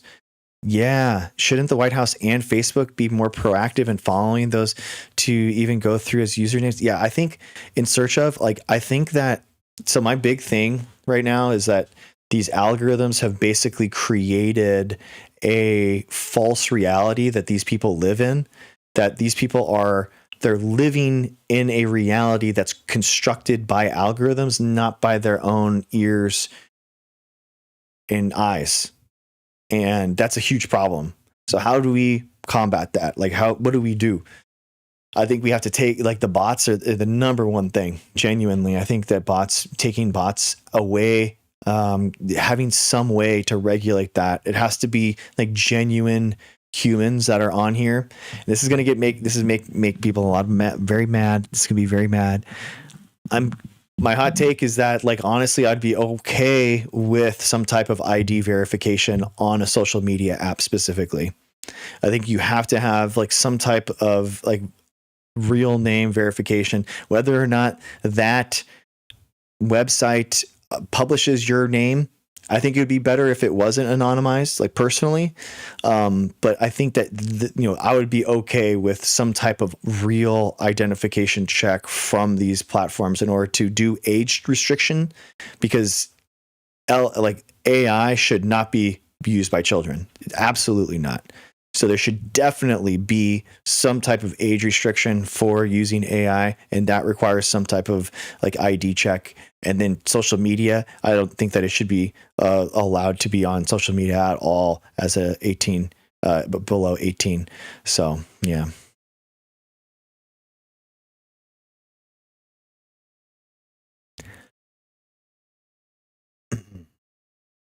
The same way it was disallowed certain weak passwords to even go through, so they can the same vetting specific scam names to be reviewed before a username is even generated is such an easy fix. And why would Facebook block that from happening?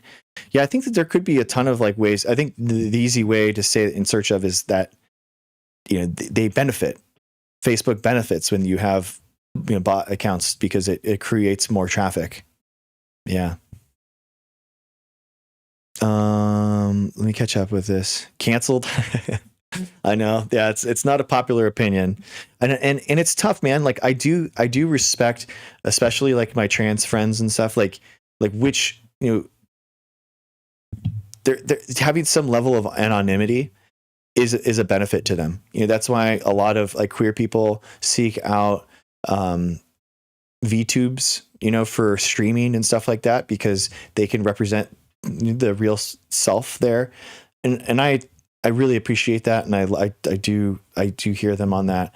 I think we just have to have some type of balance. I think that we have to respect them, but we also have to respect these places, because they're being so toxic by these algorithms are really hurting people. Yes, exactly, Canmon. Yeah, I remember when Obama kicked out some of the Russian bot farms out of the US. Yeah, exactly. It's really bad, guys. It really is bad.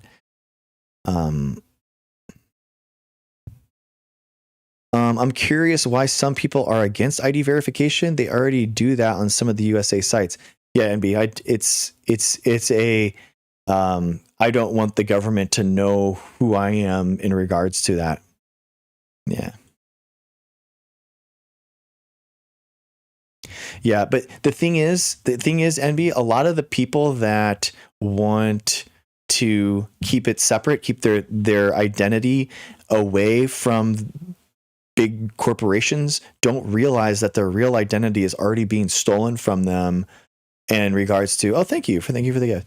Already being stolen from them. Thank you, Love Animals. Already being bought on marketplaces. You can already buy your information from Google, from TikTok, from Facebook. You can already buy that information. From corporations can buy that. So it's just weird. It doesn't make any sense that people care so much about it. You know what I mean?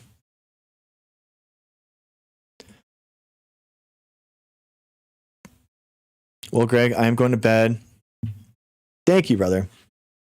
Hey, it was really nice to talk to you, man. Yeah, for sure, man.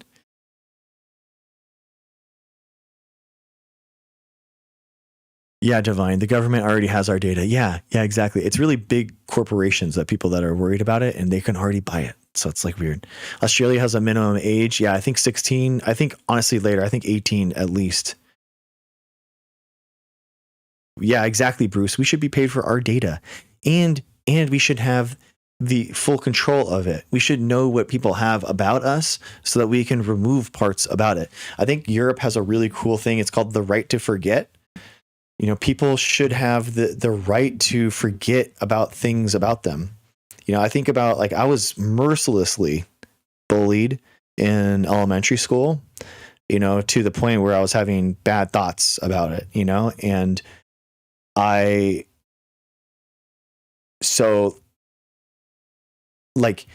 can't imagine if that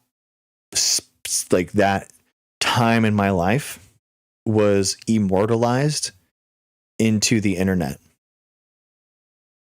You know, to have like those times like linked to me or pushed to me when I am like an adult, and people still bringing that back, you know, bringing back the deepest, darkest time in my life, and like still pushing that.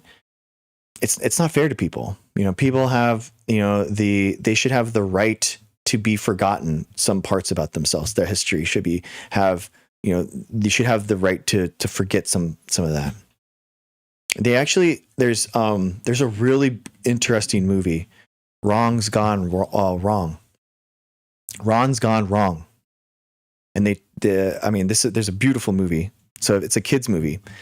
So spoilers, it's been out for like 2 or 3 years, probably 5.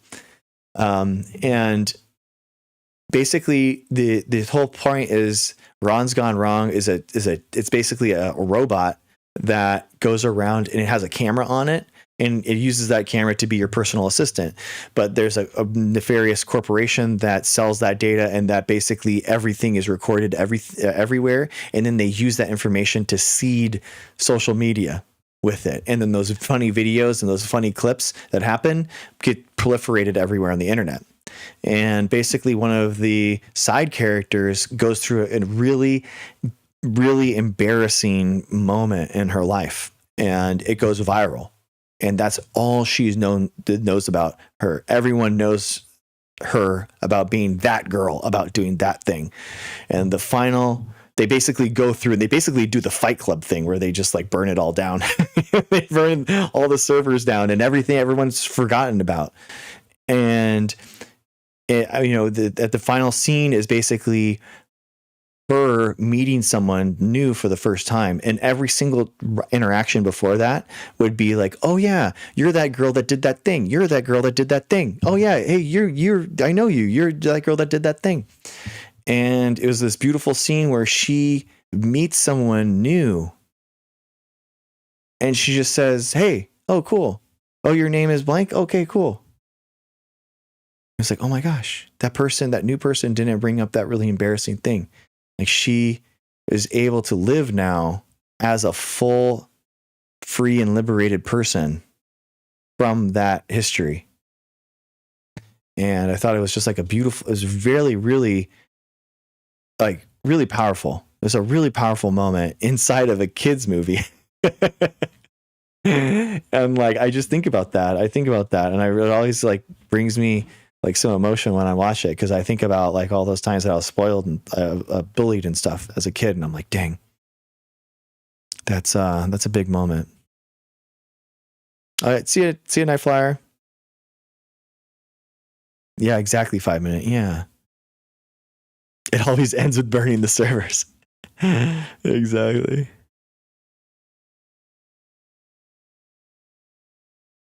The problem with ID verification is it opens up people to identity theft, because you know darn well that the hackers will reverse engineer to get personal information. Yeah, in search of, I think that's a good point. Also, though, I think like, you know, these servers are doing financial transactions on them too. Like I verify my Facebook and Instagram with ID verification, through credit cards, right? So it's like if it's, if they're secure enough to do financial stuff, I think it's secure enough in order to do ID. No, NB, it's someone else is on Twitch.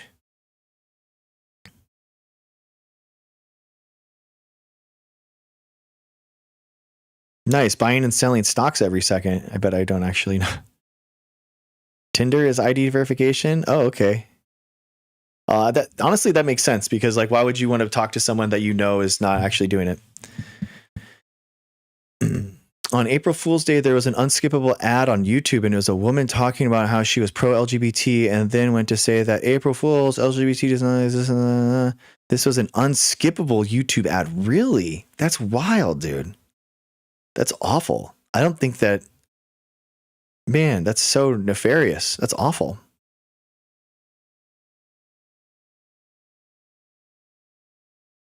I mean, that's tough. That's tough. I mean, I think like, it's the first I'm hearing about it.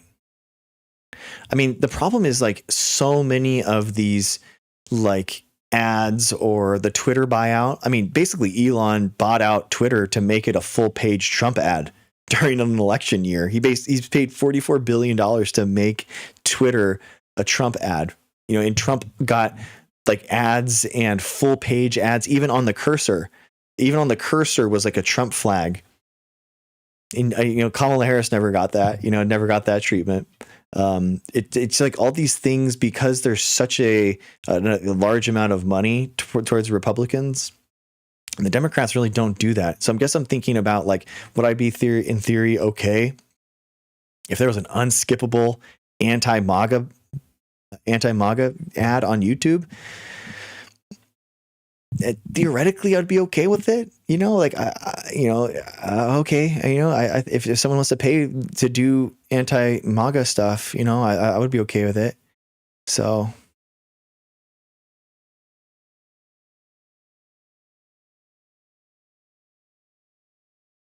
Yeah. Hey, Harry, how's it going?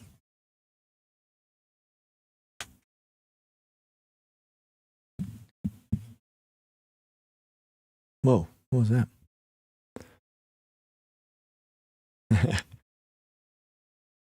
Money, yeah. I wonder why for X. I mean, I think it was because like, I think he bought it because the bots, honestly, because the Twitter has such a large bot following, and it became kind of his clone army, that now Elon has the capability of using those bots in order to drive public opinion on anything. And I do think like, so I think that there are two main axes of power in the world right now. The one that people will obviously think about is money, because money begets more power, power begets more money. And that is kind of like the classical Marx analysis on like where the class struggle happens. But I do think, and my sociology professor friends hate me for saying this, and we get in gnarly debates over it. But I do think that there's a second axis now that Marxism is kind of dead, and the fact that it's only capital based. I think that there's a second axis, and it's about attention and following, and basically utilizing the power and attention that you get through these algorithms and through these social media allows you a special ability to sway reality. And I don't think that, I think that capital is a second axis, and there's another axis for social media clout or following or something like that. So like, and I think that if you are in these algorithms, you do have a special kind of like ability to sway opinions, to have an impact, to have your ideas pushed. And really, for whatever reason, Elon Musk is really the only only billionaire that actually understands this. You have Bezos owning the Washington Post, but really nobody else controls a public platform in order to shape a narrative. like Elon Musk does.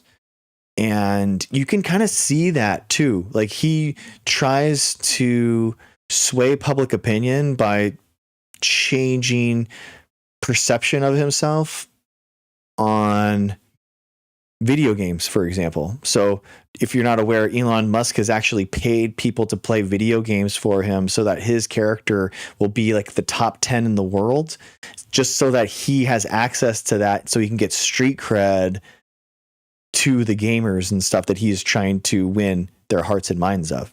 So it's like Elon Musk gets it, right? Elon Musk is literally paying to have this power.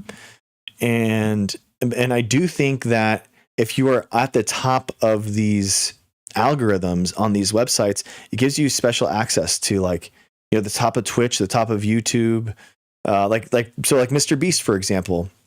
Like Mr. Beast has special powers in society to sway public opinion. I just think that's the truth. I think that if Mr. Beast like ran for like office, he would probably win. Hi Susie, how's it going? Nice to see you. So like it's dangerous. Like it's dangerous, but it's also like one of those things where it's a reality. I think it really is a reality. Thank you, Susie. Kubabara. Beautiful. Musk is just like Trump. He didn't build anything. He was born into it. Yes, dude. Harry, yes. Exactly. Like Musk is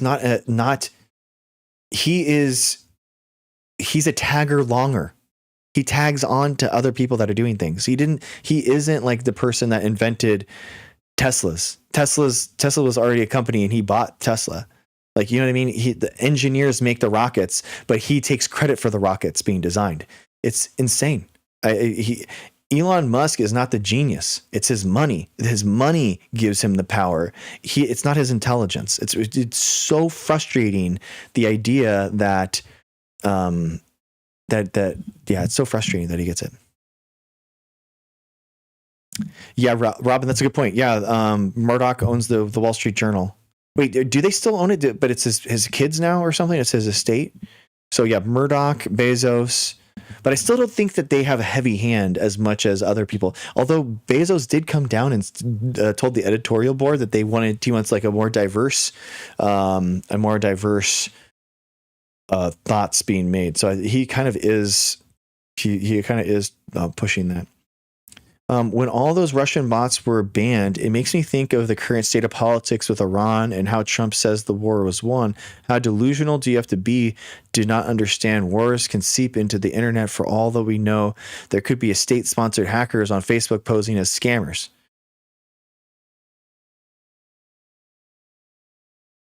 Oh, so like a false flag, like people trying to say that they're Iranian hackers, but they're not. Is that what you mean? That's it. Yeah. Yeah, exactly. Harry, he isn't a scientist. I know he cosplays as a scientist all the time. And it makes me so mad. Like the best scientists in the world aren't known, but Elon Musk is. Like that's what I'm telling. That's what I mean. Like the having a like platform to talk this up, because David R. Liu isn't on these apps. He doesn't have a following. So why would you know him? You know? You don't. It's insane. Listen to one speech from Musk and it'll dispel the idea that he is not smart. I think that he's cosplaying as a smart person. He's cosplaying as it, but he doesn't have like deeply original ideas himself that are, you know, like foundationally, like, you know, moving the needle or something like that. You know, I don't like, people see him as this huge leader, and I just feel like he's rehashing what other people do. He's letting other people develop things and then he's taking credit for it. He's letting other people engineer things and then he's taking credit for the engineering. I think that's the big problem.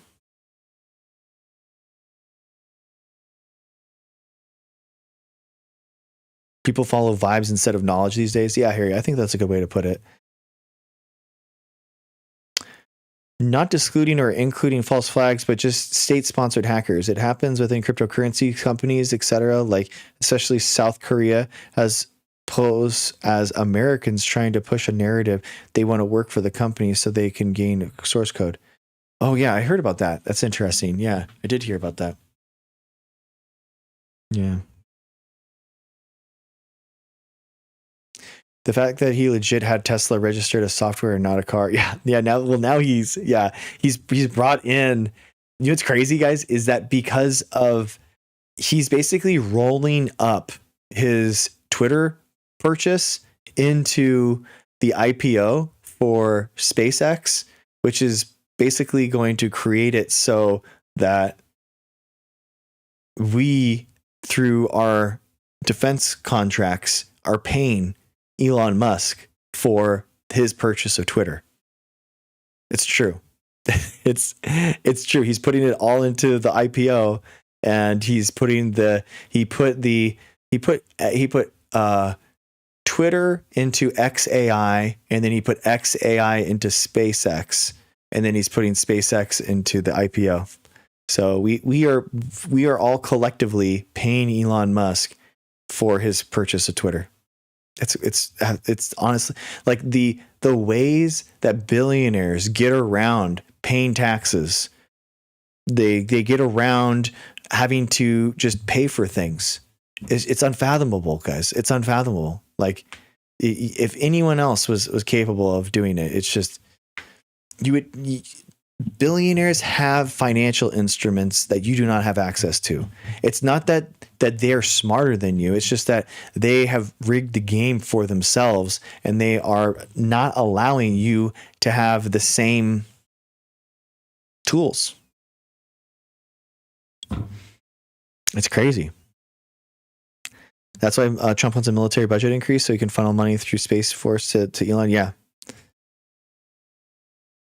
One controversial opinion that I do have, because a lot of people want to, the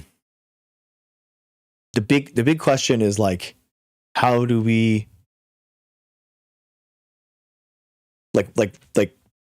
do we make things free, through like college, for example, college education? Do we just make it free?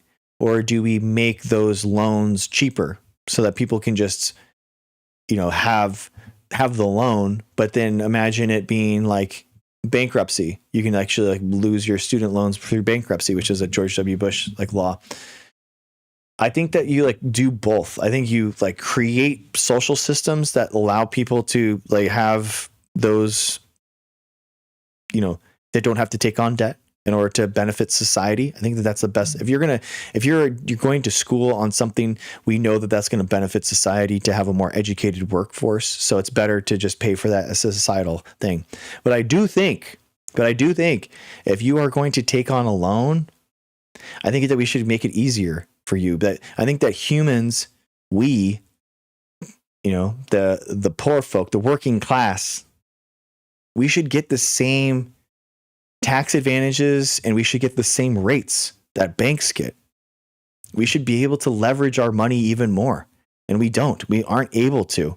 So instead of getting, a 10-to-1, which is, for a home, if you put $100,000 down, you could get $1 million home.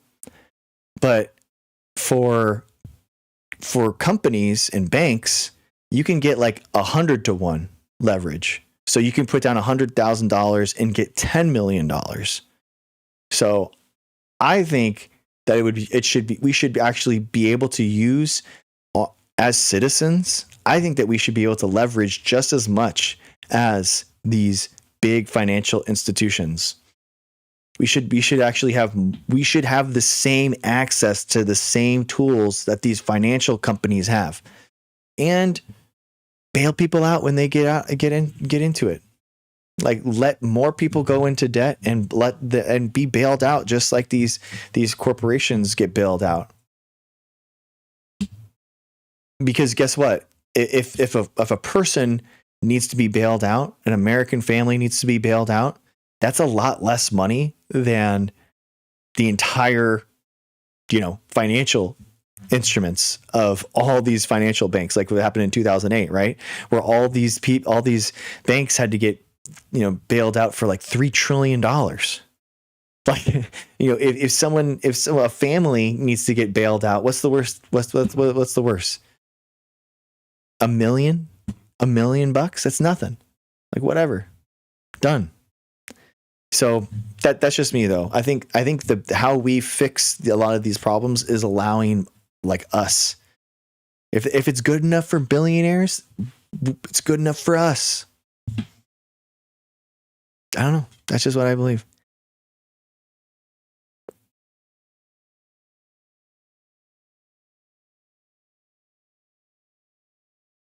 I'm like getting off this biased agenda program. Thank you. We need a wealth tax. Yes, dude. Exactly, Zaphod. Yeah, I totally agree. We should have a wealth tax. Absolutely. Am I running for office? Not yet.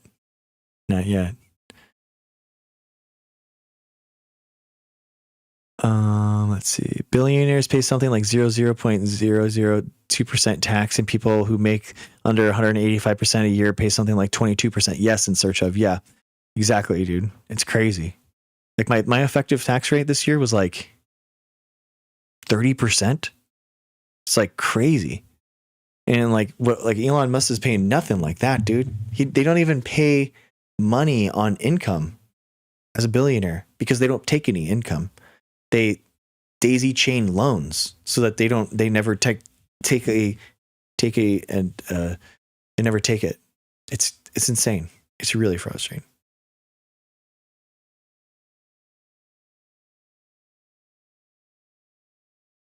Oh, really? 5 minute? Oh yeah. I had the same thing with my wife's loans. We're having a big problem with that. Is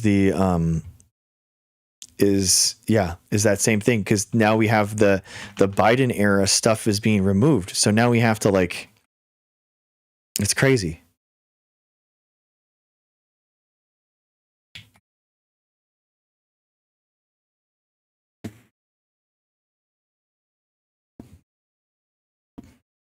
Yeah, dude. Yeah, it's crazy, Fizzle. I know.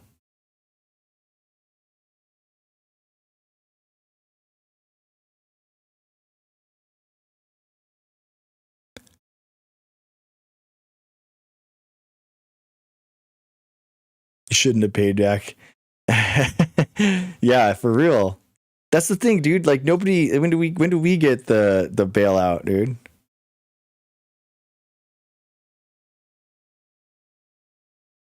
Yeah, they should pay reparations. That's a great point. What's up, Sanish? How's it going, man?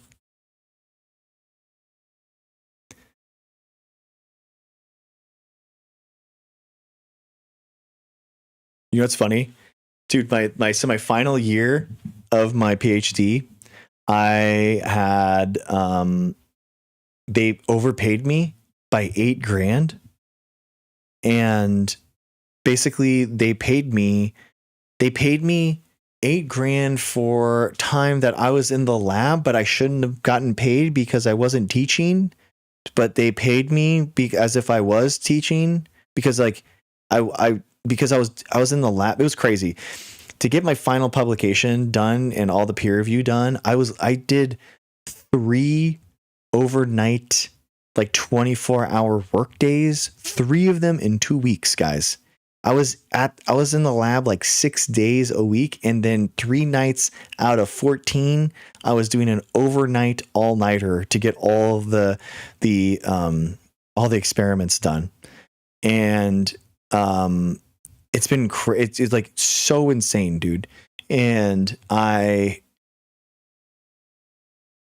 point is that I was in the lab that time, but I wasn't teaching, so they got like mad about it, and they thought that I shouldn't be paid that quarter, even though I was working. So I was still getting a check, and then like UC gives me a letter, and they're like, "Oh, we overpaid you by $8,000. We want the money back." And I'm like, "No, like you didn't overpay me. I was just paid correctly for the research that I was doing. Hell no." So basically we're at this spot where I don't know what's going to happen.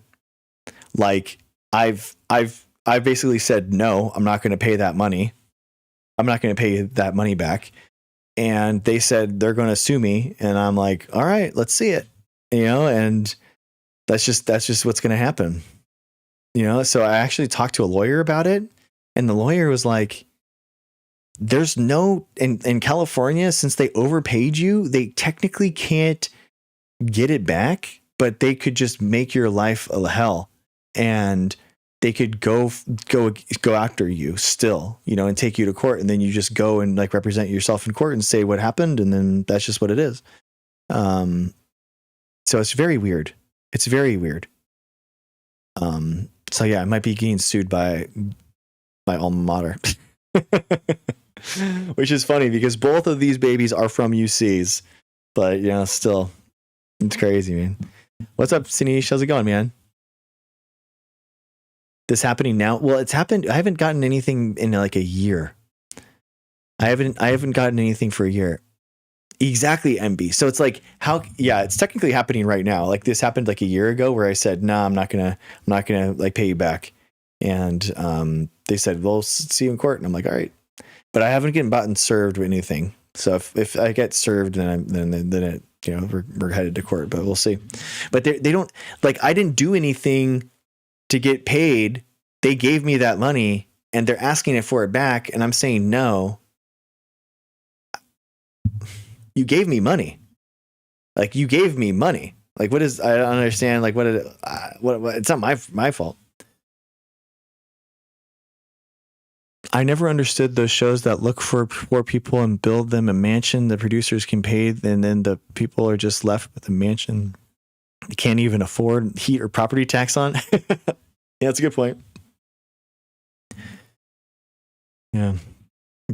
Small claims court. I think since it's over 3K, I think it's like court. I think it's through court. Independently wealthy, like USC.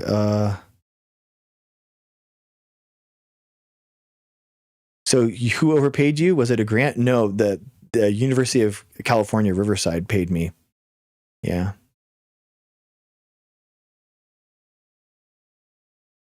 Yeah, exactly, Alice. That's what I think. Like, I don't think that they're actually going to do it. How long ago did they pay you? This is in 2023.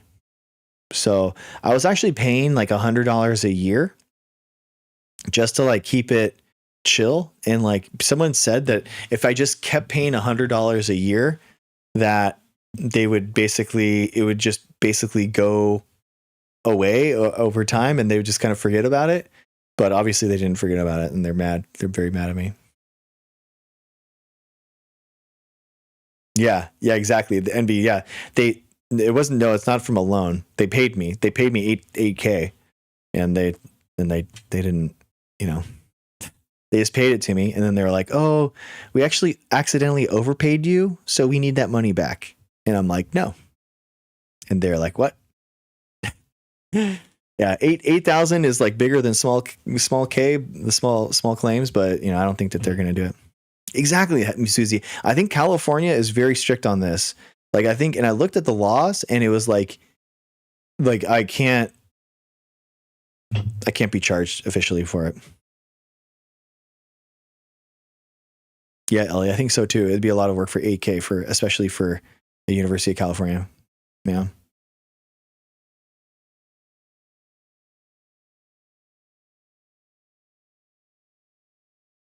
I would think so too, Susie. Yeah. I know, right? Envy. They have, what is it? University of California has $35 billion in their banks. It's crazy, dude. They have so much money. Yeah, exactly.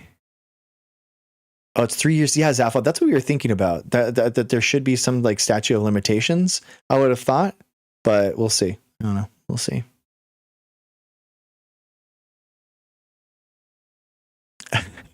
Yeah, Ellie. It's a weird thing to like penny pinch, your PhDs, but I don't know.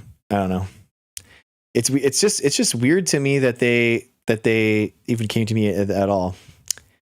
Oh, great show, brother. Very entertaining with the mom jokes. Thanks, Objective Ethics. Thank you, brother. Thank you. I appreciate you being here. And thank you, man. Exactly, Efon. I was literally doing the research that they wanted me to do, and I was getting like paid for it, and they got mad about it. Like, what was I supposed to get? Nothing? Was I supposed to get nothing during the, that entire, that summer that I was working? Like, it doesn't make any sense to me. But their point was that I was getting paid as if I was like a full time, and I was only part time. And you're technically, if you're doing a PhD, you're 51% supposed to be working, so as a TA or something like that, or a professor, and then 49% you're supposed to be a student. You're never supposed to be a majority anything other than a student. So you're supposed to be 51% student. That's how they get around. That's how they get by, actually. So it's kind of like a cutesy little thing that they do. So if you're TAing, you're not allowed to TA more hours than you do research, so that they can pay you half the price for TAing. So when you do TA and you get a job through them, they say, well, we'll pay you. You see this check? We'll pay you this, but it's not the full amount. It's half of this, because this is for full time, and you can't be full time. So we're going to pay you half. And you're like, oh, thanks. That's weird. Thank you. Yeah, it's true, MB. Yeah. Oh, thank you, man. Thank you, Robin. Thank you for hanging out. And I do that for 4 years. For grads, for PhD, we're talking like 6 or 7. Normative time for my program is 5, but like nobody actually does it in 5. It's like 6 or 7. Yeah. Yeah, PhD and STEM is usually around 6 or 7.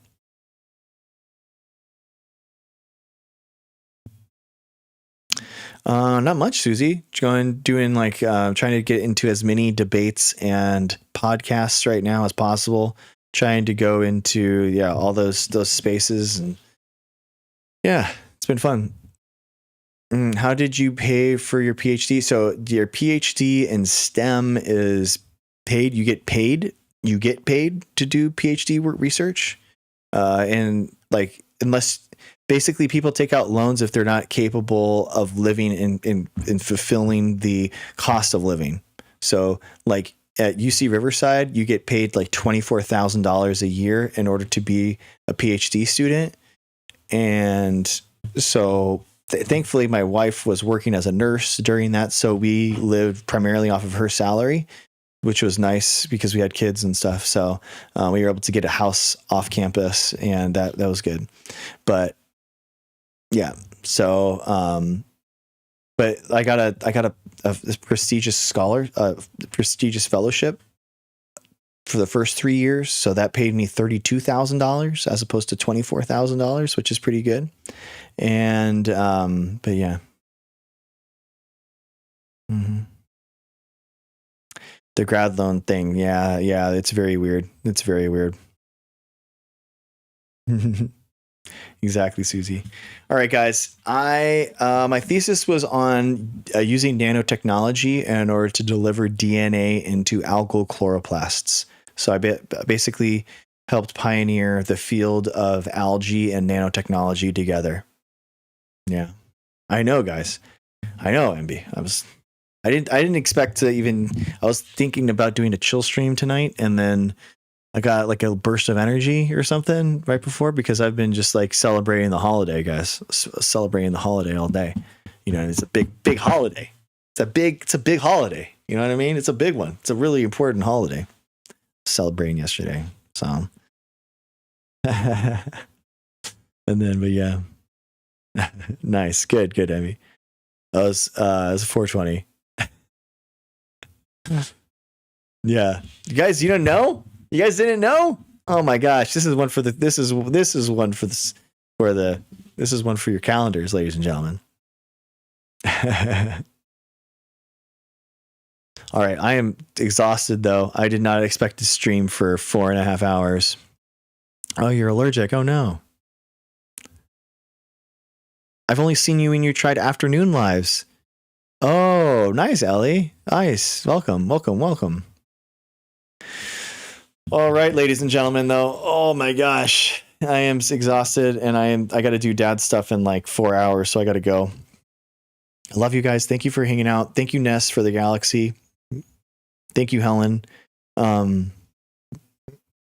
me a follow. Guys, if you have not already, check out my YouTube. Check out the YouTube. Has all the highlights there. It's a really good follow just because that's where all the best conversations are. And that's where if I was you to catch the best conversations, that's a good place to follow. That's a good, if I were you, that's where I would hang out. That's me. But I love my TikTok crew. I love you guys. It's so funny. The demographics of my TikTok crew versus my YouTube crew. Hey, Mrs. Dr. G. Hey, how's it going? Dude, YouTube. Okay. YouTube is like 35 to 65, 93% dudes, 93% male. On my YouTube stuff. TikTok lives, 65% women, mostly like 45 to 55.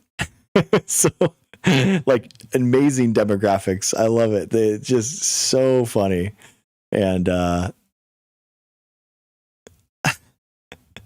it's very funny. It is very funny. I love it.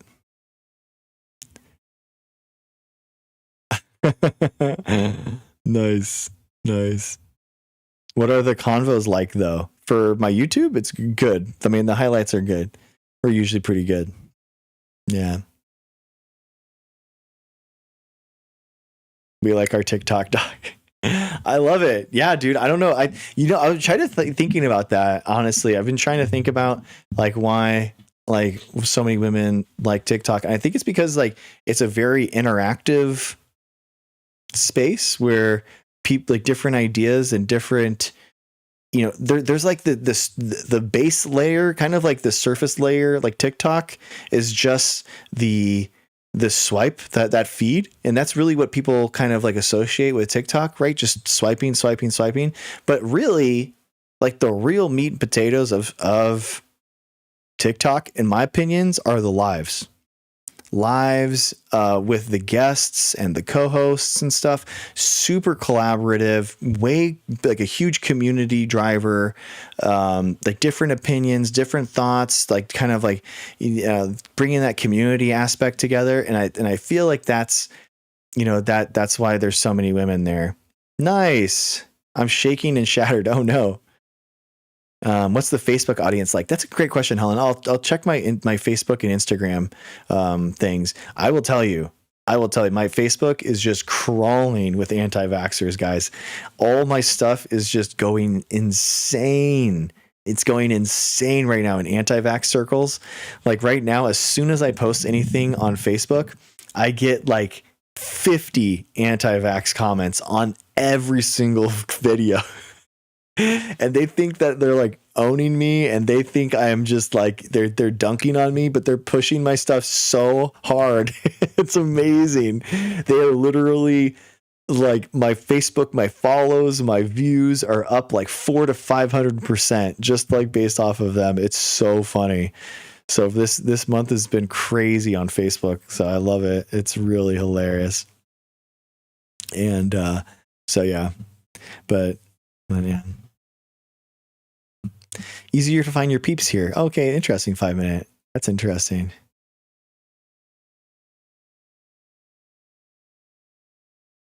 Why are some people anti-science?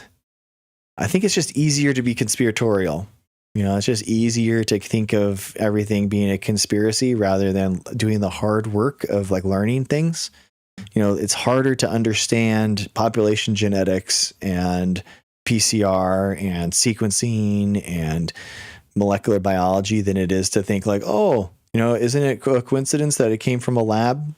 It's like that kind of stuff. It's easier just to believe in a conspiracy. I don't realize that my 62 million video went to Facebook. Have had some internet. Oh, really? Interesting. Oh, Ness, gotcha. Nice. PhD in microbiology.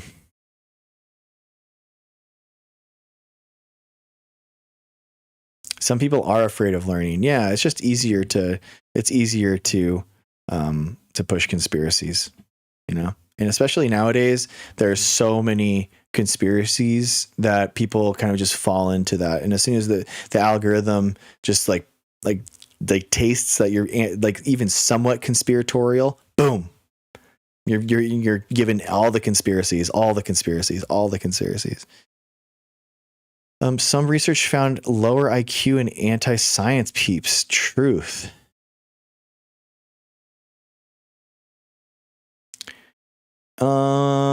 I think, yeah, if your brain kind of short circuits into conspiracy, I think that it's easier.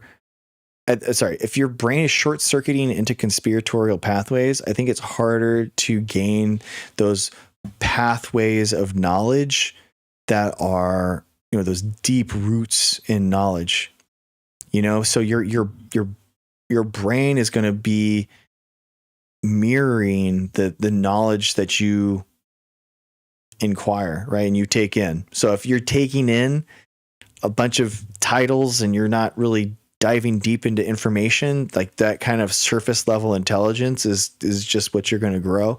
But if you're reading full articles, if you're reading, you know, court decisions, if you're reading reports, you know, 100, 200 page documents, you know, that's how deep those neural pathways are going to go in your brain. So I think that's why they're correlated.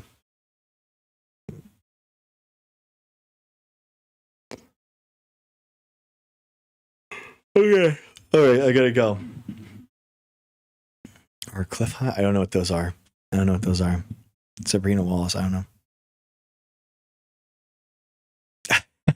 What? There you go. Misandrist? Yes. All right. How dare you? I know. Okay. All right. Can you remember the brain structure, but they found a glitch in PFC and another structure of cons. Oh, interesting. Oh yeah, F1. I thought I remembered that something like that. And interesting. Hey, thanks for the follow. Not King Ahmed. Thank you for being here. GMO all day. GMO all day. All right, I gotta go. Love you guys. Have a good night. I'll see you tomorrow, probably. I might hang out with Mrs. Dr. G. I might hang out with her. She's kind of cool. It's crazy. I met, guys, I had a hot date once with this girl. All right. It's crazy. And then I get to talking with her. Okay. The things that we had in common. All right. It's crazy. I'm talking to this hot, you know. And we're on this date getting to know one another. Turns out we have the same kids. It's crazy. You're like, what? We have the same kids? You too? And we're naming names, going one for one. And she's saying a kid's name and I'm saying a kid's name and we have the same kids. I know. It's wild. Turns out she lives in the same neighborhood, in the same house, in the same bed. It's wild. It's crazy. Yeah, exactly. He keeps bringing his kids out on dates with me. Yeah, exactly. Okay. Exactly, Ness. Exactly. It's wild. You'll never know. I'm telling you guys, you just reach out and talk to someone. You'll never know who you meet. It's wild. Genetic material contributed. Exactly. I know. Can you imagine? Thank you, Rebecca. Thank you. All right, I gotta go. I gotta go to sleep. I gotta do dad stuff in like 4 hours, guys. Oh my gosh. All right, love you guys. Thank you for hanging out. Thank you, Ness, for the thank you, Ness, for the galaxy. Thank you, guys. Love you guys. Thank you for hanging out. Thank you for being here. That was a good show. I thought that was a good show. That was a really cool show. I thought it was good. All right, guys. Love you. Bye. Be nice to someone. Peace. All right, YouTube. I love you. You're my YouTube. You're my favorite. Don't tell them. Don't tell them. Nobody else. Okay. I love you guys. I love YouTube. All right. All right. See you guys. Bye.